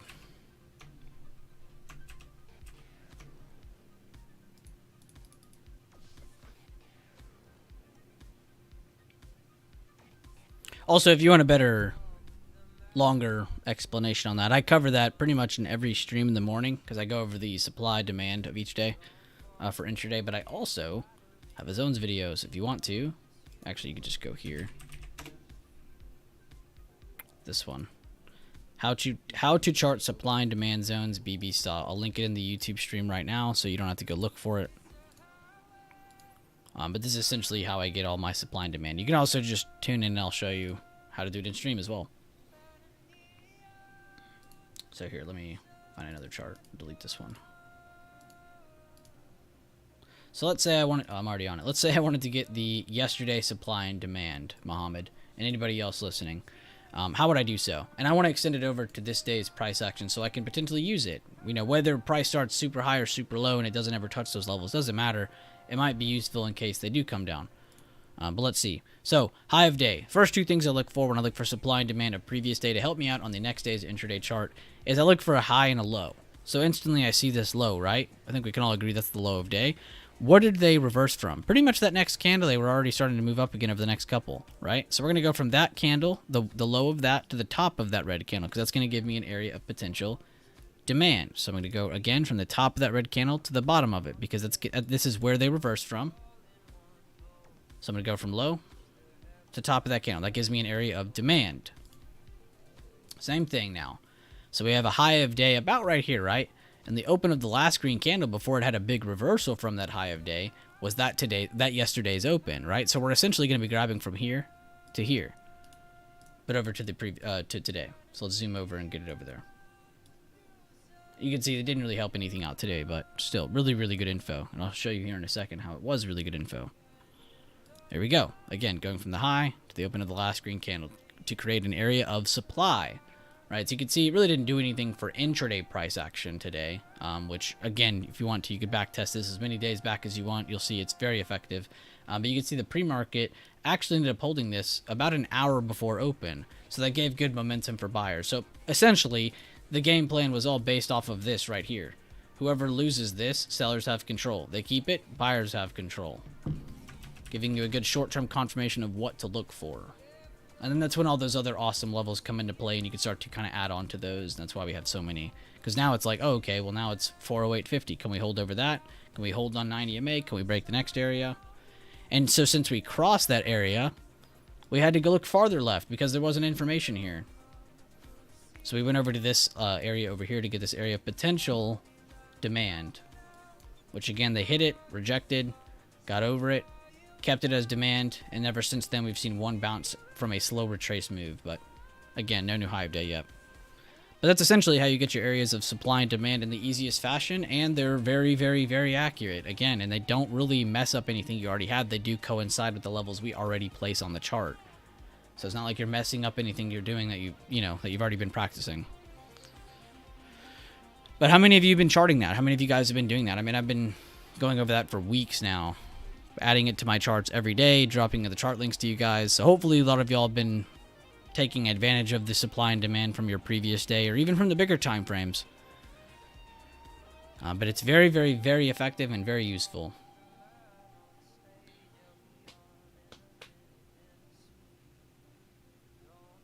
And it's not hard. I mean, that's like a child could do that. Come on. A child could do that. Now, to actually trade off of that takes a lot more. But again, at least gets you the right levels on your chart. I have. It is very consistent from what I've seen. Good, good. Good for you, SF. Very happy for y'all.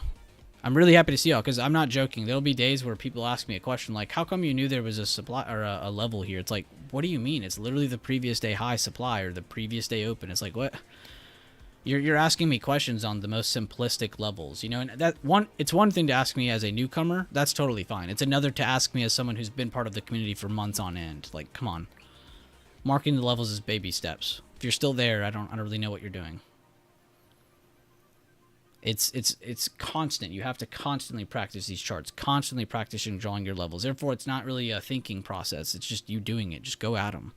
Exactly. All reliable. So I do hope a lot of you guys take advantage of those levels that we grab from the emerging candles, the halfway points. I hope you are grabbing the supply and demand. I hope you are taking real time out of your day or out of your weekend to practice these things, you know, just so you have that extra confidence going into the market. You know, you're not sitting here practicing drawing levels while the market's moving. You can already just go. So, but take your time. Again, also, it's another big thing I feel like a lot of people overlook is it's not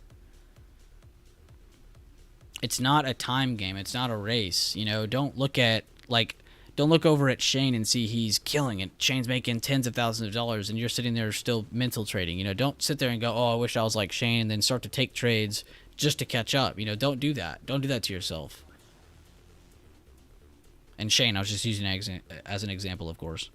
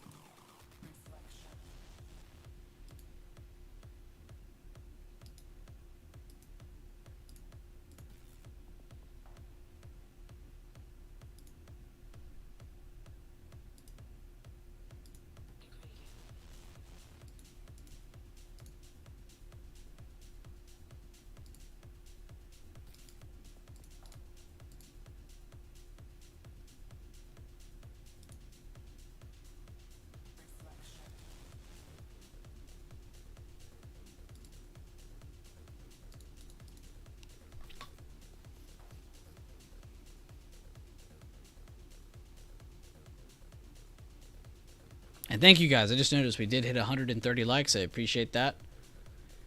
To check out today's new upload that you guys earned yesterday with the amount or whatever. I think it was like 117. I asked y'all to get. I got way more than that. Today's new upload is there. So if you want to go check it out, please be my guest. Here's the link to it. Latest video. A really, really good breakdown on how to read price action, left to right, candle to candle, how you should view things, how you should think about things. Really, really good video, though.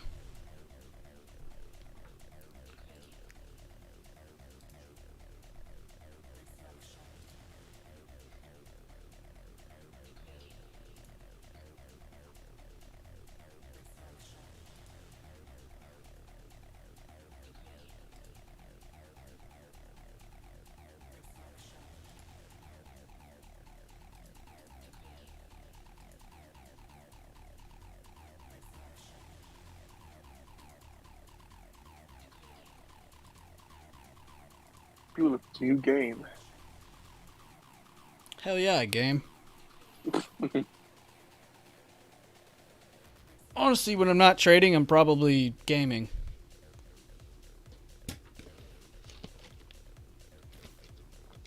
Sherm doesn't game. That's not true. He gets gains. You'll see me on 2K sometimes. I'm not gonna lie, I don't even. Good. Oh. I was stretching.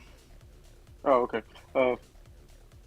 Yeah, I play 2K sometimes. I don't even like it that much. I just play it because my friend plays it.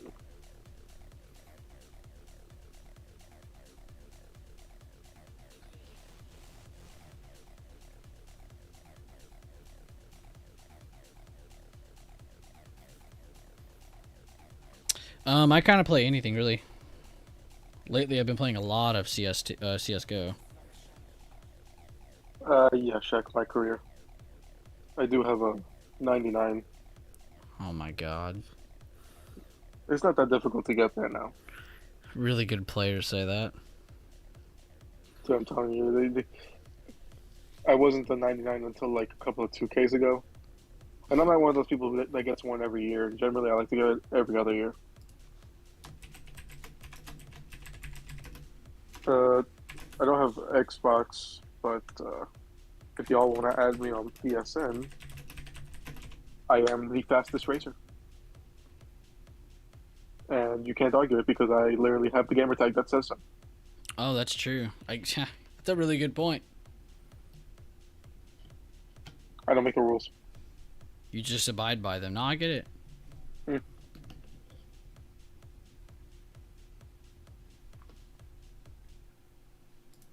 Let me type it in the chat. Like I'll type that again, but like PSN because I don't need people on Xbox to try to add that. I do have a gamer tag on Xbox, but I don't play so much.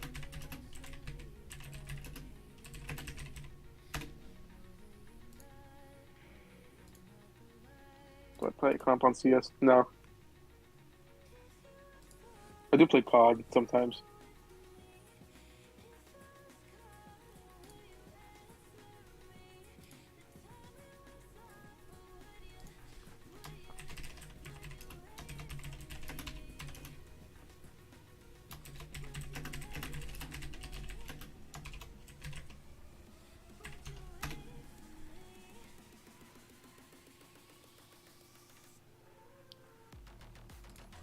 Oh, you play with Forest? Yeah, hell yeah, that game's fun. Yeah, it is. The new one's fun. I gotta get it. It's sick, dude. It's multiplayer too. Yeah, it is. I gotta start bring my friends into it because if they played the first one, we did. I'm sure we would love the second one.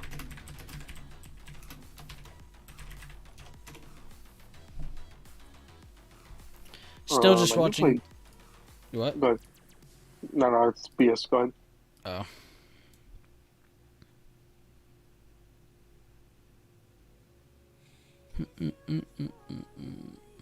I'll go.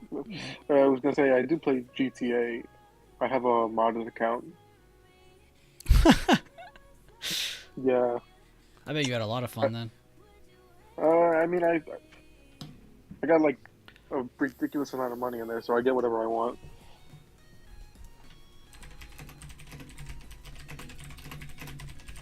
Like whenever a new update comes out, because for some reason they don't want to release GTA 6,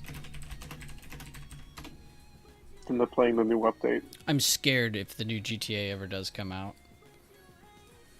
Go spend 600 hours in that game.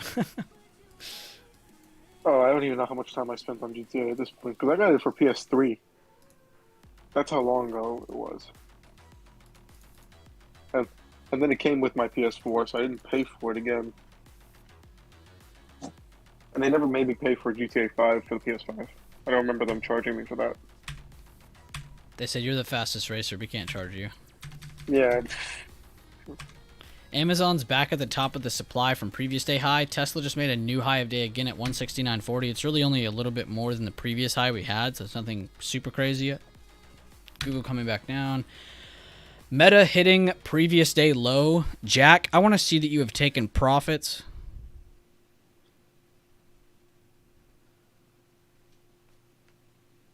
Yeah, that was his first target.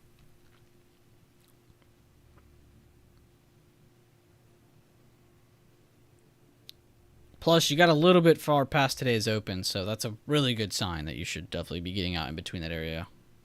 Definitely. In fact, you could actually make the CDO a stop loss now and still be in profit.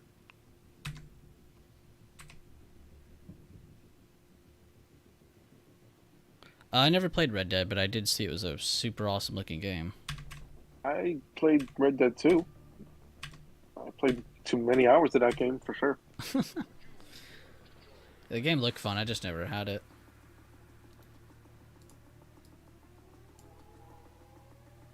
That's definitely a game you have to play. Okay, you get like time.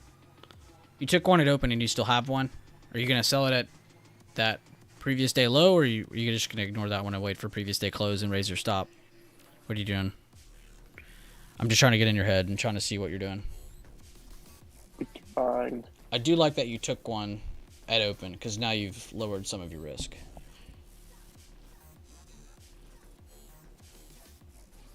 Wait, you had 2 contracts, so you had $700 in this position? Jesus.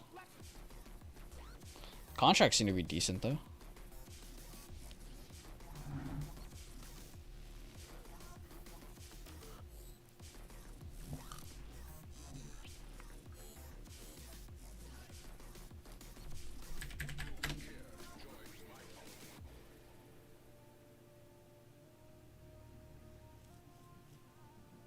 And I do like to say it, but sometimes I will play Fortnite.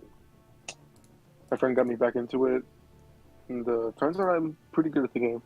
So The other founder of Either Buys, John, or Ewok, wherever you know him as.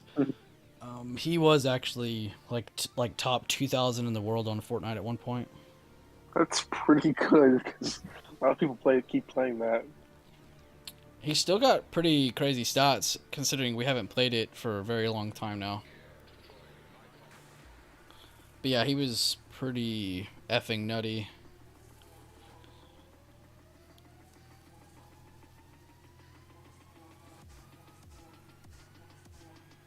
I'd like die after killing one person. He'd be killing like 10 people while building on them all. It's like, what the heck's going on? I'm not gonna lie, it's the 0 builds that I'm really good at. Building, I'm okay at. I can't really do it with a controller that well. Yeah. That's actually the game that got me to move from controller to PC.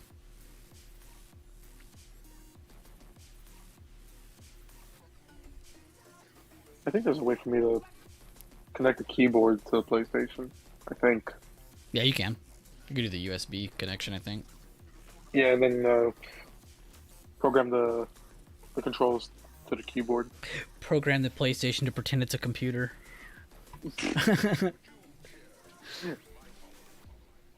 Well, I can play on what I'm on right now, but it's just easier to just turn on the PlayStation and load up. All your friends are there.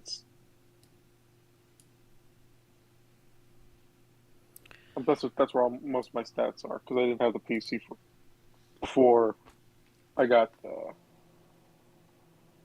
PS4.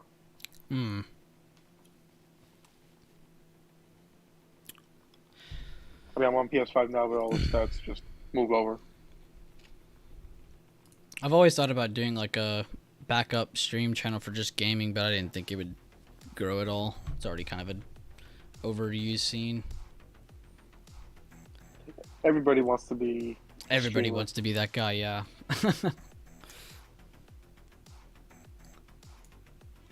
Rising volume into previous day low. Great call out, Jack.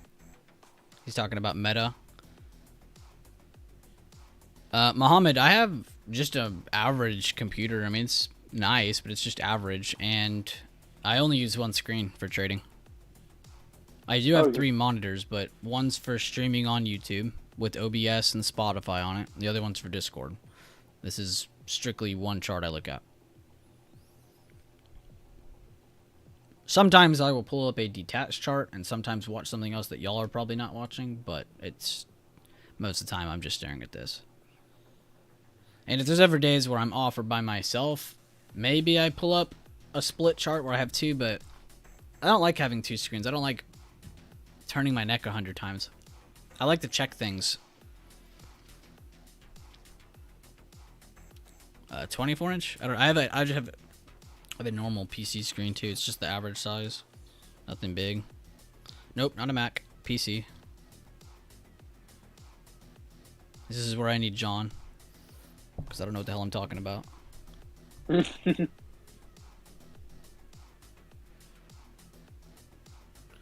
What, you don't have that Intel Core i7 10th generation? I could. I have no idea. See, what you gotta do is find you a friend who's really good at these kind of things and actually enjoys it. Save up a bunch of money, give it to that person, get a computer made, and watch a shit ton of videos on how this stuff's put together, and then help them put it together. It's pretty awesome. I've never built a PC, but I do know how to. I've seen it done countless times. By the way, guys, all I did was turn off extended hours, so that's why it looks a lot better. Oh.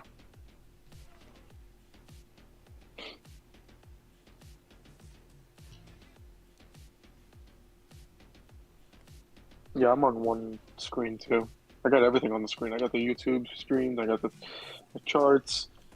I'll go to the Discord. It's always blocking something, though.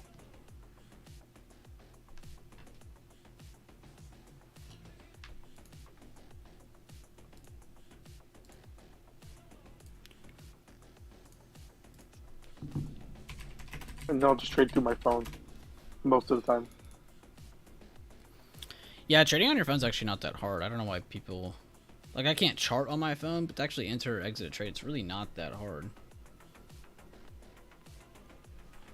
As long as you have a stable connection. It can be very annoying if your phone, like, loses connection randomly. Yeah, and if... You gotta go run outside and get on your roof to, like, get out of your position. I'd freak. That happened to me once. Dude, yeah. I would freak out too. Rocking 4 stacked monitors like a knockoff Bloomberg terminal. That's message of the day. It's like adult Legos. Jacko and I are on the same page. I could build a transmission. I think I could handle a computer. Definitely.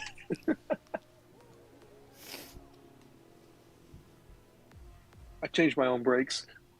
I can handle a computer. Good call out, JD. We do finally have a new high of day. Sorry guys, I'm back. I had to trade that pump.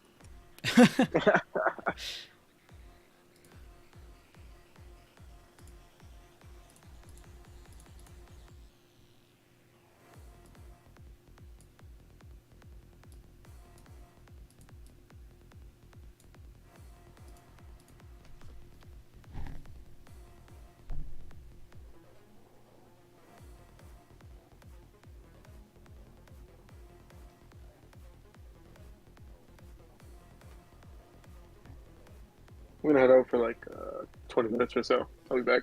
Totally fine, man. All right. See you guys later. Bye, Shermie.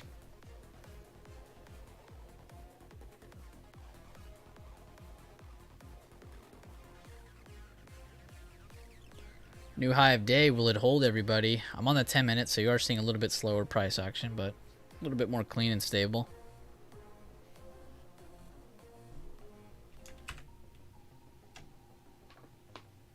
Yeah, I skipped the rest of that song. That sounded like that was about to get really weird.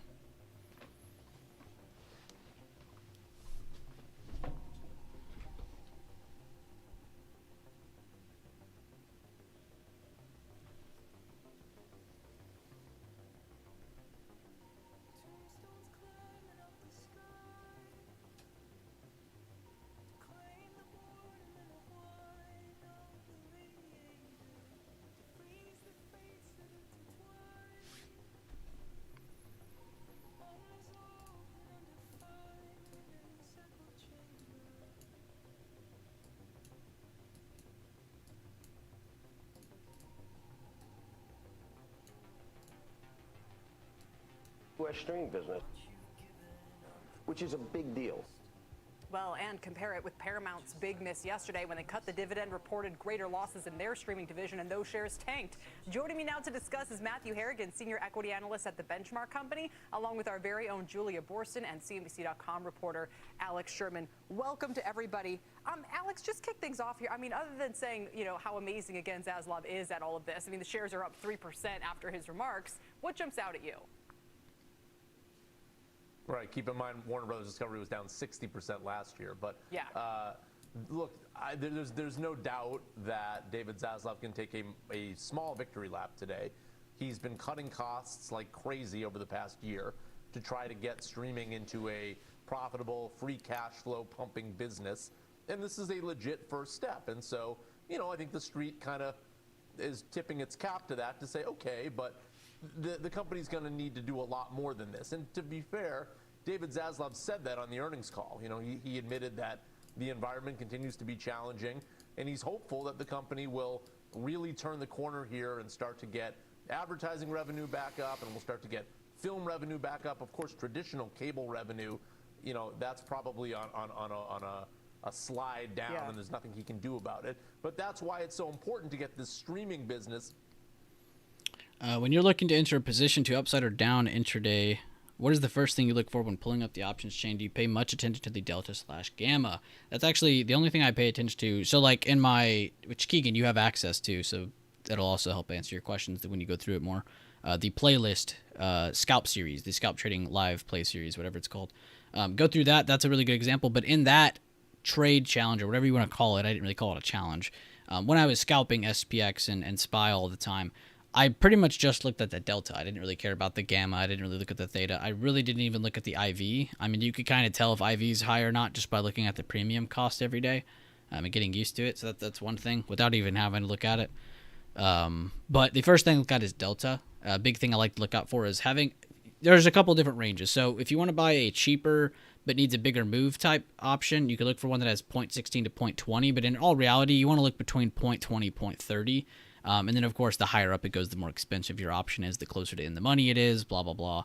It gets a little bit more pricey. But 0.20 to 0.30 is a really good range if you want to aim for a good moving option for intraday scalping on SPX. That's for SPX. I don't know if that would be the exact same for others. What about open interest and volume? On a contract, I'm really not looking at that. If I'm scalping a same week or a same day SPX, like in the example I'm sharing with you guys, I'm not really worried about volume or open interest because there's going to be volume and open interest. It's SPX, you know. So it also kind of relates to what are you trading, you know. And in my opinion, you should never trade things that are illiquid. You shouldn't be if you're trading Tesla, you're not going to see me also trading NEO. Yes, there is options volume in NEO, but there's a chance that in certain moves you're not going to get filled and you're going to get screwed. So, and that's just a bad example. There are way worse stocks than NEO that have very bad open interest volume movement. Actually, NEO has a lot. But I was just trying to give you a good example. So you shouldn't be looking at, chains that have no open interest and volume to begin with. That shouldn't even be something that bothers you. And if it is, then you probably need to stop trading that stock or whatever individual equity you're looking at. But I do look at delta, and then I look at the price of the contract. In my head, let's say I'm trying to just spend like 800. Then I will look at it and go, all right, I can buy 2 or I can buy 3. And then I kind of add that to my trade plan of like, all right, I'll try to scale 2 at my first target. And then here's my second target if I want to try to make this one go that far, and so on and so on.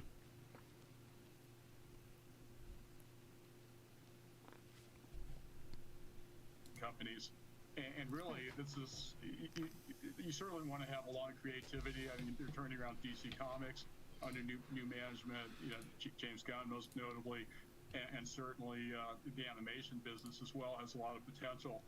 So I think this is a great risk reward here with the amount of free cash flow that's being generated, these very recognizable franchises, and I think some really good growth plans in place that have been somewhat masked by the very necessary effort to cut costs over the last year. Yeah, well, it would help explain a couple of reasons there with cash flow, cost cutting, why they're, kind of at least up 3% today, maybe early signs of a turnaround. We'll leave it there. Thank you all so much today, Matthew Harrigan, our Julia Borston, and Alex Sherman. So what will the Oracle himself say about streaming tomorrow? Remember, Berkshire has a 14% stake in Paramount they've accumulated over the past year. But last month, Warren Buffett sounded cautious, telling Becky, we'll see what happens. The Berkshire Shareholders Festival already underway out in Omaha. Let's take a live look at the showroom floor. To hear Buffett's thoughts on streaming and much more, tune in right here to CNBC. Find out our coverage starts tomorrow at 10 a.m. Eastern Time on TV and on .com. We're back right after this.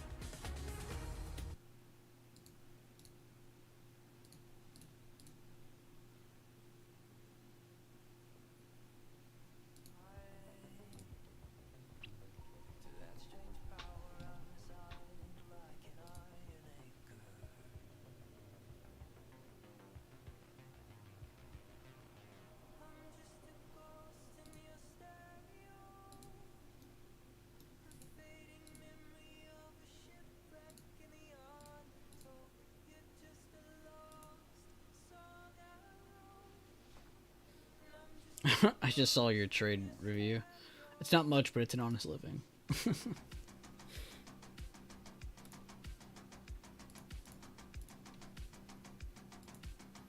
I wanted more out of it, but I don't know. I wasn't trusting it. No, I think that was a good exit. Top of that wick, dude. Honestly, I probably would have been selling at the meat under that wick. So you did even better than I would have done. Damn, that's a big quite move. Top. Well, it's the top of the earlier wick today, yeah. 4 points. So, $20.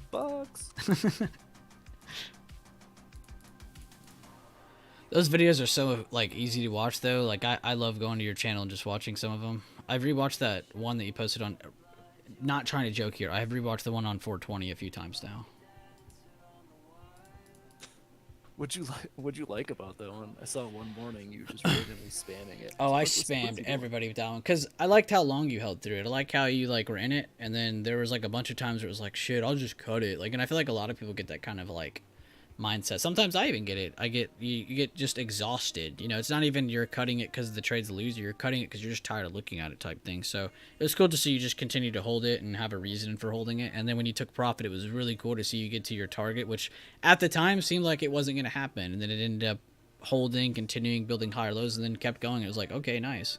And the whole time you were adding notes in between. So it's like really, really easy to follow. That was the one at it was end of day, right? Yeah, end of day. It was end of day. Pump.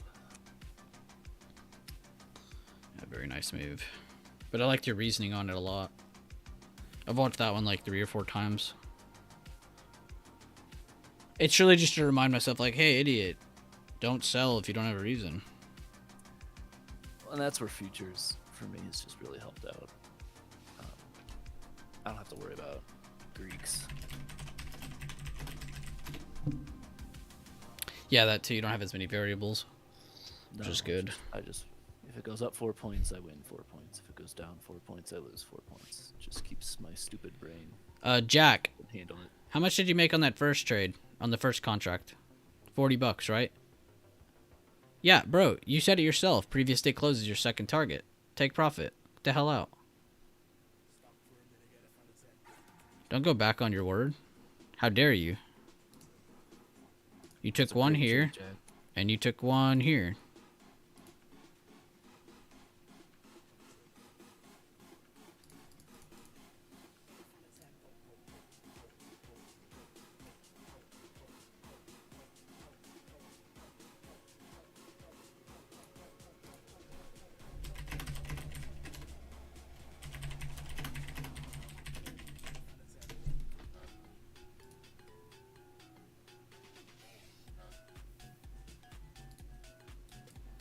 New high of day on SPY again.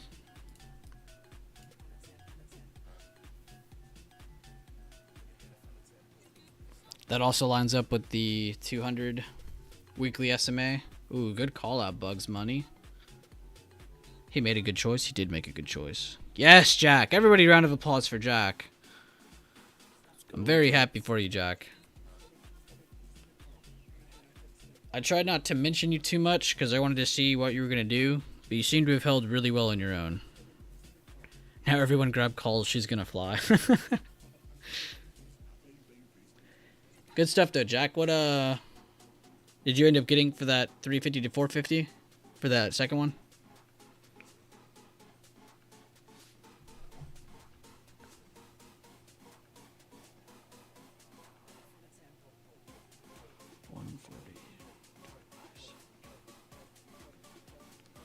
Because if you did, and overall, that's about a 20% gain on your original $700 position.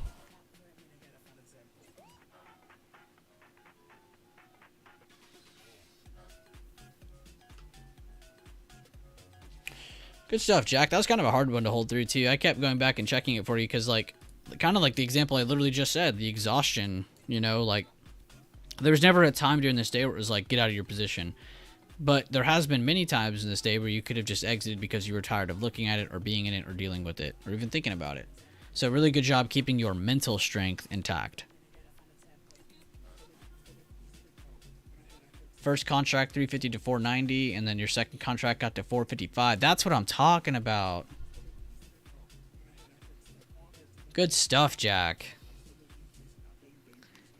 Now, who cares how farther much it goes? You don't have any more contracts, but what can you do, Jack, after this trade? You can keep visualizing it. So let's just pretend you have a third contract.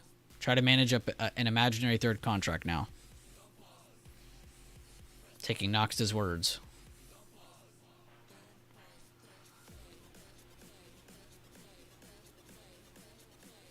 Good stuff, though, Jack. Round of applause to you, man.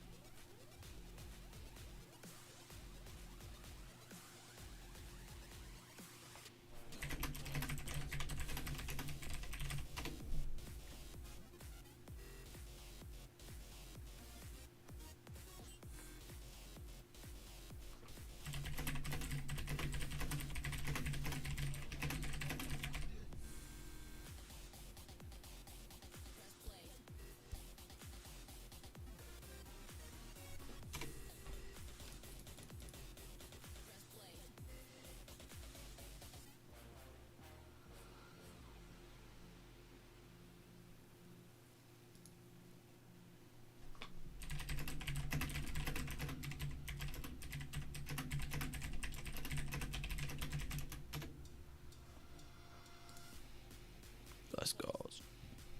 Press play.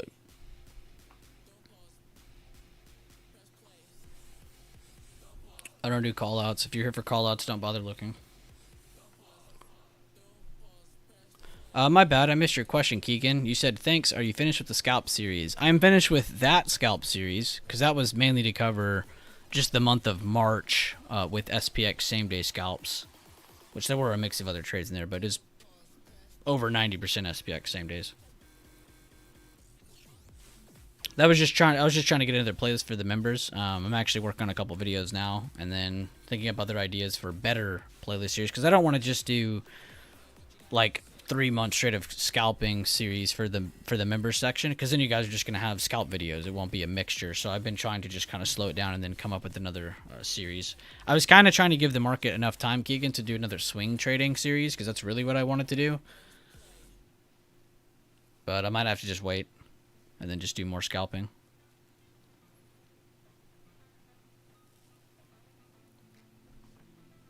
You're good, Jack.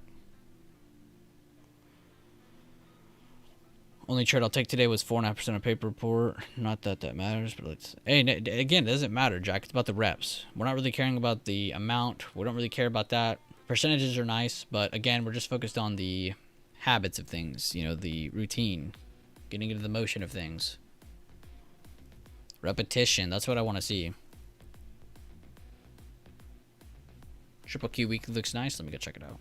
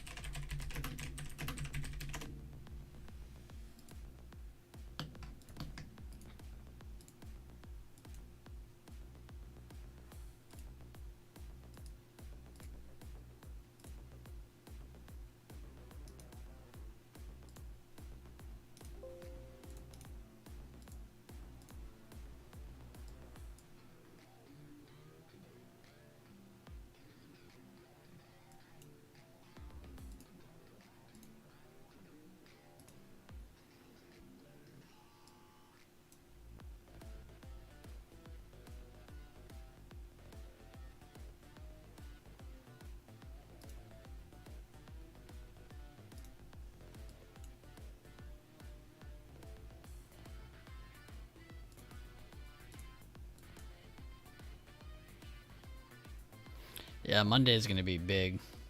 That's for sure. Especially for tech, like you pointed out, Marlon, because they either break this resistance and we have a really, really awesome potential rally, especially with a couple gaps in the way, or they get the rejection and we look just like this. So we'll see. Definitely doesn't look bad, though. I like the bullish kicker, especially popping up here on the daily. Weekly got a nice little... I don't even really want to call it a hammer, but it does have a nice wick to the downside, showing that they have retested to the upside. So we'll see if we get a new high next week. They have filled that gap too on the weekly. That's very interesting.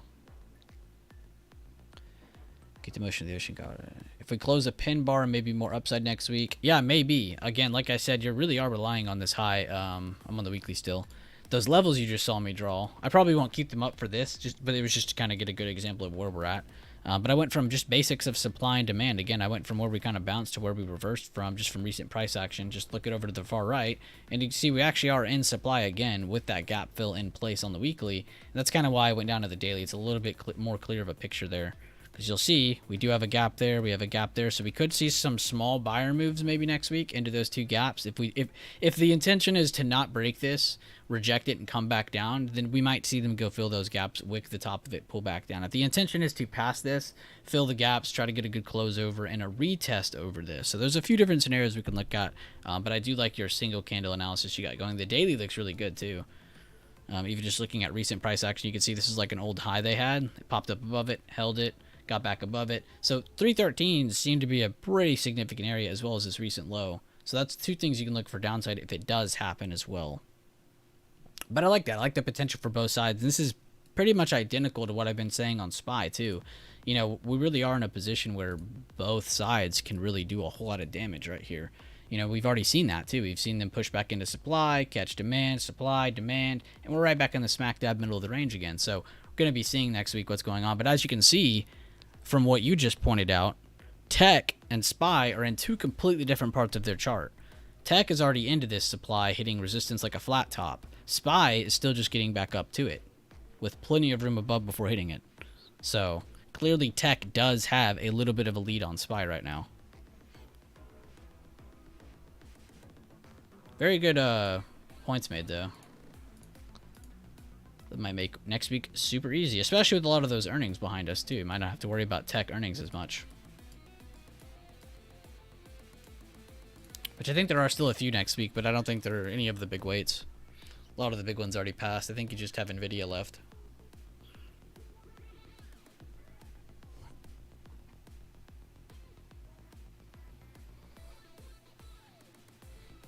But yeah, Marlon, though, the pin bar was a nice find. Good job looking at the bigger time frames. Zooming out.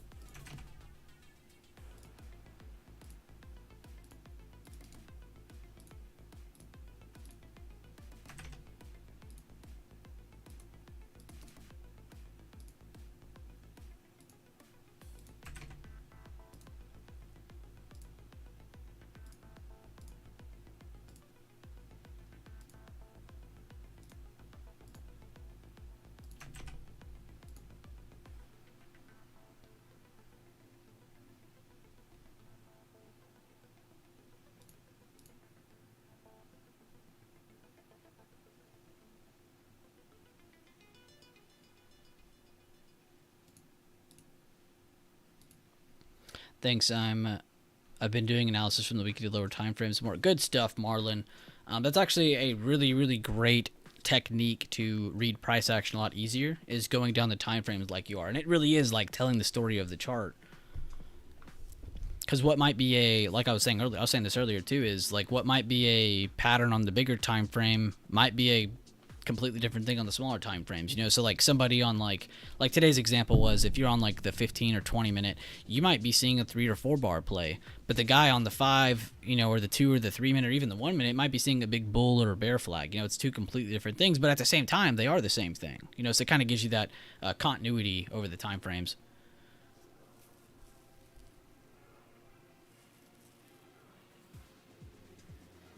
Good job, though. That's really, really good practice. That's honestly how you should be reading charts, is bigger to smaller. It's always good to kind of read back out. But also, that's also really, really good practice for just reading bigger time frame price action in general. You know, being able to read, okay, we're a bearish pattern against a really big resistance from a supply from, you know, blah, blah, blah, this many months ago. Okay, awesome. This has a lot higher probability of rejecting and pulling down than closing higher. And if it does get a close higher, then we need to wait for them to flush back under to really go back short again. And as long as they hold that level, you know, it's really just telling the story, giving yourself parameters. It's all conditional. If this does this, this does that. If that does this, this does that. You know, it's always kind of what's next, what's next, what's next. And Discord just paused my music.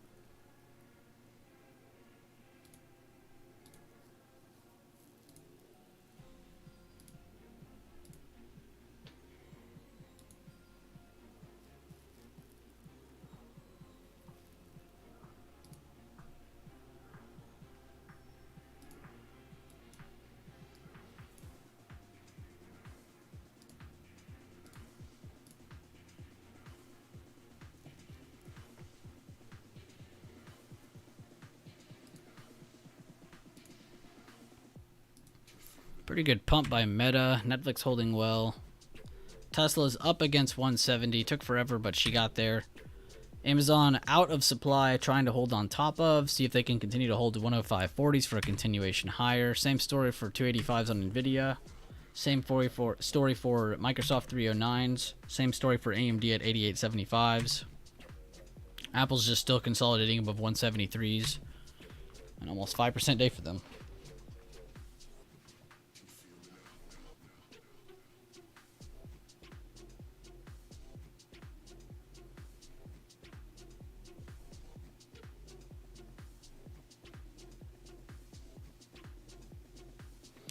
It's already 1 o'clock. Wow, 12 to 1 kind of zoomed by, I'm not gonna lie.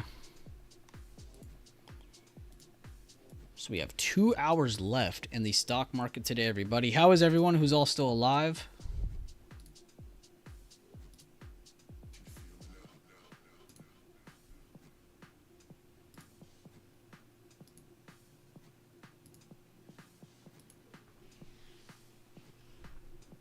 Thinking about ordering this bottle of whiskey.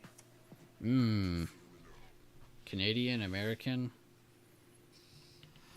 American. It's from Colorado.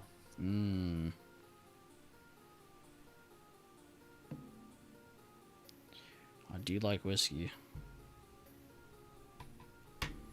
Some whiskey. What do you drink your whiskey with? Soda, ice, nothing, water? Ice. Ice, nice. It's the best way. I remember the first time I saw this lady drink whiskey, she poured water in it. I was like, what the hell is that lady doing? I was asking like one of these older guys next to me. He's like, oh, you don't know about that? He's like, sometimes you can just pour water to dilute. I'm like, what? And it tastes worse. Oh, Stranahan. I've heard of Stranahan. Damn, maybe I'll match you.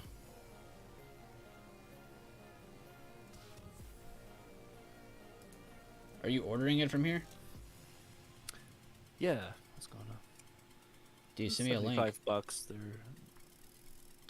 really good whiskey. Here's a bunch of like glass bottle noises around your feet.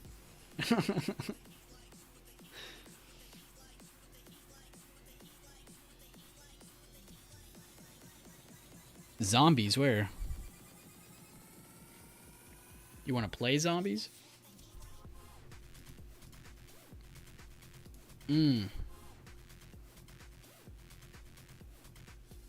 What's this talk about Kirkland and spiced rum?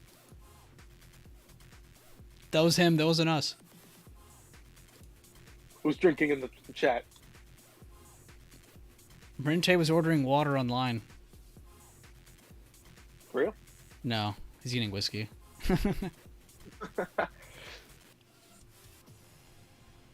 Well, I am now too as well. I just wanted to copy Marente and see which bottle he was getting. What was the name? Damn, I had a nice whiskey the other day. I just forgot the name of it though.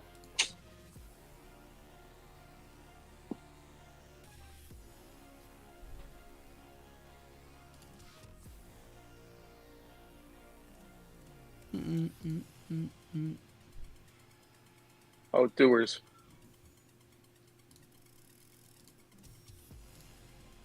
That was the name of it. What was it? My bad. Doers. I don't know if I've heard of that one. Yeah, Dewar. It was a 12-year-old.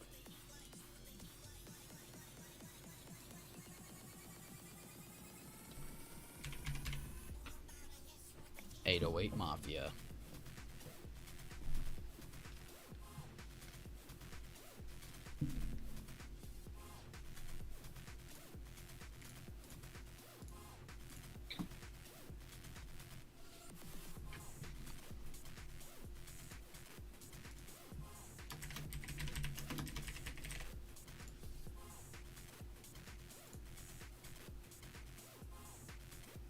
Oh, so Tessa finally decided to hit 170 eventually. Wonderful. We took all day to do it. Oh yeah, I did say that just before you got in here. I was like, oh look, it got to 170s. I'm not gonna lie, I would have probably like exited it out. Go look at that contract. earlier. What is it right now? Yeah, like, give me a second. Let's see if I can type it in here properly. Exhaustion wise, I feel like you took the trade that needed to be taken, because I don't know how energy wise you would have held all the way to 1. Oh, dude, I'd be out of it, like, just mentally. Because, oh man, that would have given me 100%. Oh well. Oh, I thought you were gonna say it wasn't. No, it's a 100% game. What expiration was that? 0DT. Oh wow. Okay. I can look at like the chart to see. Just hop back on and doing well. How are you feeling today? Doing pretty good. Taking any trades or just watching along with us? I'm honestly just watching along right now.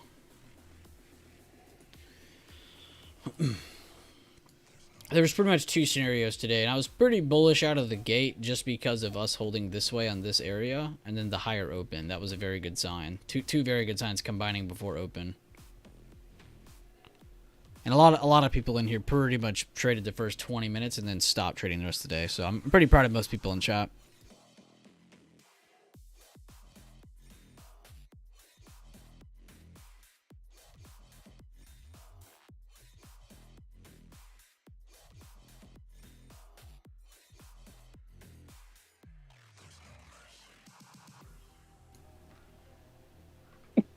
Do we need a gamer channel on Discord? I guess so. I honestly need to move. My problem with making new channels, and here I'll show you my exact problem. So here's my problem. So the problem with making new channels is that we're almost getting to a point where we have too many in Trade Floor. So I'm going to have to either trim some channels and make a new section that's for off-topic channels only, like off-topic chat, gaming channel, whatever the hell else we end up adding in there. Whatever gets added needs to be in its own section.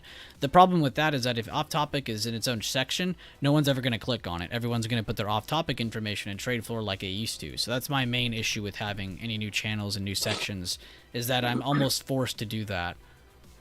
If I had a gaming channel, where am I going to put it? Trade floor? No, that wouldn't make sense. You know, I'd have to put it with off-topic. We'd have to give them their own section. And then that section will soon die. Nobody will use it. Trade floor is like literally the main area, so that's why that will always be kind of abused. That's my main concern, though, with making a new channel or section or anything like that. God, I'm in a lot of Discords. And I don't check a single one of them.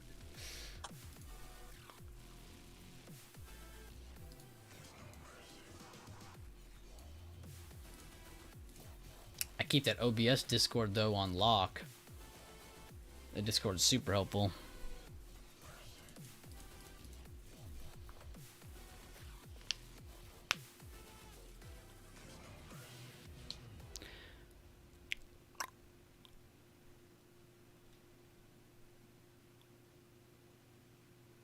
Thank me later. Honestly, Jack, I don't care if it went further, and that's what I was trying to tell you. Did you visualize the third contract, Jack? Did you take profit on that third visualized contract yet? And if so, where and why? One of the harder days to win.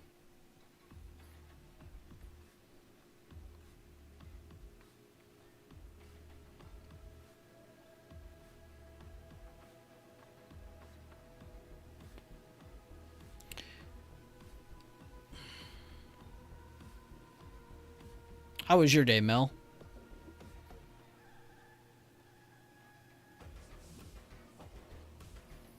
Oh. Well, either way, though, Jack, did you... I was still wanting to know, did you trade a third visualized contract? Because I thought that was impressive. It just kept going after your exits. And you caught a majority of the move, too. Mental target would be PMH, but it's reversing. You don't like this area here? Where price kind of consolidated once before. Kind of in a mixture with kind of like these lows here. From here. You don't like either of those? I know it's not a conventional target where it's like pre-market high, previous day open, previous day high. Like it's not any of those levels, but still a notable piece of price action. Think about that too, for further out targets too. It doesn't always have to be a conventional level like the pre-market high. Because your answer is correct, yes, 235.60. But after such an impressive move, you know, you kind of got to be minimal in your targets too. That'd probably be my target, that top zone that you got. The one from these lows right here? Yeah. That was near 234.91. That's real good. Because it's pretty much where price lost control at the end of that day. It was sitting here, and even though they pumped and dumped, this is where they lost control. They made a new low, rejected it, pumped a new low. That's a 40%, 80% continuation. And now you're getting the same reaction right there.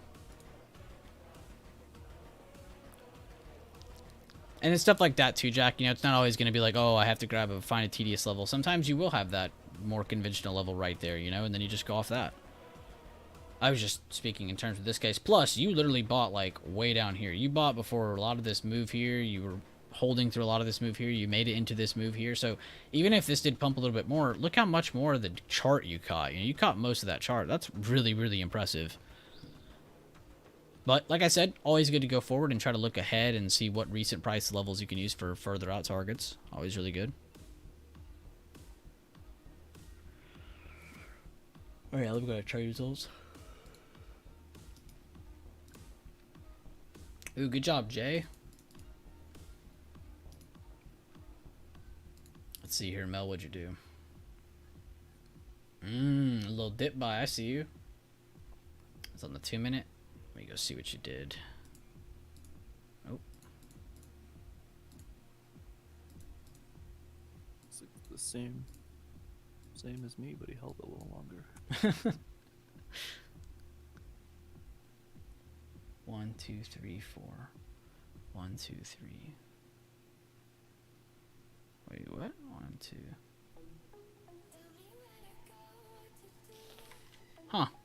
His candle that's right here. Oh, he's on SPX. I'm dumb. I actually like that a lot.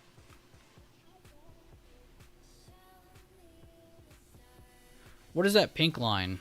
Mel, is that your middle VWAP, I'm assuming? The pink average line.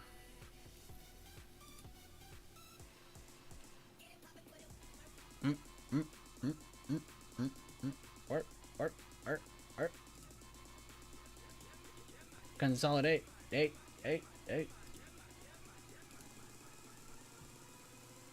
Songs make me go crazy.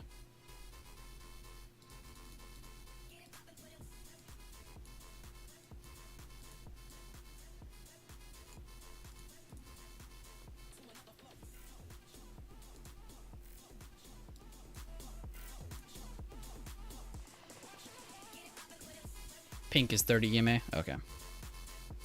It looked like a very strong average line. Kind of reminds me of the Tima 30 a little bit. I know they're probably not far off. But the Tima 30 is a really good average line for people who like to just use one. Because it's slow, but it's very, very reactive. It's one of my favorite average lines. And if you've made it through that strategy channel, you would know about it.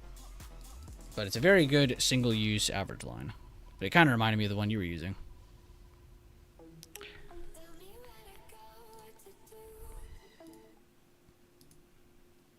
Say less, SF. Say less.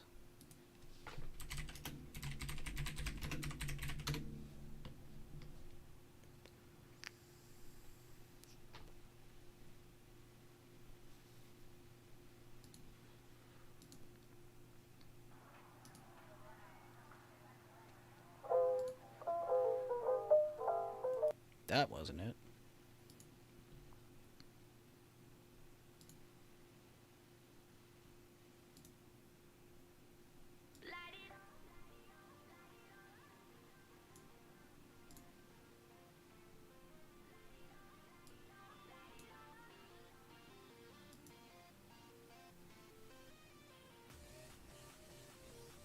...2019 music? Yeah, I could tell. Sheesh. Alright, let's try this. Non-copyright music 2023 playlist. So we can get some audio that isn't so... Ugh.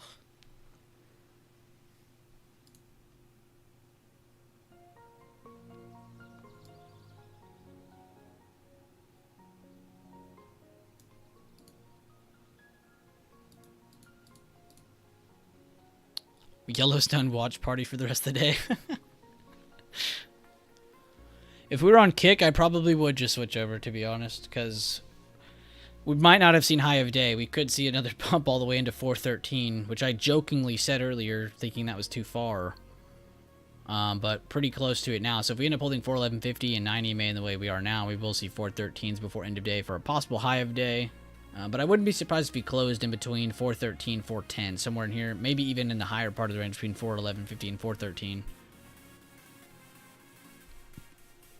No, not Kick. Kick like the streaming service. K-I-C-K. It's like new and better Twitch, is what everyone's calling it.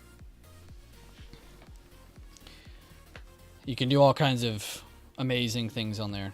Like you can watch movies and copyright stuff and I won't get completely destroyed.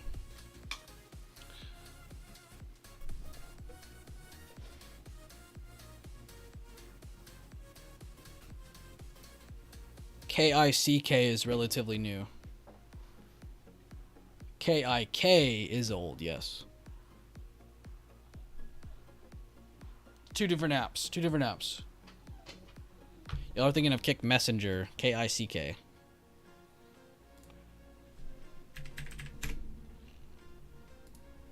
Here, I'll link you my Kick so you can see it's a legit thing.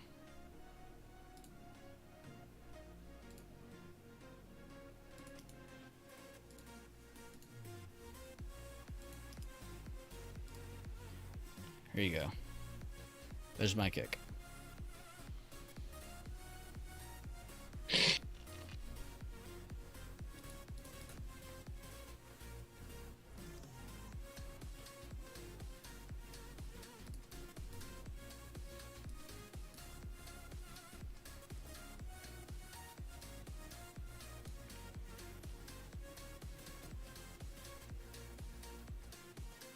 Oh my god, Jack.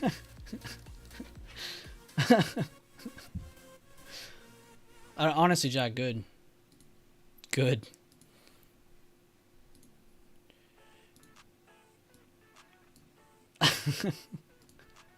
Didn't believe you to the link, but I appreciate it.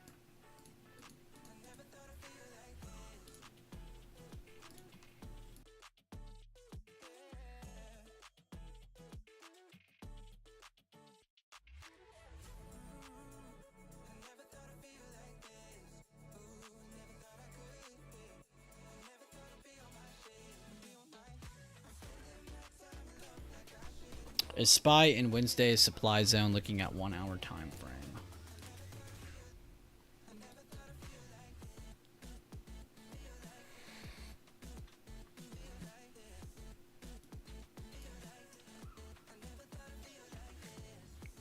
Yes, they are actually. To the cent.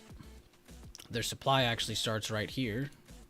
If you're going off the hourly time frame, that is, and ends right here. Just hit that to the cent, actually. Great call out. Who said that? Eric, great job. If I go to the 5-day 5-minute, let's see what I get. Yeah, it's actually pretty close, because I would have drawn mine to about here, 412.50. It goes a little bit more. So actually, yeah, the hourly supply is a little bit more accurate, because it's a little harder to see because of all the catalyst and indecision news and price action right there. Good job, though, Eric. That was clean. You are correct, though. That is supply.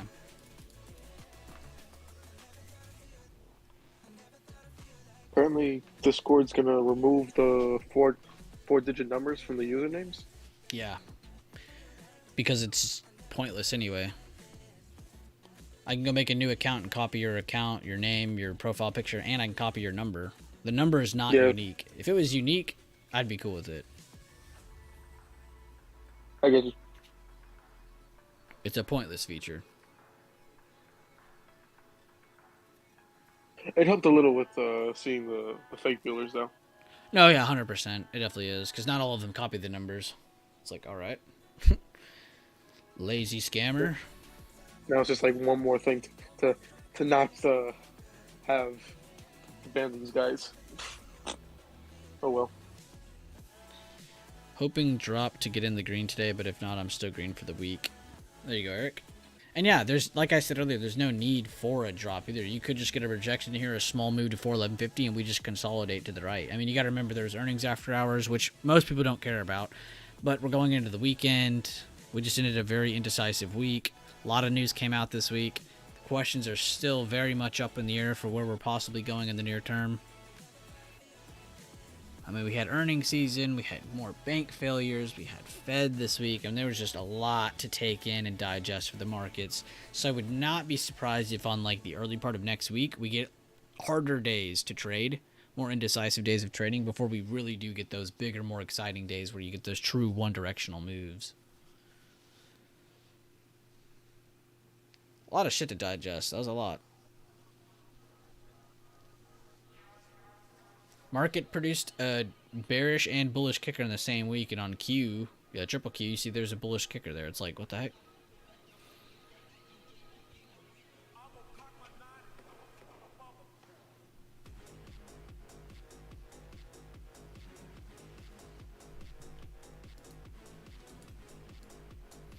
Yep, good eye ace.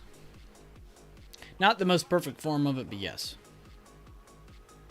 Because you do want longer wicks than that, but I do like where your head's at. Same open and close. They both have the wick at the supply. Pretty much the exact same candle back to back, except one's, of course, bull and one's bear.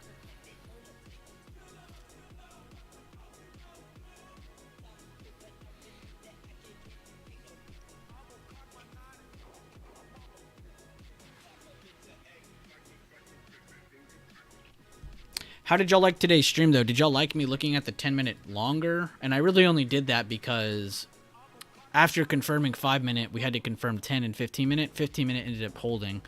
10-minute reconfirmed over, so I've just kind of been sitting here watching it. But it's a little bit slower, but also a little bit more passive, and I feel like more relaxing to watch.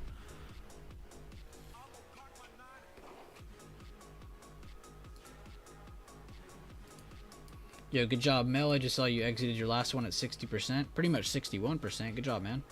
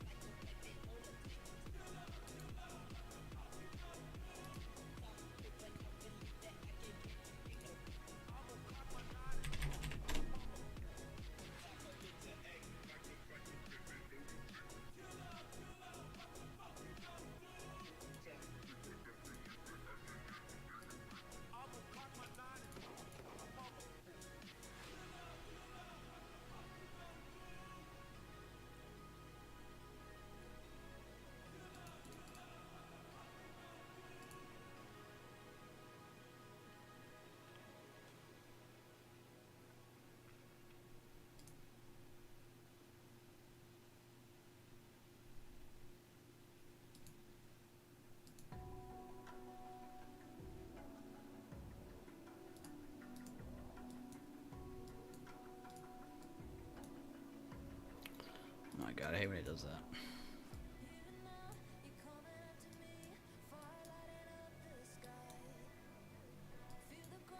Yeah, I'd like to see in 38 minutes what this candle looks like. That would be very interesting to see a rejection or a higher close of that. Either of those would give us better direction than just staying like this for end of day moves. Which again, you guys shouldn't be looking to go blow your account in the last hour and a half of today on a Friday. Same thing as having a job. You know, if you have a job, is it better to get hurt on a Monday or get hurt on a Friday when you're about to go enjoy your weekend? Right? I mean, it's not good to get hurt at all, but lesser of two evils.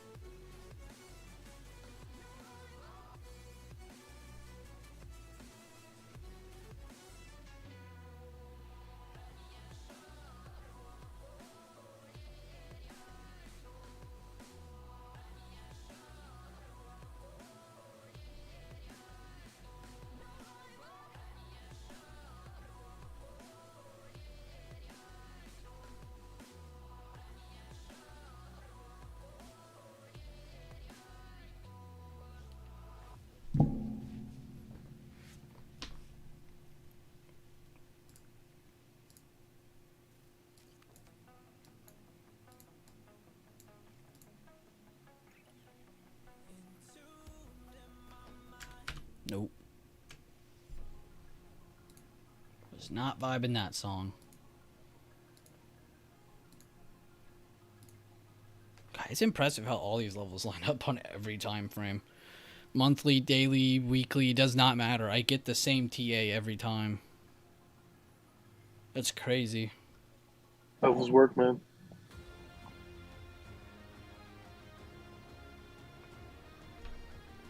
I wanted to backtest Lelands today. See how it did. I went well past.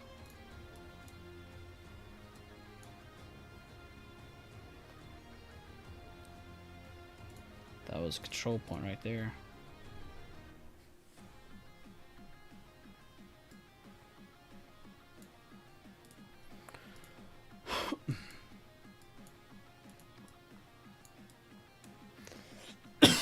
$35 minutes to power hour. 34 minutes, sorry, I'm bad at math.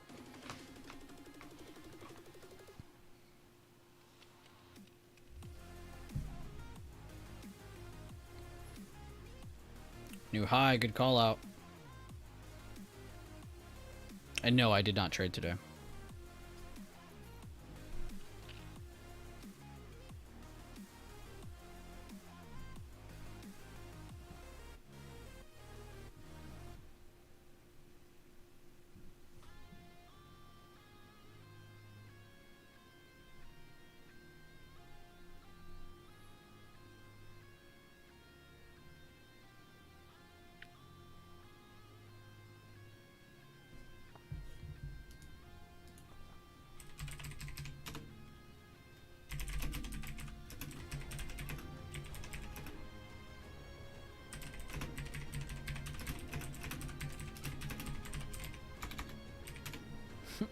Rock said today brought to you by Negative Gamma.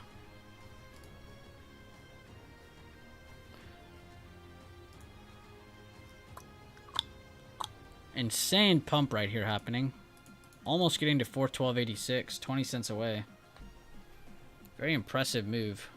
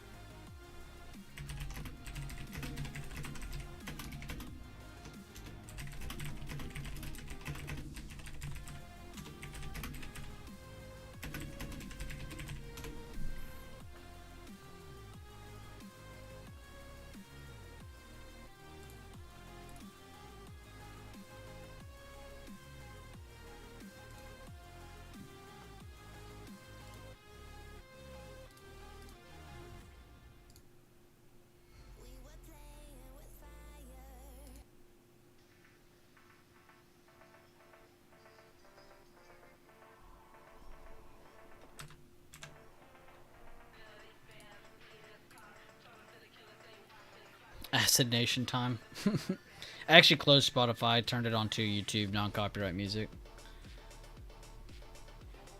SF is right, we need more playlists. I need to go do that this weekend. Be serious about it, not just pretend. Go and get actual playlists so we can skim through like 20 of them and not hear the same song, 100 times. But we will always remember Acid Nation and Must Be Dreaming and Crystal Shadows. We will always remember the Three Goats.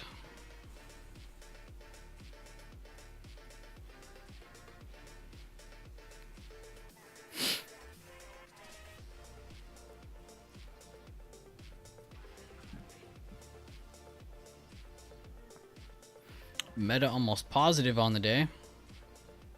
Tesla up 5.5% and Apple up over 5% just now.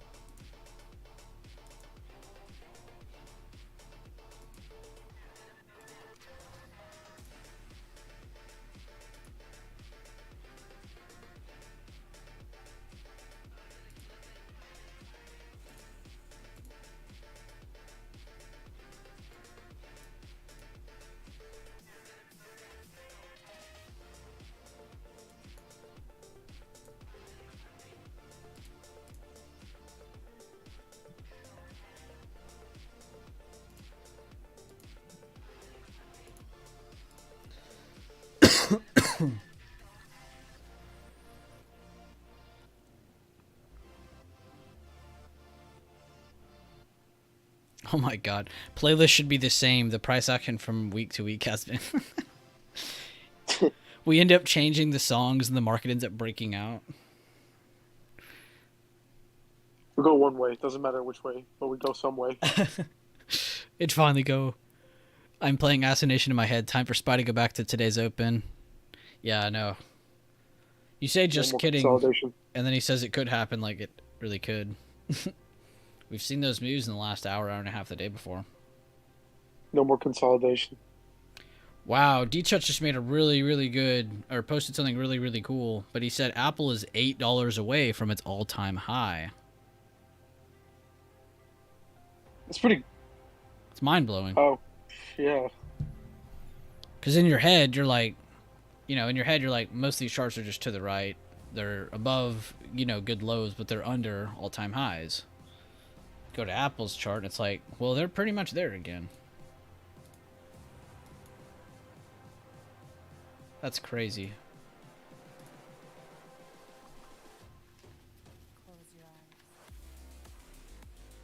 What was the all-time high on SPY again? Like 470 something? 478.98, something like that. 479.98. I was off. That's basically 480. Yeah, so, pretty much 480.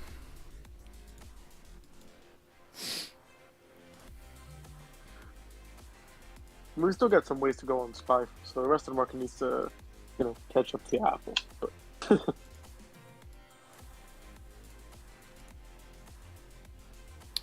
the last time I shorted Apple was when this candle hit. What month is this? August of 2022. I mean, that's a really good candle to do it on. Yeah, I remember we bought here and I sold the beginning of this week. And the daily looked really good too. It lined up on 2 different time frames. It was this one. It was a bearish kicker, and then we held through a flag and then sold kind of towards this. I think it was this day actually that we sold. Yeah, it was that Monday that next week. If I get a setup like that again, I will be in. That's actually kind of what happened to SPY. What you guys just saw me break down on Apple. That's literally what just happened on SPY. Here, I'll just do a clean chart. Actually, wait, no, I don't have to. It's right here. The old supply rejected, came back up to it again, bearish kicker. What happened after the bearish kicker hitting supply? And it's not even the first time rejecting. We pulled down into the 9 EMA, closed. Next day, completely under. Next day, we gap down, have another red day. And then today is what we're seeing. The relief bounce so far. Led by a few different things. But for the overall reason, though, it's impressive that we're seeing the same reaction hit. So, gonna definitely be looking for those again, kind of going into the middle of next week to see what kind of price action we get here. Will we get another bearish setup, or will we get a potential setup to try and take us higher and eliminate this zone? We shall see. Oh, no. 9 cents away from 412.86. No double dipping, Jack. My bad, Sherman. Very good. Stretch.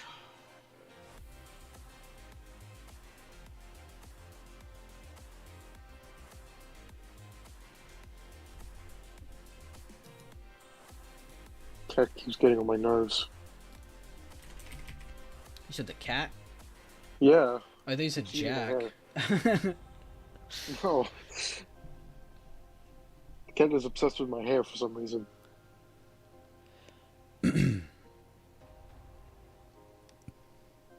Does it mean it will go up on Monday? No, I was covering both sides. I would say you probably have a hair higher probability. That's how I like to word it, because I'm not going to sit here and tell you, yeah, we're going up on Monday. Like, you're never going to hear me for sure say where we're going, because nobody knows. But probability-wise, yes, we are most likely moving towards the bottom of this area first before moving down lower or possibly moving up higher. That would be the first ideal area to go test. Supply is there. It could make a lower high. It could fill that gap. If it wants to make the triple top, it has to do so up here, not down here. So there is a couple higher probability reasons why it should be higher up on Monday. But I'm not going to jump ahead of myself, because the reason we're up today is for a load of reasons. We had Apple killing it. You had tech pick it back up. You know, so, and there's a lot of weights doing really well today, so it's not fair to say SPY is doing this all on its own with just a couple sectors. It's literally doing this with every sector. Every sector is moving up today. So it could also just be seen as a buyer relief. We get a lower open Monday, you know, then we could get the pump. So don't always anticipate that we are going to definitely open higher or even hit this on Monday, but it's at least good to keep that scenario in your head, or at least have it out there. So therefore, when it does happen, you're not sitting there going, oh my God, I can't believe that just happened. That was impossible. I never would have thought of that.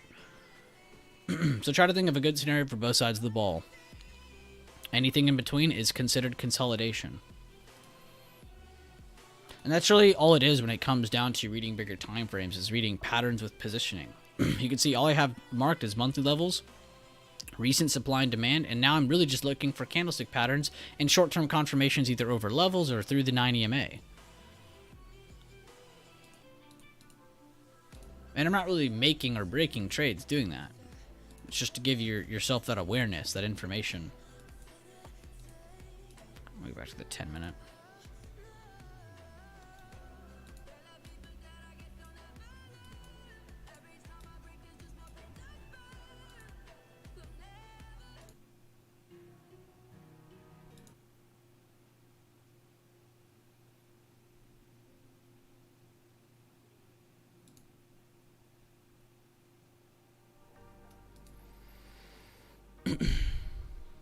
$413.20. Here, I'll put mine on it.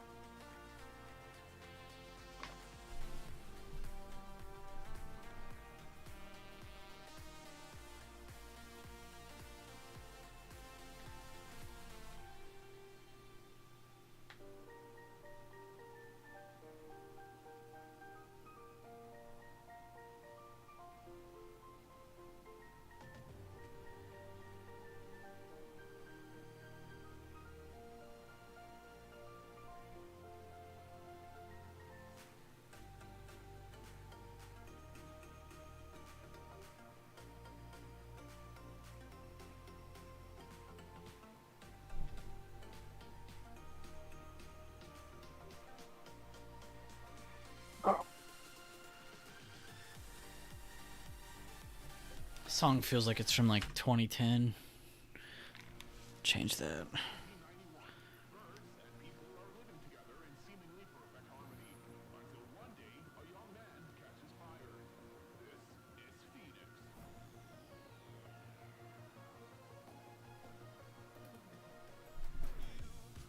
That's your cursor's doing, not yours. Oh, it's like a Ouija board, but with stocks.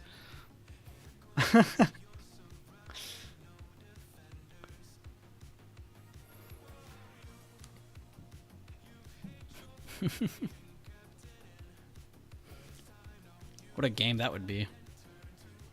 A Ouija board, but with all meme stocks.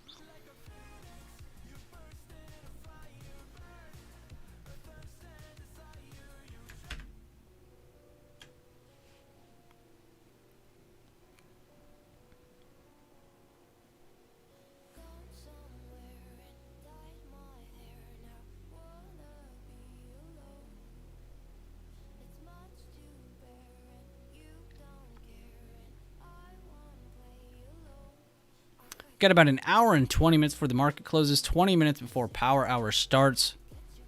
Be sure to stretch. We are in the final stretch of today's market. Be sure to ask any questions, drop any information, any updates you guys may have. If you have any testimonials you may want to add that may help other people on what helped you on your journey throughout this channel, or the information we provide, or just any information around the channel or community, please feel free to drop it. Please feel free to share.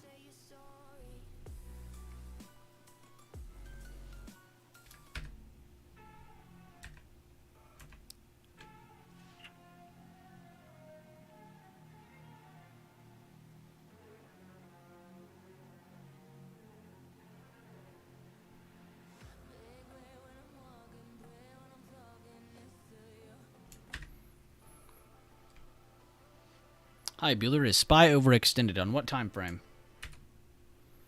I need I need a time frame or some sort of thing to gauge, because you say overextended. I could go to the 1 minute and tell you 1 minute. Okay, you said 1 minute. Okay, let's go to the 1 minute. Is it overextended? I will say we are in a bigger supply now, to where should you be buying new positions to go up? No. Should you just randomly start shorting yet, though? No, because we don't really have any breaks on really any time frame, and you shouldn't just start shorting because something is overextended. To be fair, a day like this was due to happen eventually with how much selling was happening. We had a gap down, very nice amount of aggressive amount of selling, and they pulled back up into day. Another aggressive selling day, and another lower open to another day that hit that recent low. So to get this day pop up, it doesn't surprise me. To say it's overextended, yes, you could say distance-wise, but we still haven't used that much volume. So in a sense, no, we're not overextended. This could really go a lot farther if it wanted to. I'm also wanted to see Eric's hourly supply here that he found from that Wednesday high before all the catalyst and news came out. That's actually what this blue area is. So we're going to see, can it even make it to the top of this, which is actually pretty close to 413.80s, almost 414. Now, if it gets to that, yeah, you could say it's overextended. It kind of is overextended as it's passing this level, going into this level. And if you really want to, yeah, you can. If you go to the hourly... Okay, my thing's not working again. Go to the hourly, though, Marlon. I went from the high of that day on Wednesday to the open of that green candle before that big red reversal candle came in. And this is where Eric pointed out to us, because this is kind of where I grabbed this area. But he pointed out this to me as well, because it's a little cleaner to grab compared to that 5-day 5-minute that I was trying to grab earlier, where it actually was kind of impossible to grab that because there's just so many wicks and so many different drops and stuff. But the hourly made it so much easier to draw, so I took his advice. I added it on there. And that's where we're getting that from.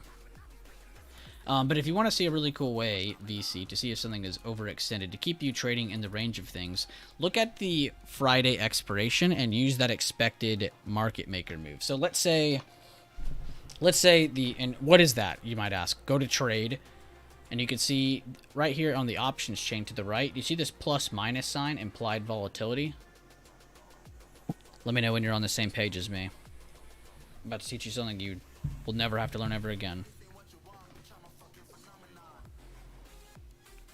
You are? Alright, cool. So, you see how today says plus minus 1.1? There's not a lot of movement left for today. Next week, $3. Or, I'm sorry, that's Monday.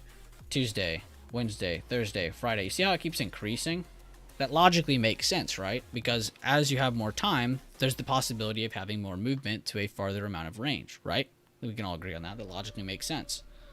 Right, so let's say today's implied volatility before the day started was $3. Let's just say it was 3, right? Now let's divide $3 in half. What do you get? $1.50, right? So let's say the opening price, let's just go off today's information, it's $408.90. So let's add $1.50 to that. That'll give you about what? $411.50, right? So here's $411.50. Let's circle that. And then $1.50 under this. So that gives us about what? $407.41. Pretty close to our break below, actually. So right here. So anytime you see this and you are past the area of here and you're asking, are we overextended, and we're past this, for new trades, I am going to 10 out of 10 times tell you, yes, we are overextended. If we are within that range, I will tell you, yes, there is still plenty of room to go. We're not overextended. So this is kind of a passive way to look at this. Okay, this doesn't tell you that this is overbought or oversold. It just tells you out of the calculated range, how much are we past this. So right now we can see we're actually another $1.50 past this range, right? So yes, you could essentially say it's lower probability that this will either continue higher or make it easier for you to catch a trade. A profitable experience. But start to do that more. I don't really do that on SPY, but it's a good thing to kind of keep in track if you are someone who wants to kind of keep the stocks engaged and you want to kind of stick to staying in passive ranges. Because again, you're never going to catch this move. You're never going to buy a call here and sell at 414.20. You're not going to do that. But what can you do? You can catch most of that move. So what can you do? You can catch the passive part of that range. Why do you have to sell it at 414, right? What's wrong with 411.50? Oh, because you didn't make more money? Wah, right? But that's a really good passive way of getting your ranges. And yes, you can do it on any ticker, CN. Any ticker. Every ticker has that. Every options chain. Let's go to Apple. Next week, $4.66. So you'd split that, it would be $2.33. Put it on both sides of current price. Those are your expected range levels. So anytime you're inside of that, you could essentially say you're in a more passive part of your range because you're still inside of what was calculated. You go outside of that, and it gets a little bit more hairier, a little bit more dicey. Could you still catch trades outside of it? Hell yeah, you could. Should you, though? That's the question.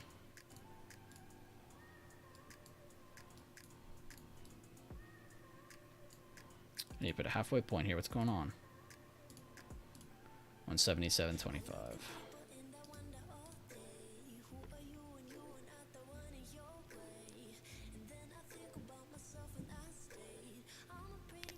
Think of ATR as like energy, CN. So if ATR is the average true range, they're not the same thing, but you could essentially say they're in the same alley.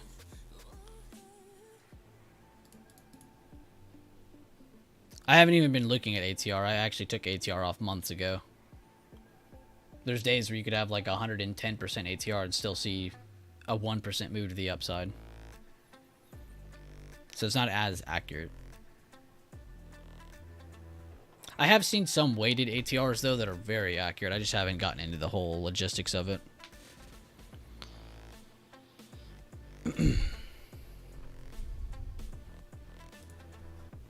Bum, bum, bum, bum, bum, bum, bum, bum.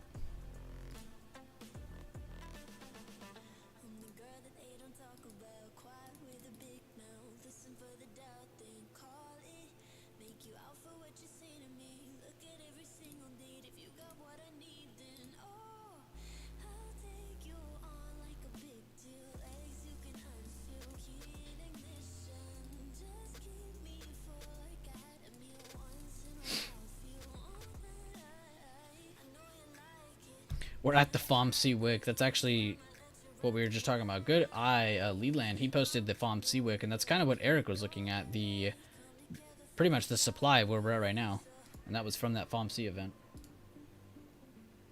Fed news.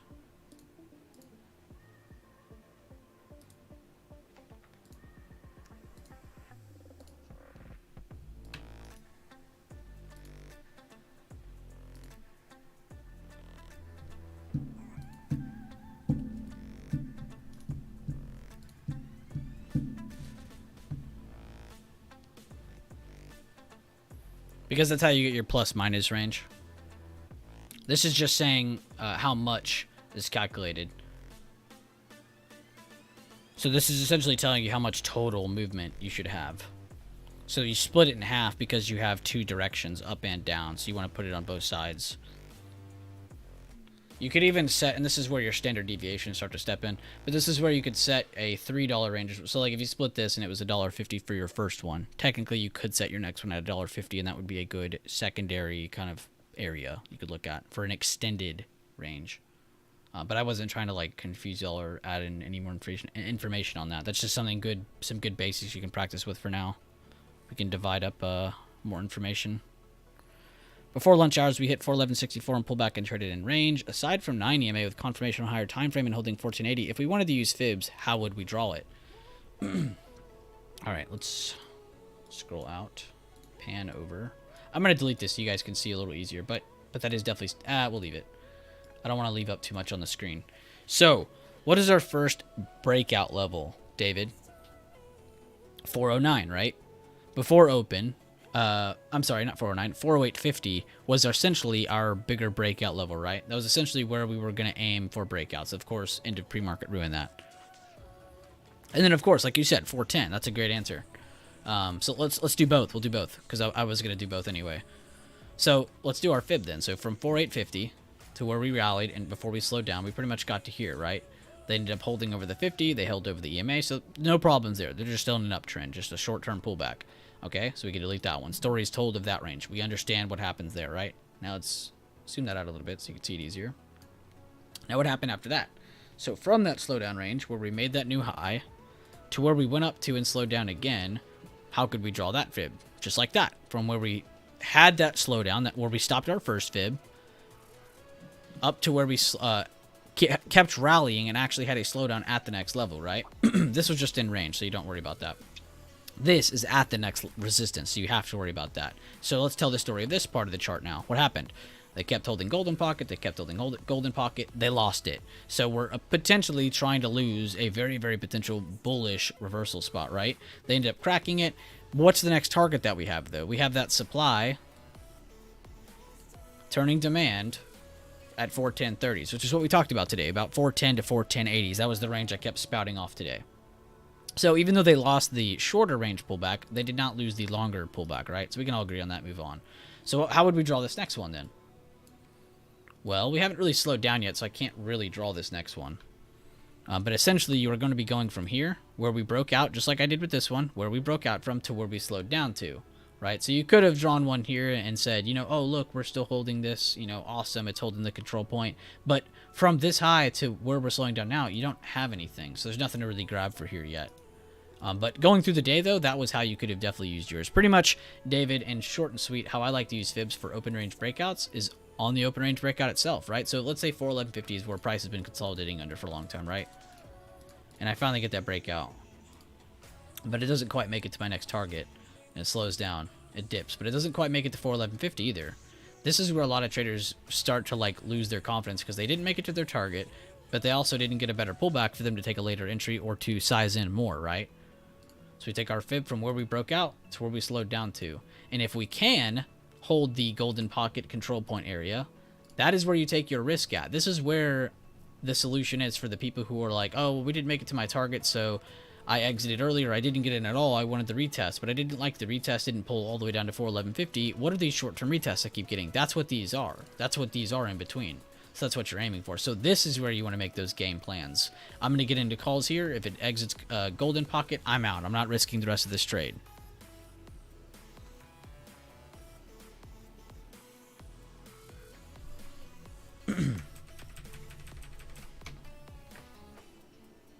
No problem, David. Good question. These are really good questions. I'm glad I asked y'all to say questions because those were a lot of really good ones right in a row. Been focusing on those entries for past 2 weeks. Awesome, David. Keep it up, man. And if anything, just continue to visualize, man. Seriously, too many people don't take that serious when I say that. They think I'm saying that because I don't want you to lose money or I want you to be a sheep. I don't want you to trade. No, I don't want you to trade because I want you to be really good at trading by visualizing. The more you visualize, the more confidence and knowledge you're going to have when you actually put real money into that trade. And when you do that, you're going to feel this plethora of emotions pouring out of you because you're connected to the trade now. So what's the single thing that we can do to instill confidence and knowledge in ourselves so when we do take those real trades, we're not so emotional or freaking out? Practice visualizing. And 2 weeks is a very good amount of time, but in the end of things, that's really not that long, you know? So give yourself even more time. Too many people I see get into this, and within a couple weeks, they think they can handle it, and they get into real trades, they start losing left and right. Why is that? Because they didn't give themselves that mental stability, that base build of their own. That is more important than profiting in real trades. Because you won't even see the light of day if you can't even get past just visualizing, practicing, taking time to review the information, actually apply it on your own chart. Give yourself that actual look at the info. And it's not easy. I think too many times people see this and they're like, oh, that looks easy. It's not. Don't think it is. You'll never hear me say this is easy. Drawing the levels, easy. Visualizing them, a lot more work. Actually trading, very hard. Anybody who tells you otherwise, they are lying to you or trying to sell you something.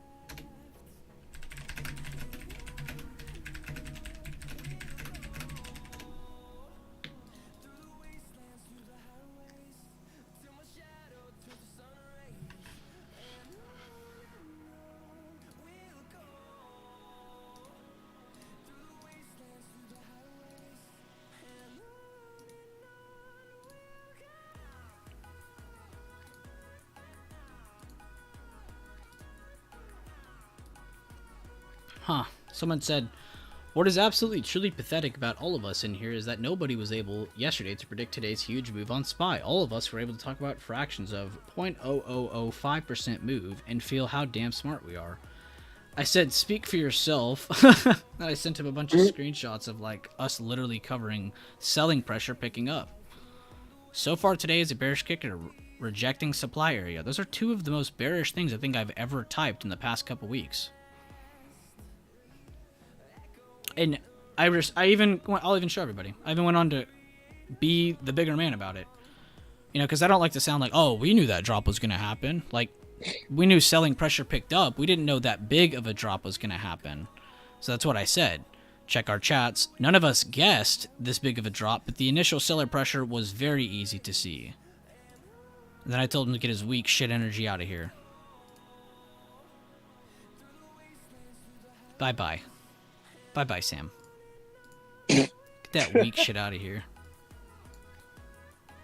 I don't train losers. I don't train sheep. I trade leaders. If I wanted to train fucking sheep, I'd type out contract plays every day. Nobody would know anything. Questions would thrive. Answers would never be given. Money would be lost. Money would be made. People would be pissed off. You come into this community and you're going to learn. You're going to grow. Or you can leave. It's up to you. We have predictions for Monday, too. We already went over what are possibilities for Monday, too. Does that make sense? Yeah, exactly. This is an everyday thing. Exactly. That is exactly my point. So, and that's why I appreciate anybody and everybody who's in this stream asking questions, paying attention, and whether you're using my chart links or not, I don't care. Go chart your own. You know, it's awesome. If you want to copy mine, awesome. We can have the same charts. And then to say like a random green day like today is impossible, like, no, it's not. This big of a green day, I will say, is impressive, mainly because of Apple and a lot of the tech that's picked up. But this positioning was not abnormal for a buyer to step in. We didn't make the new low. Have a nice weekend, Erica. He is definitely... Nothing about this is abnormal. Yeah, nothing. Yeah, Jacko, I took him to the train station and he's been gone for a second now. I'm not even going to bother waiting for an answer from him. People like that don't have a mindset of, I want to grow, I want to do better. They have a mindset of, I want things done for me, I'm lazy, I don't want to do shit. I want things given to me. I'm not dealing with that. But like Sherman said, you know, we've literally been doing this, and I'm not going to say I'm always correct. There are times that I'm wrong. I always talk about upside and downside. What are the possible scenarios? Therefore, when we're all going over it, we're not biased. We're not sitting here waiting to just short or just long. We're looking for both sides and what's possible. Exactly. We're literally just in a range. It's people like that that complain, never zoom out time frames, never zoom in.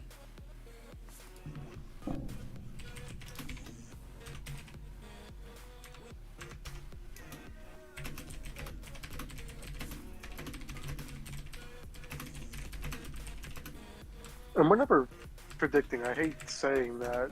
We're more reacting to what we see. You know, it's not like we don't put our finger up in the wind and say, oh, the SPY's going to go up today. We never do that. No. We have our reasoning. We know if it goes to this level, there's a good chance it'll go to this level. You know, we went over your supply and demand zone. You know, what's going to happen on Monday is a strong likelihood that we're going to either have a rejection or we're going to continue on. But that's there on the table, you know? It's not necessarily a prediction, it's just what can happen. And we'll react accordingly on Monday to however the price reacts when it gets there, if it does. And if it doesn't, if for some reason there's a gigantic gap down, say World War III starts, the same thing happens. We'll react accordingly.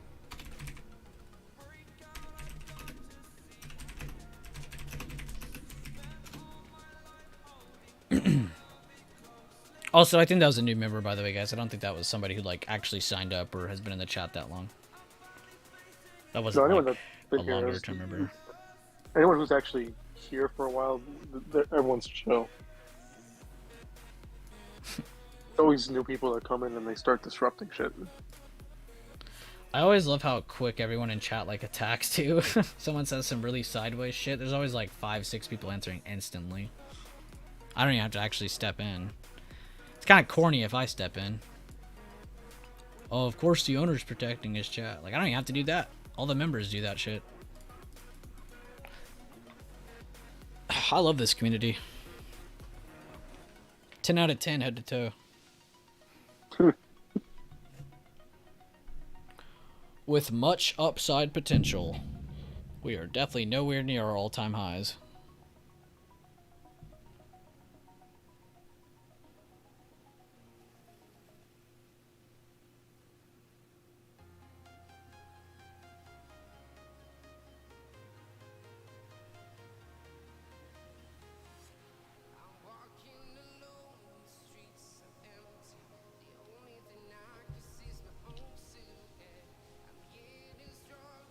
We are in power hour. We have been for a few minutes now. We have 56 minutes left in the market.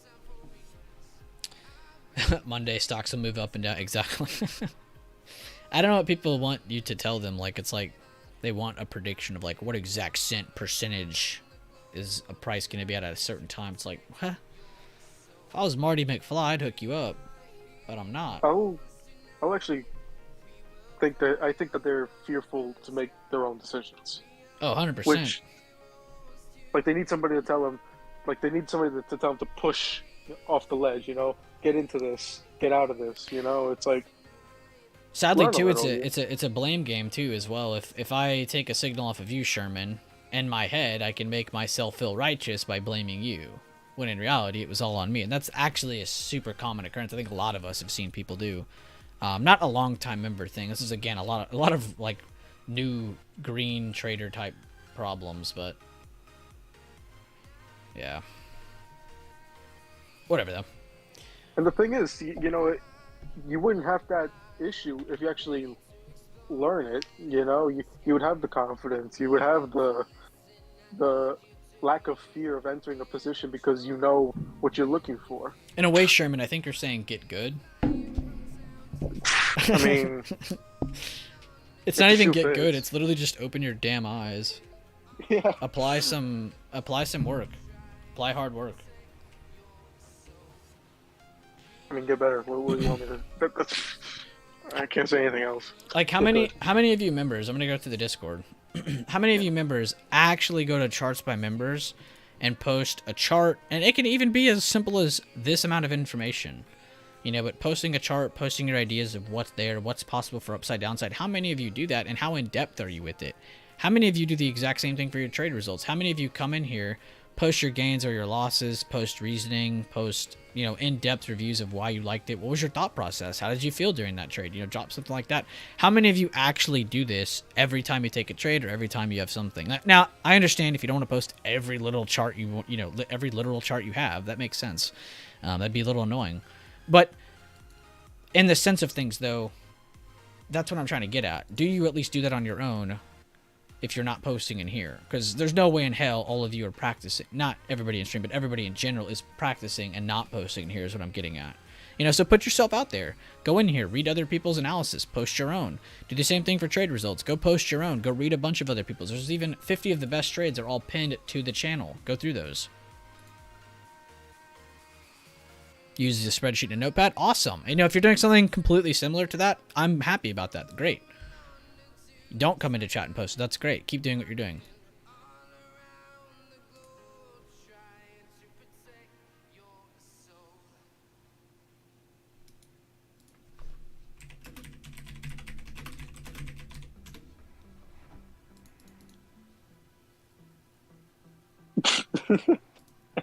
See what you wrote.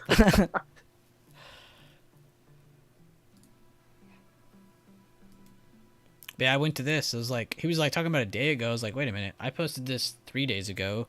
And if you go into trade ideas and go back 2-3 days, you'll see Noxta, you'll see Daffy, and you'll see like 3, 4, 5 other people posting put plays. And an open channel. Now, I'm not saying follow our signals, they work. Follow our plays, follow my members, they work. They're really good, they know how to trade. And I'm not saying that.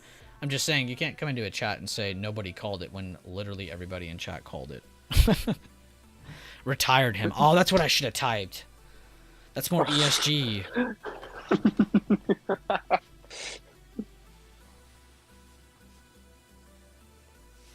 Scroll up the trade. No, I see yours as well, Jack. I always see your updates. I'm just saying, like, people need to be like that. Like, if you really are serious about this, you need to be active. You need to be engaging. You need to be full on in your passion. Posting charts, practicing charts, visualizing charts, asking questions, answering questions. Posting ideas, posting results, putting yourself out there, remaining disciplined, keeping your thumb on yourself. Nobody's going to stand over your shoulder and be your disciplinary. You have to do that yourself. As much as that would be, you know, very convenient. Fade my plays, they work. I like to post what I'm looking at so I can go back and prove to myself it was validated or invalidated. Again, Jack, that's great. That's what I want to see. Posting it, doing the before, and then post some of the during. What's happening? Give us some updates. And then afterwards, do the review of it. What happened? And there you have the beginning, the during, the after. You have every part of that story. That's how you trade. That's how you learn. Keep it up, Jack. If you follow a signal, you still have to manage it yourself and are responsible for the outcome. Exactly. Like if I take your signal, Mike, you say you're getting into calls and I follow you. Again, these aren't signals. I keep saying that because it's an easier word to say, but they aren't signals. Let's say Mike says he's getting into a trade and I copy him. Okay, that's on me. If I lose that trade, Mike's account doesn't lose that money. Mine does. Right? So if you're going to follow someone in a trade or take a similar trade or just take something on your own, you know, have a plan. Have some sort of awareness around what you're doing. Even just that much more is already giving you a bigger boost than what most people are using. If you have a $10,000 account, how much money are you putting into your trade? You putting $8,000 in your trade to take a scalp? That's not right. Don't do that. If you're focused on growth, then why are you worried about getting rich in one trade? And that's to everyone. I'm not even targeting anybody. This is like literally just to everybody. All of you are so much better than where you are right now. You have so much potential. Exactly. Trade ideas. Purely an idea. Plus, I like it like that because it makes people who are not beginners, like Noxta. I wouldn't say Nox is a beginner, but he's not... I mean, there's no such thing as a pro, but he's not up there yet. You know, he's still just working his ass off. So what's a great spot for him to go and apply himself openly to everybody so he can really start to grow a lot more? Trade ideas. And that's exactly what he's been doing, putting himself out there. He talks about what's the stop, what's his target, when's he getting in, when's he getting out. Every step of the trade is posted. And it looks beautiful regardless of the loss or the win because you can see the discipline behind it. You can see where he's slipping up. And I'm just using Noxta as an example. Again, there's a lot of you guys at this exact same stage. You're just not putting yourself out there like Noxta is. Put yourself out there. No one's asking you to go get rich or to put $10,000 in a trade. We're just asking you to review, practice, analyze, update. Get with the program.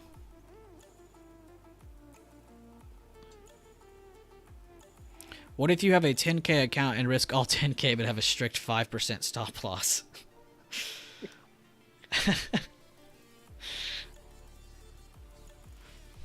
I know so much more now.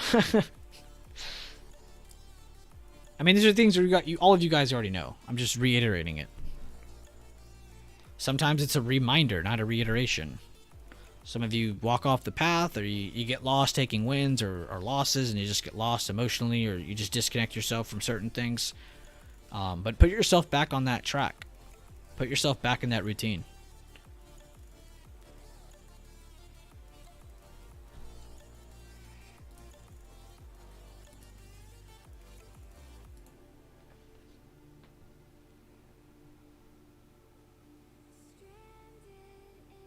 I actually don't trade because I'm learning, reading and trying to understand every movement on the community charts for copy trades. I know other discords, but I want to do this by myself. I love that, OA83, whoever you are. More power to you. That's exactly what I wanted to hear. More power to you. And I'm glad you're passionate about that too. Nobody should be able to mention one thing or show you one thing and it throw you off your path. That would make you emotionally weak. You're not actually passionate about it. So if somebody shows you a big gain, they're like, hey man, you should start doing this trick. Ignore that shit. You're focused on your path, your routine. You're trying to get comfortable in your own way. Ignore that. You've been walking to Narnia? Walking? I think you live there. You got a flat there. The whole Narnia joke still exists. I will start posting ideas soon. I want people to confirm or deny my thoughts. People in here will set you straight. Facts. People in here will let you know. Bueller ignored me for so long, he finally caved in. Shut the fuck.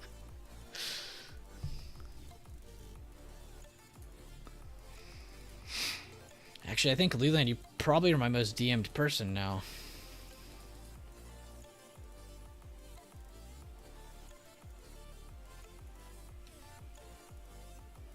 Actually, it's probably between you and Sinful. I actually do DM Sinful a pretty crazy amount.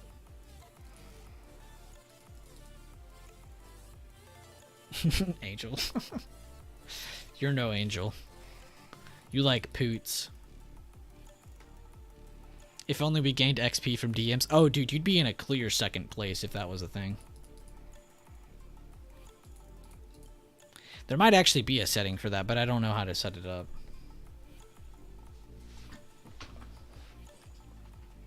We got really close to the top of Eric's supply there from the hourly time frame. If a lot of you guys were in here when we covered that, Eric pointed that out to us and we re-added it. Got pretty close to the top of that. Like I said, that could be very close. If once you get to the top of that, this could be considered very close to your high of day.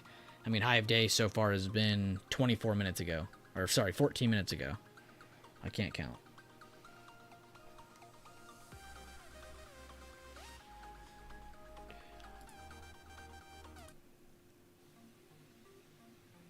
It's crazy. I typed in hip-hop. I feel like all I've heard is dubstep.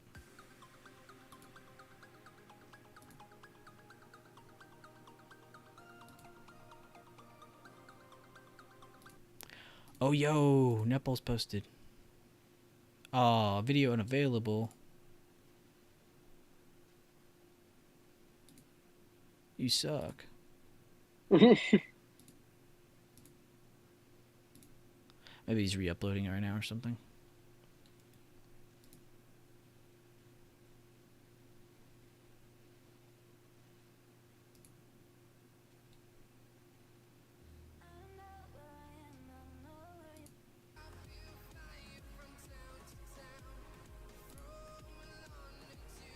Eight hours later. Sherman, look at Tesla at 170. LOL, should have fell. Shut up, Leonard. I think I was trying to say it earlier. I probably would have ended up closing once 9 EMA got crossed on the 10-minute, though. 15-minute looked good the whole time. It held the 15-minute. Leland caught me, though. I was going to say it earlier, but I almost didn't want to say nothing. Like, I'm just like, I see it. I bet you felt it. Like I said, that would have been a 100% gainer today if I had held it. I already said it, but I think you already did the right thing. I don't think you did anything wrong. Yeah, it's hard to justify afterwards. If you can't justify it before, it shouldn't be justified after. Now, it is good to review, though, in the sense you are. Therefore, for next time, you could try to justify it. I mean, I would say the only way I justify this is if I was trading on the 15-minute, which I never do. That's the only way this works. And, yeah, these 15-minute candles are stronger candles than 5 and 10-minute, but I'm just... holding on a 0 DT is just this late in the day would not be my style, but yeah, I wasn't wrong. 170 was my target. It just didn't do it in the time that I wanted it to do it in. That's why I settled for 168, and if I had had a runner, 169 would have been my next target. AMD is still yet to produce a candle closing under the 9 EMA today. On the 10-minute.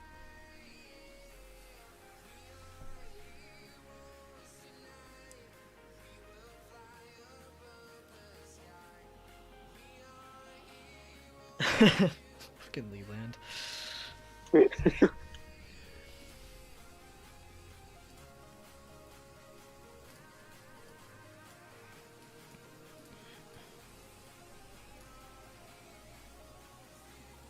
I wasn't wrong. It was just the same thing. They're the same thing, Mike. I wasn't wrong. I was just early. The contracts are voided?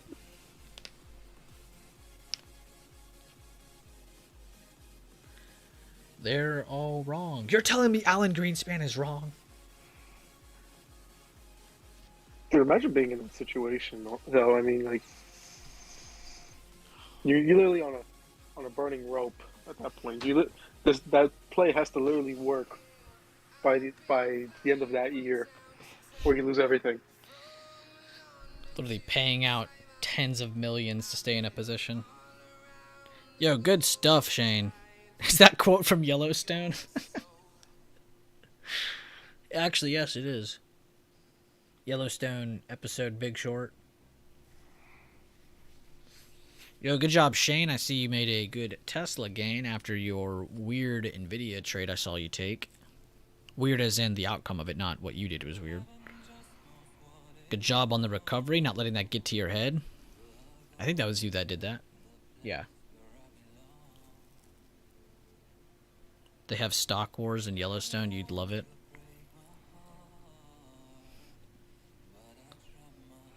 The supply and demand of the drug industry would get me interested. Oh, wait, I'm thinking of Ozark. Oh, that's another one. That is a good one. I've seen clips of that. I keep mixing Ozark and Yellowstone in my head. Even though they're not about the same thing at all. They're not. Looks like Eric's hourly supply was perfect, because we definitely started slowing down once we pushed through to near the top of that area. Shorting enemy stocks and putting out hit pieces. Oh my god. I love it. Sounds like Secession. Let me tank your stock and then try to acquire it. Too bad you saw it too late.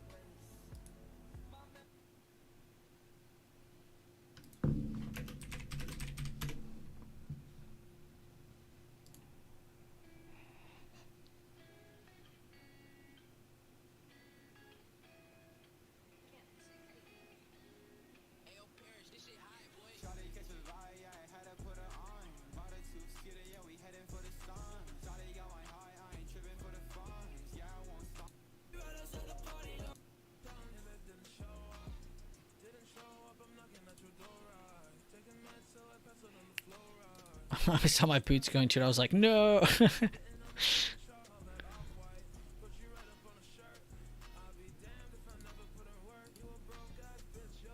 Bernie Sanders says U.S. should confiscate 100% of any money Americans make above $999 million.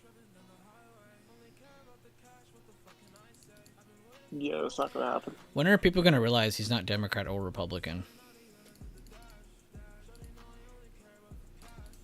If you just open your eyes for 5 literal seconds, you'll realize he's not either of those. In my head, it's just labels. They don't matter. I either agree with you or disagree with you. Yeah, literally. That's how it should be. He's worse, though. He is far worse than any Democrat or Republican combined. He's very hypocritical. He is. One year, one term, he was trying to say, you know, this or that about construction spending. The others, he's like on the opposite side of this realm. It's like, what the hell are you talking about, dude? And that's just a small thing. Imagine all the big topics. I don't even feel like getting into those, but Bernie Sanders, It just popped up on my homepage where I check the weather. You checked the weather in Bernie Sanders'? I'm gonna check mine. No, it's like in that corner there where it tells you the weather in the corner of your home screen of your PC. Yeah. Yeah, that's where I got the. It's from Benzinga too. Yeah.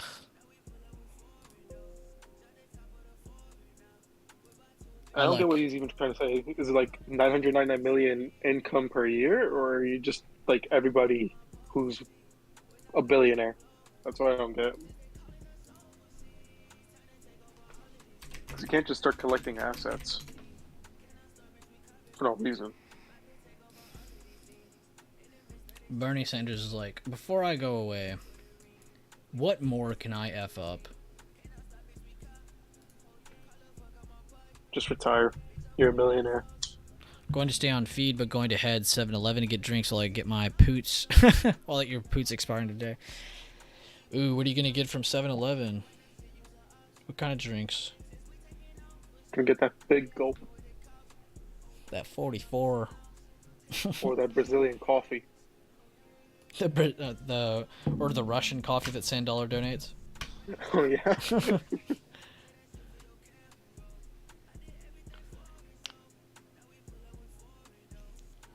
That's okay, SF. I'm ageist. I think they should all go. I'm not anything. I literally don't think anyone over the age of the life expectancy in this country should be in office. Of course, at the end of the stream, I'm getting bitrate problems. And it's on YouTube side. It's because I'm mentioning stuff. They heard us talking politics. Mm-hmm. Didn't get a single announcement of this all day. Life expectancy is 77. I don't think anyone else should be in office over that age. I think that's logical, right? I don't know. I just think they just need an aptitude test. They can't pass it. They can't serve. Mm. Like Biden and Trump, I don't think either of those dudes should have been able to do what they did.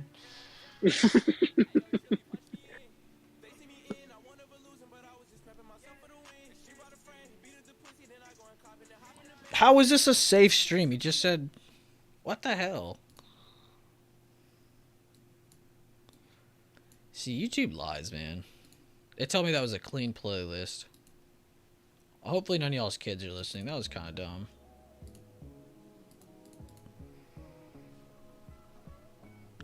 It's actually impressive how many people's kids watch these streams. I have to, like, actually pay attention to that.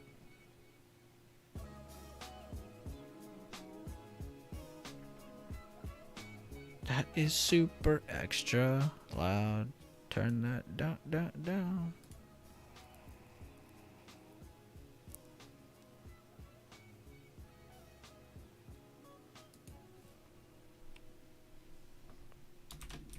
I know how this is going to play out. When I have a kid, when my girl is pregnant, you know how some people play Beethoven and stuff while their kid is in the womb? I'm just going to be playing the streams. If I ever have a kid, I'm just going to spam Acid Nation. He's going to be the greatest short seller ever. Bury who? While I walk, I still close my poots if they get in the money. Sometimes, Eric, if it is just down that much, I just don't care either. It's very rare that happens, though. I try not to trade too much into the power hour of a day, because that's really when the rope starts burning. That's going to be your son. I'm convinced Jacko's daughter is going to be the best trader ever out of all of us. I'm going to be like, what tickers does she trade? Just Pfizer.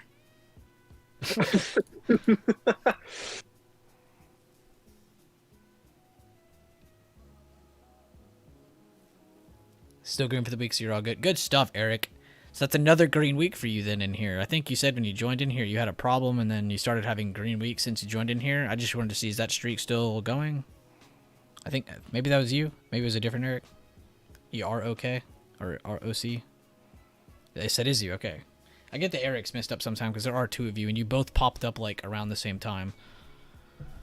But I do remember you. I mean, I do know you.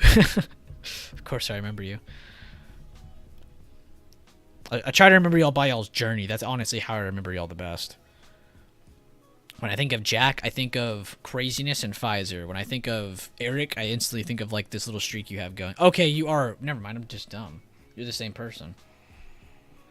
There is another Eric though, E-R-I-K, and then there's Erica.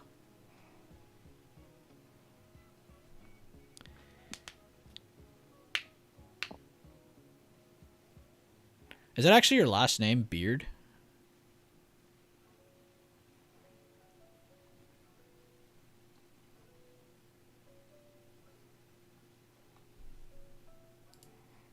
Oh, it's Cinco de Mayo. I should see if there's a party to go to tonight.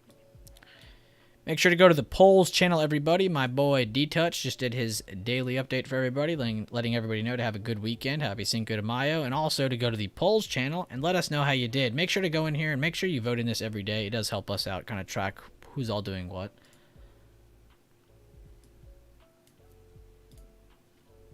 Jack, you're crazy, but don't feel too bad. I'm crazy too. I live in Florida after all.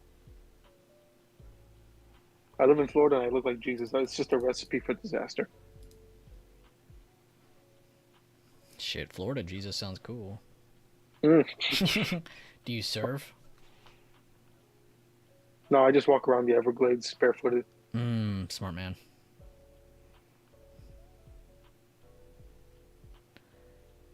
It's actually funny that I mentioned it, that shooting range that I go to. Like, if I just go right across the street, that's pretty much the Everglades. I went airboating in that area a while ago too.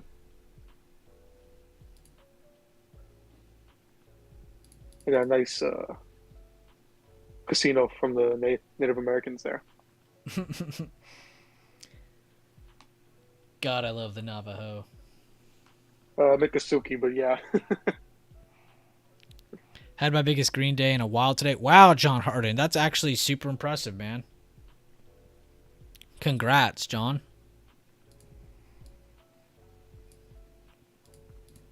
That's what's up.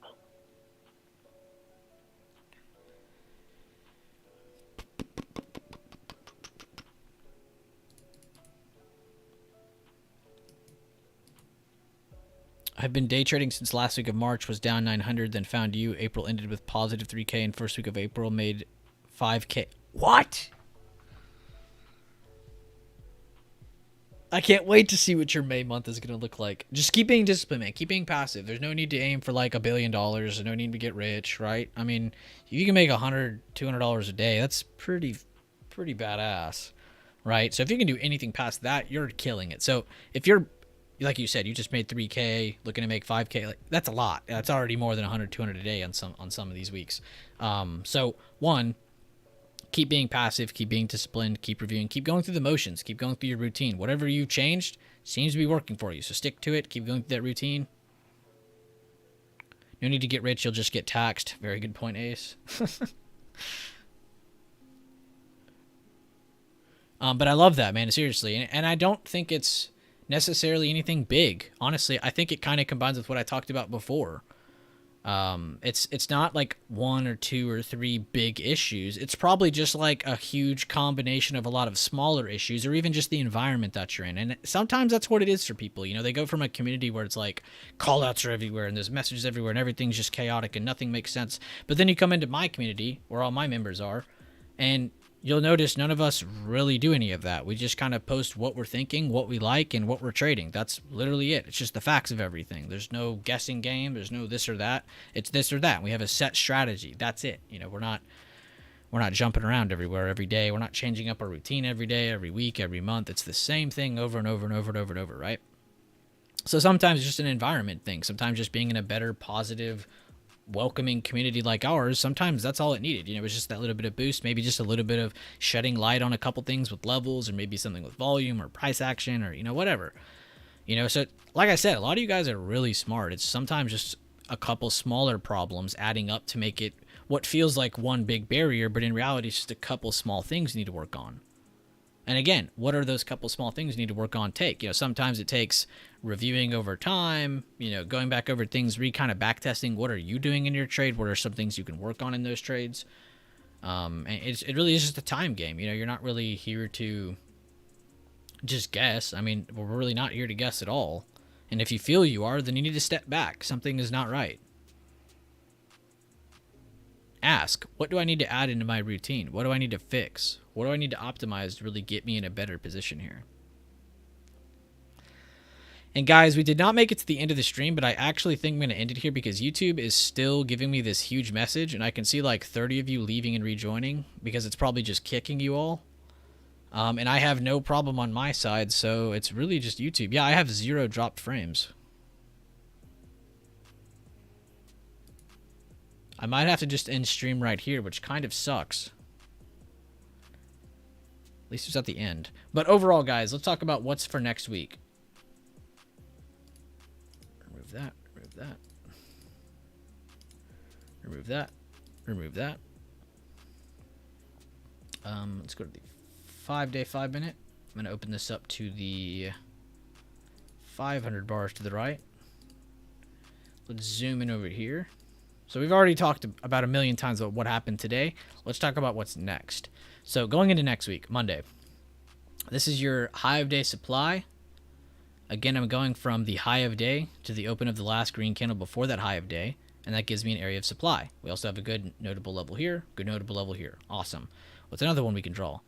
There's another in-between range one about right here, which also combines with our 41150 level. And I know that because before this larger, slower pullback happened, the high of that moved to the open of the last green candle. So supply turned demand, which we can possibly use for a buy the dip Monday. So let's say we have a rejection of this or a lower open. We can watch for buyers here. If it ends up cracking, we know a bigger seller move is coming. And then honestly, I don't want to add this one because I don't think that's done yet. That's not, it really would not be fair to add that. So we can go ahead and just highlight both of these together. And there we go. Supply, potential demand, potential demand. So we can look to see what kind of moves we get around those levels. And we have all of our other levels set. I'm leaving the today's open there because next week that'll be previous day open. Zoom out again. All the other levels are cleaned up. We're good to go. Here's the chart link if anybody wants it. Here's that one. That's for smaller time frame SPY. Let's go to the bigger time frame. Now this one, guys, is kind of my like all levels chart. But in reality, I love to go to the chart that we did together because this is one that we did together. We did it all at the same time together. So there's no reason somebody should be left behind. And if anybody needs to, they can go back to when we drew it. And if not, I can just show you the link to this as well. This is to the bigger time frame chart. This is just monthly emerging candles and recent supply and demand. I've also added a couple smaller levels, which we all did together. We added this one today, talking about how this recent low is the one that really needs to be broken for more sellers to take out. They ended up holding that yesterday. Got a bounce today with the bullish kicker. And we have the 410, which is, of course, a good psychological level, as well as where they had their little bear flag step in before the dip. So we're going to keep that marked, 410. And then 407.50 was a good in-between level that we had used from another day that was kind of really the support of this before they kept going. So we were kind of using that to see, once they break it, do they maintain under it? They ended up doing that, retaking it right there. So really good in-between levels here from just recent price action, monthly levels, and, of course, our supply and demand. Please stop pausing the music. But there's the links to those two charts so you guys can have that. Going into next week, you don't have to wait for me on Sunday. You can have them now. But that's the big thing. So next week, we're going to be paying attention to see, are we going to get a higher open? And if not, are we going to get any buyers at open to push us towards the supply to potentially break it? Are we going to get a rejection of this to bring us back down? These are kind of the early week questions going into Monday, Tuesday, and possibly Wednesday of next week, seeing how are we going to react to that supply. And if we don't, we get a lower open.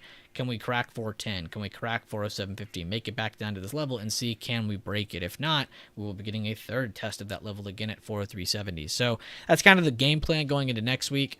You guys have already heard me talk about the updates of what has happened today.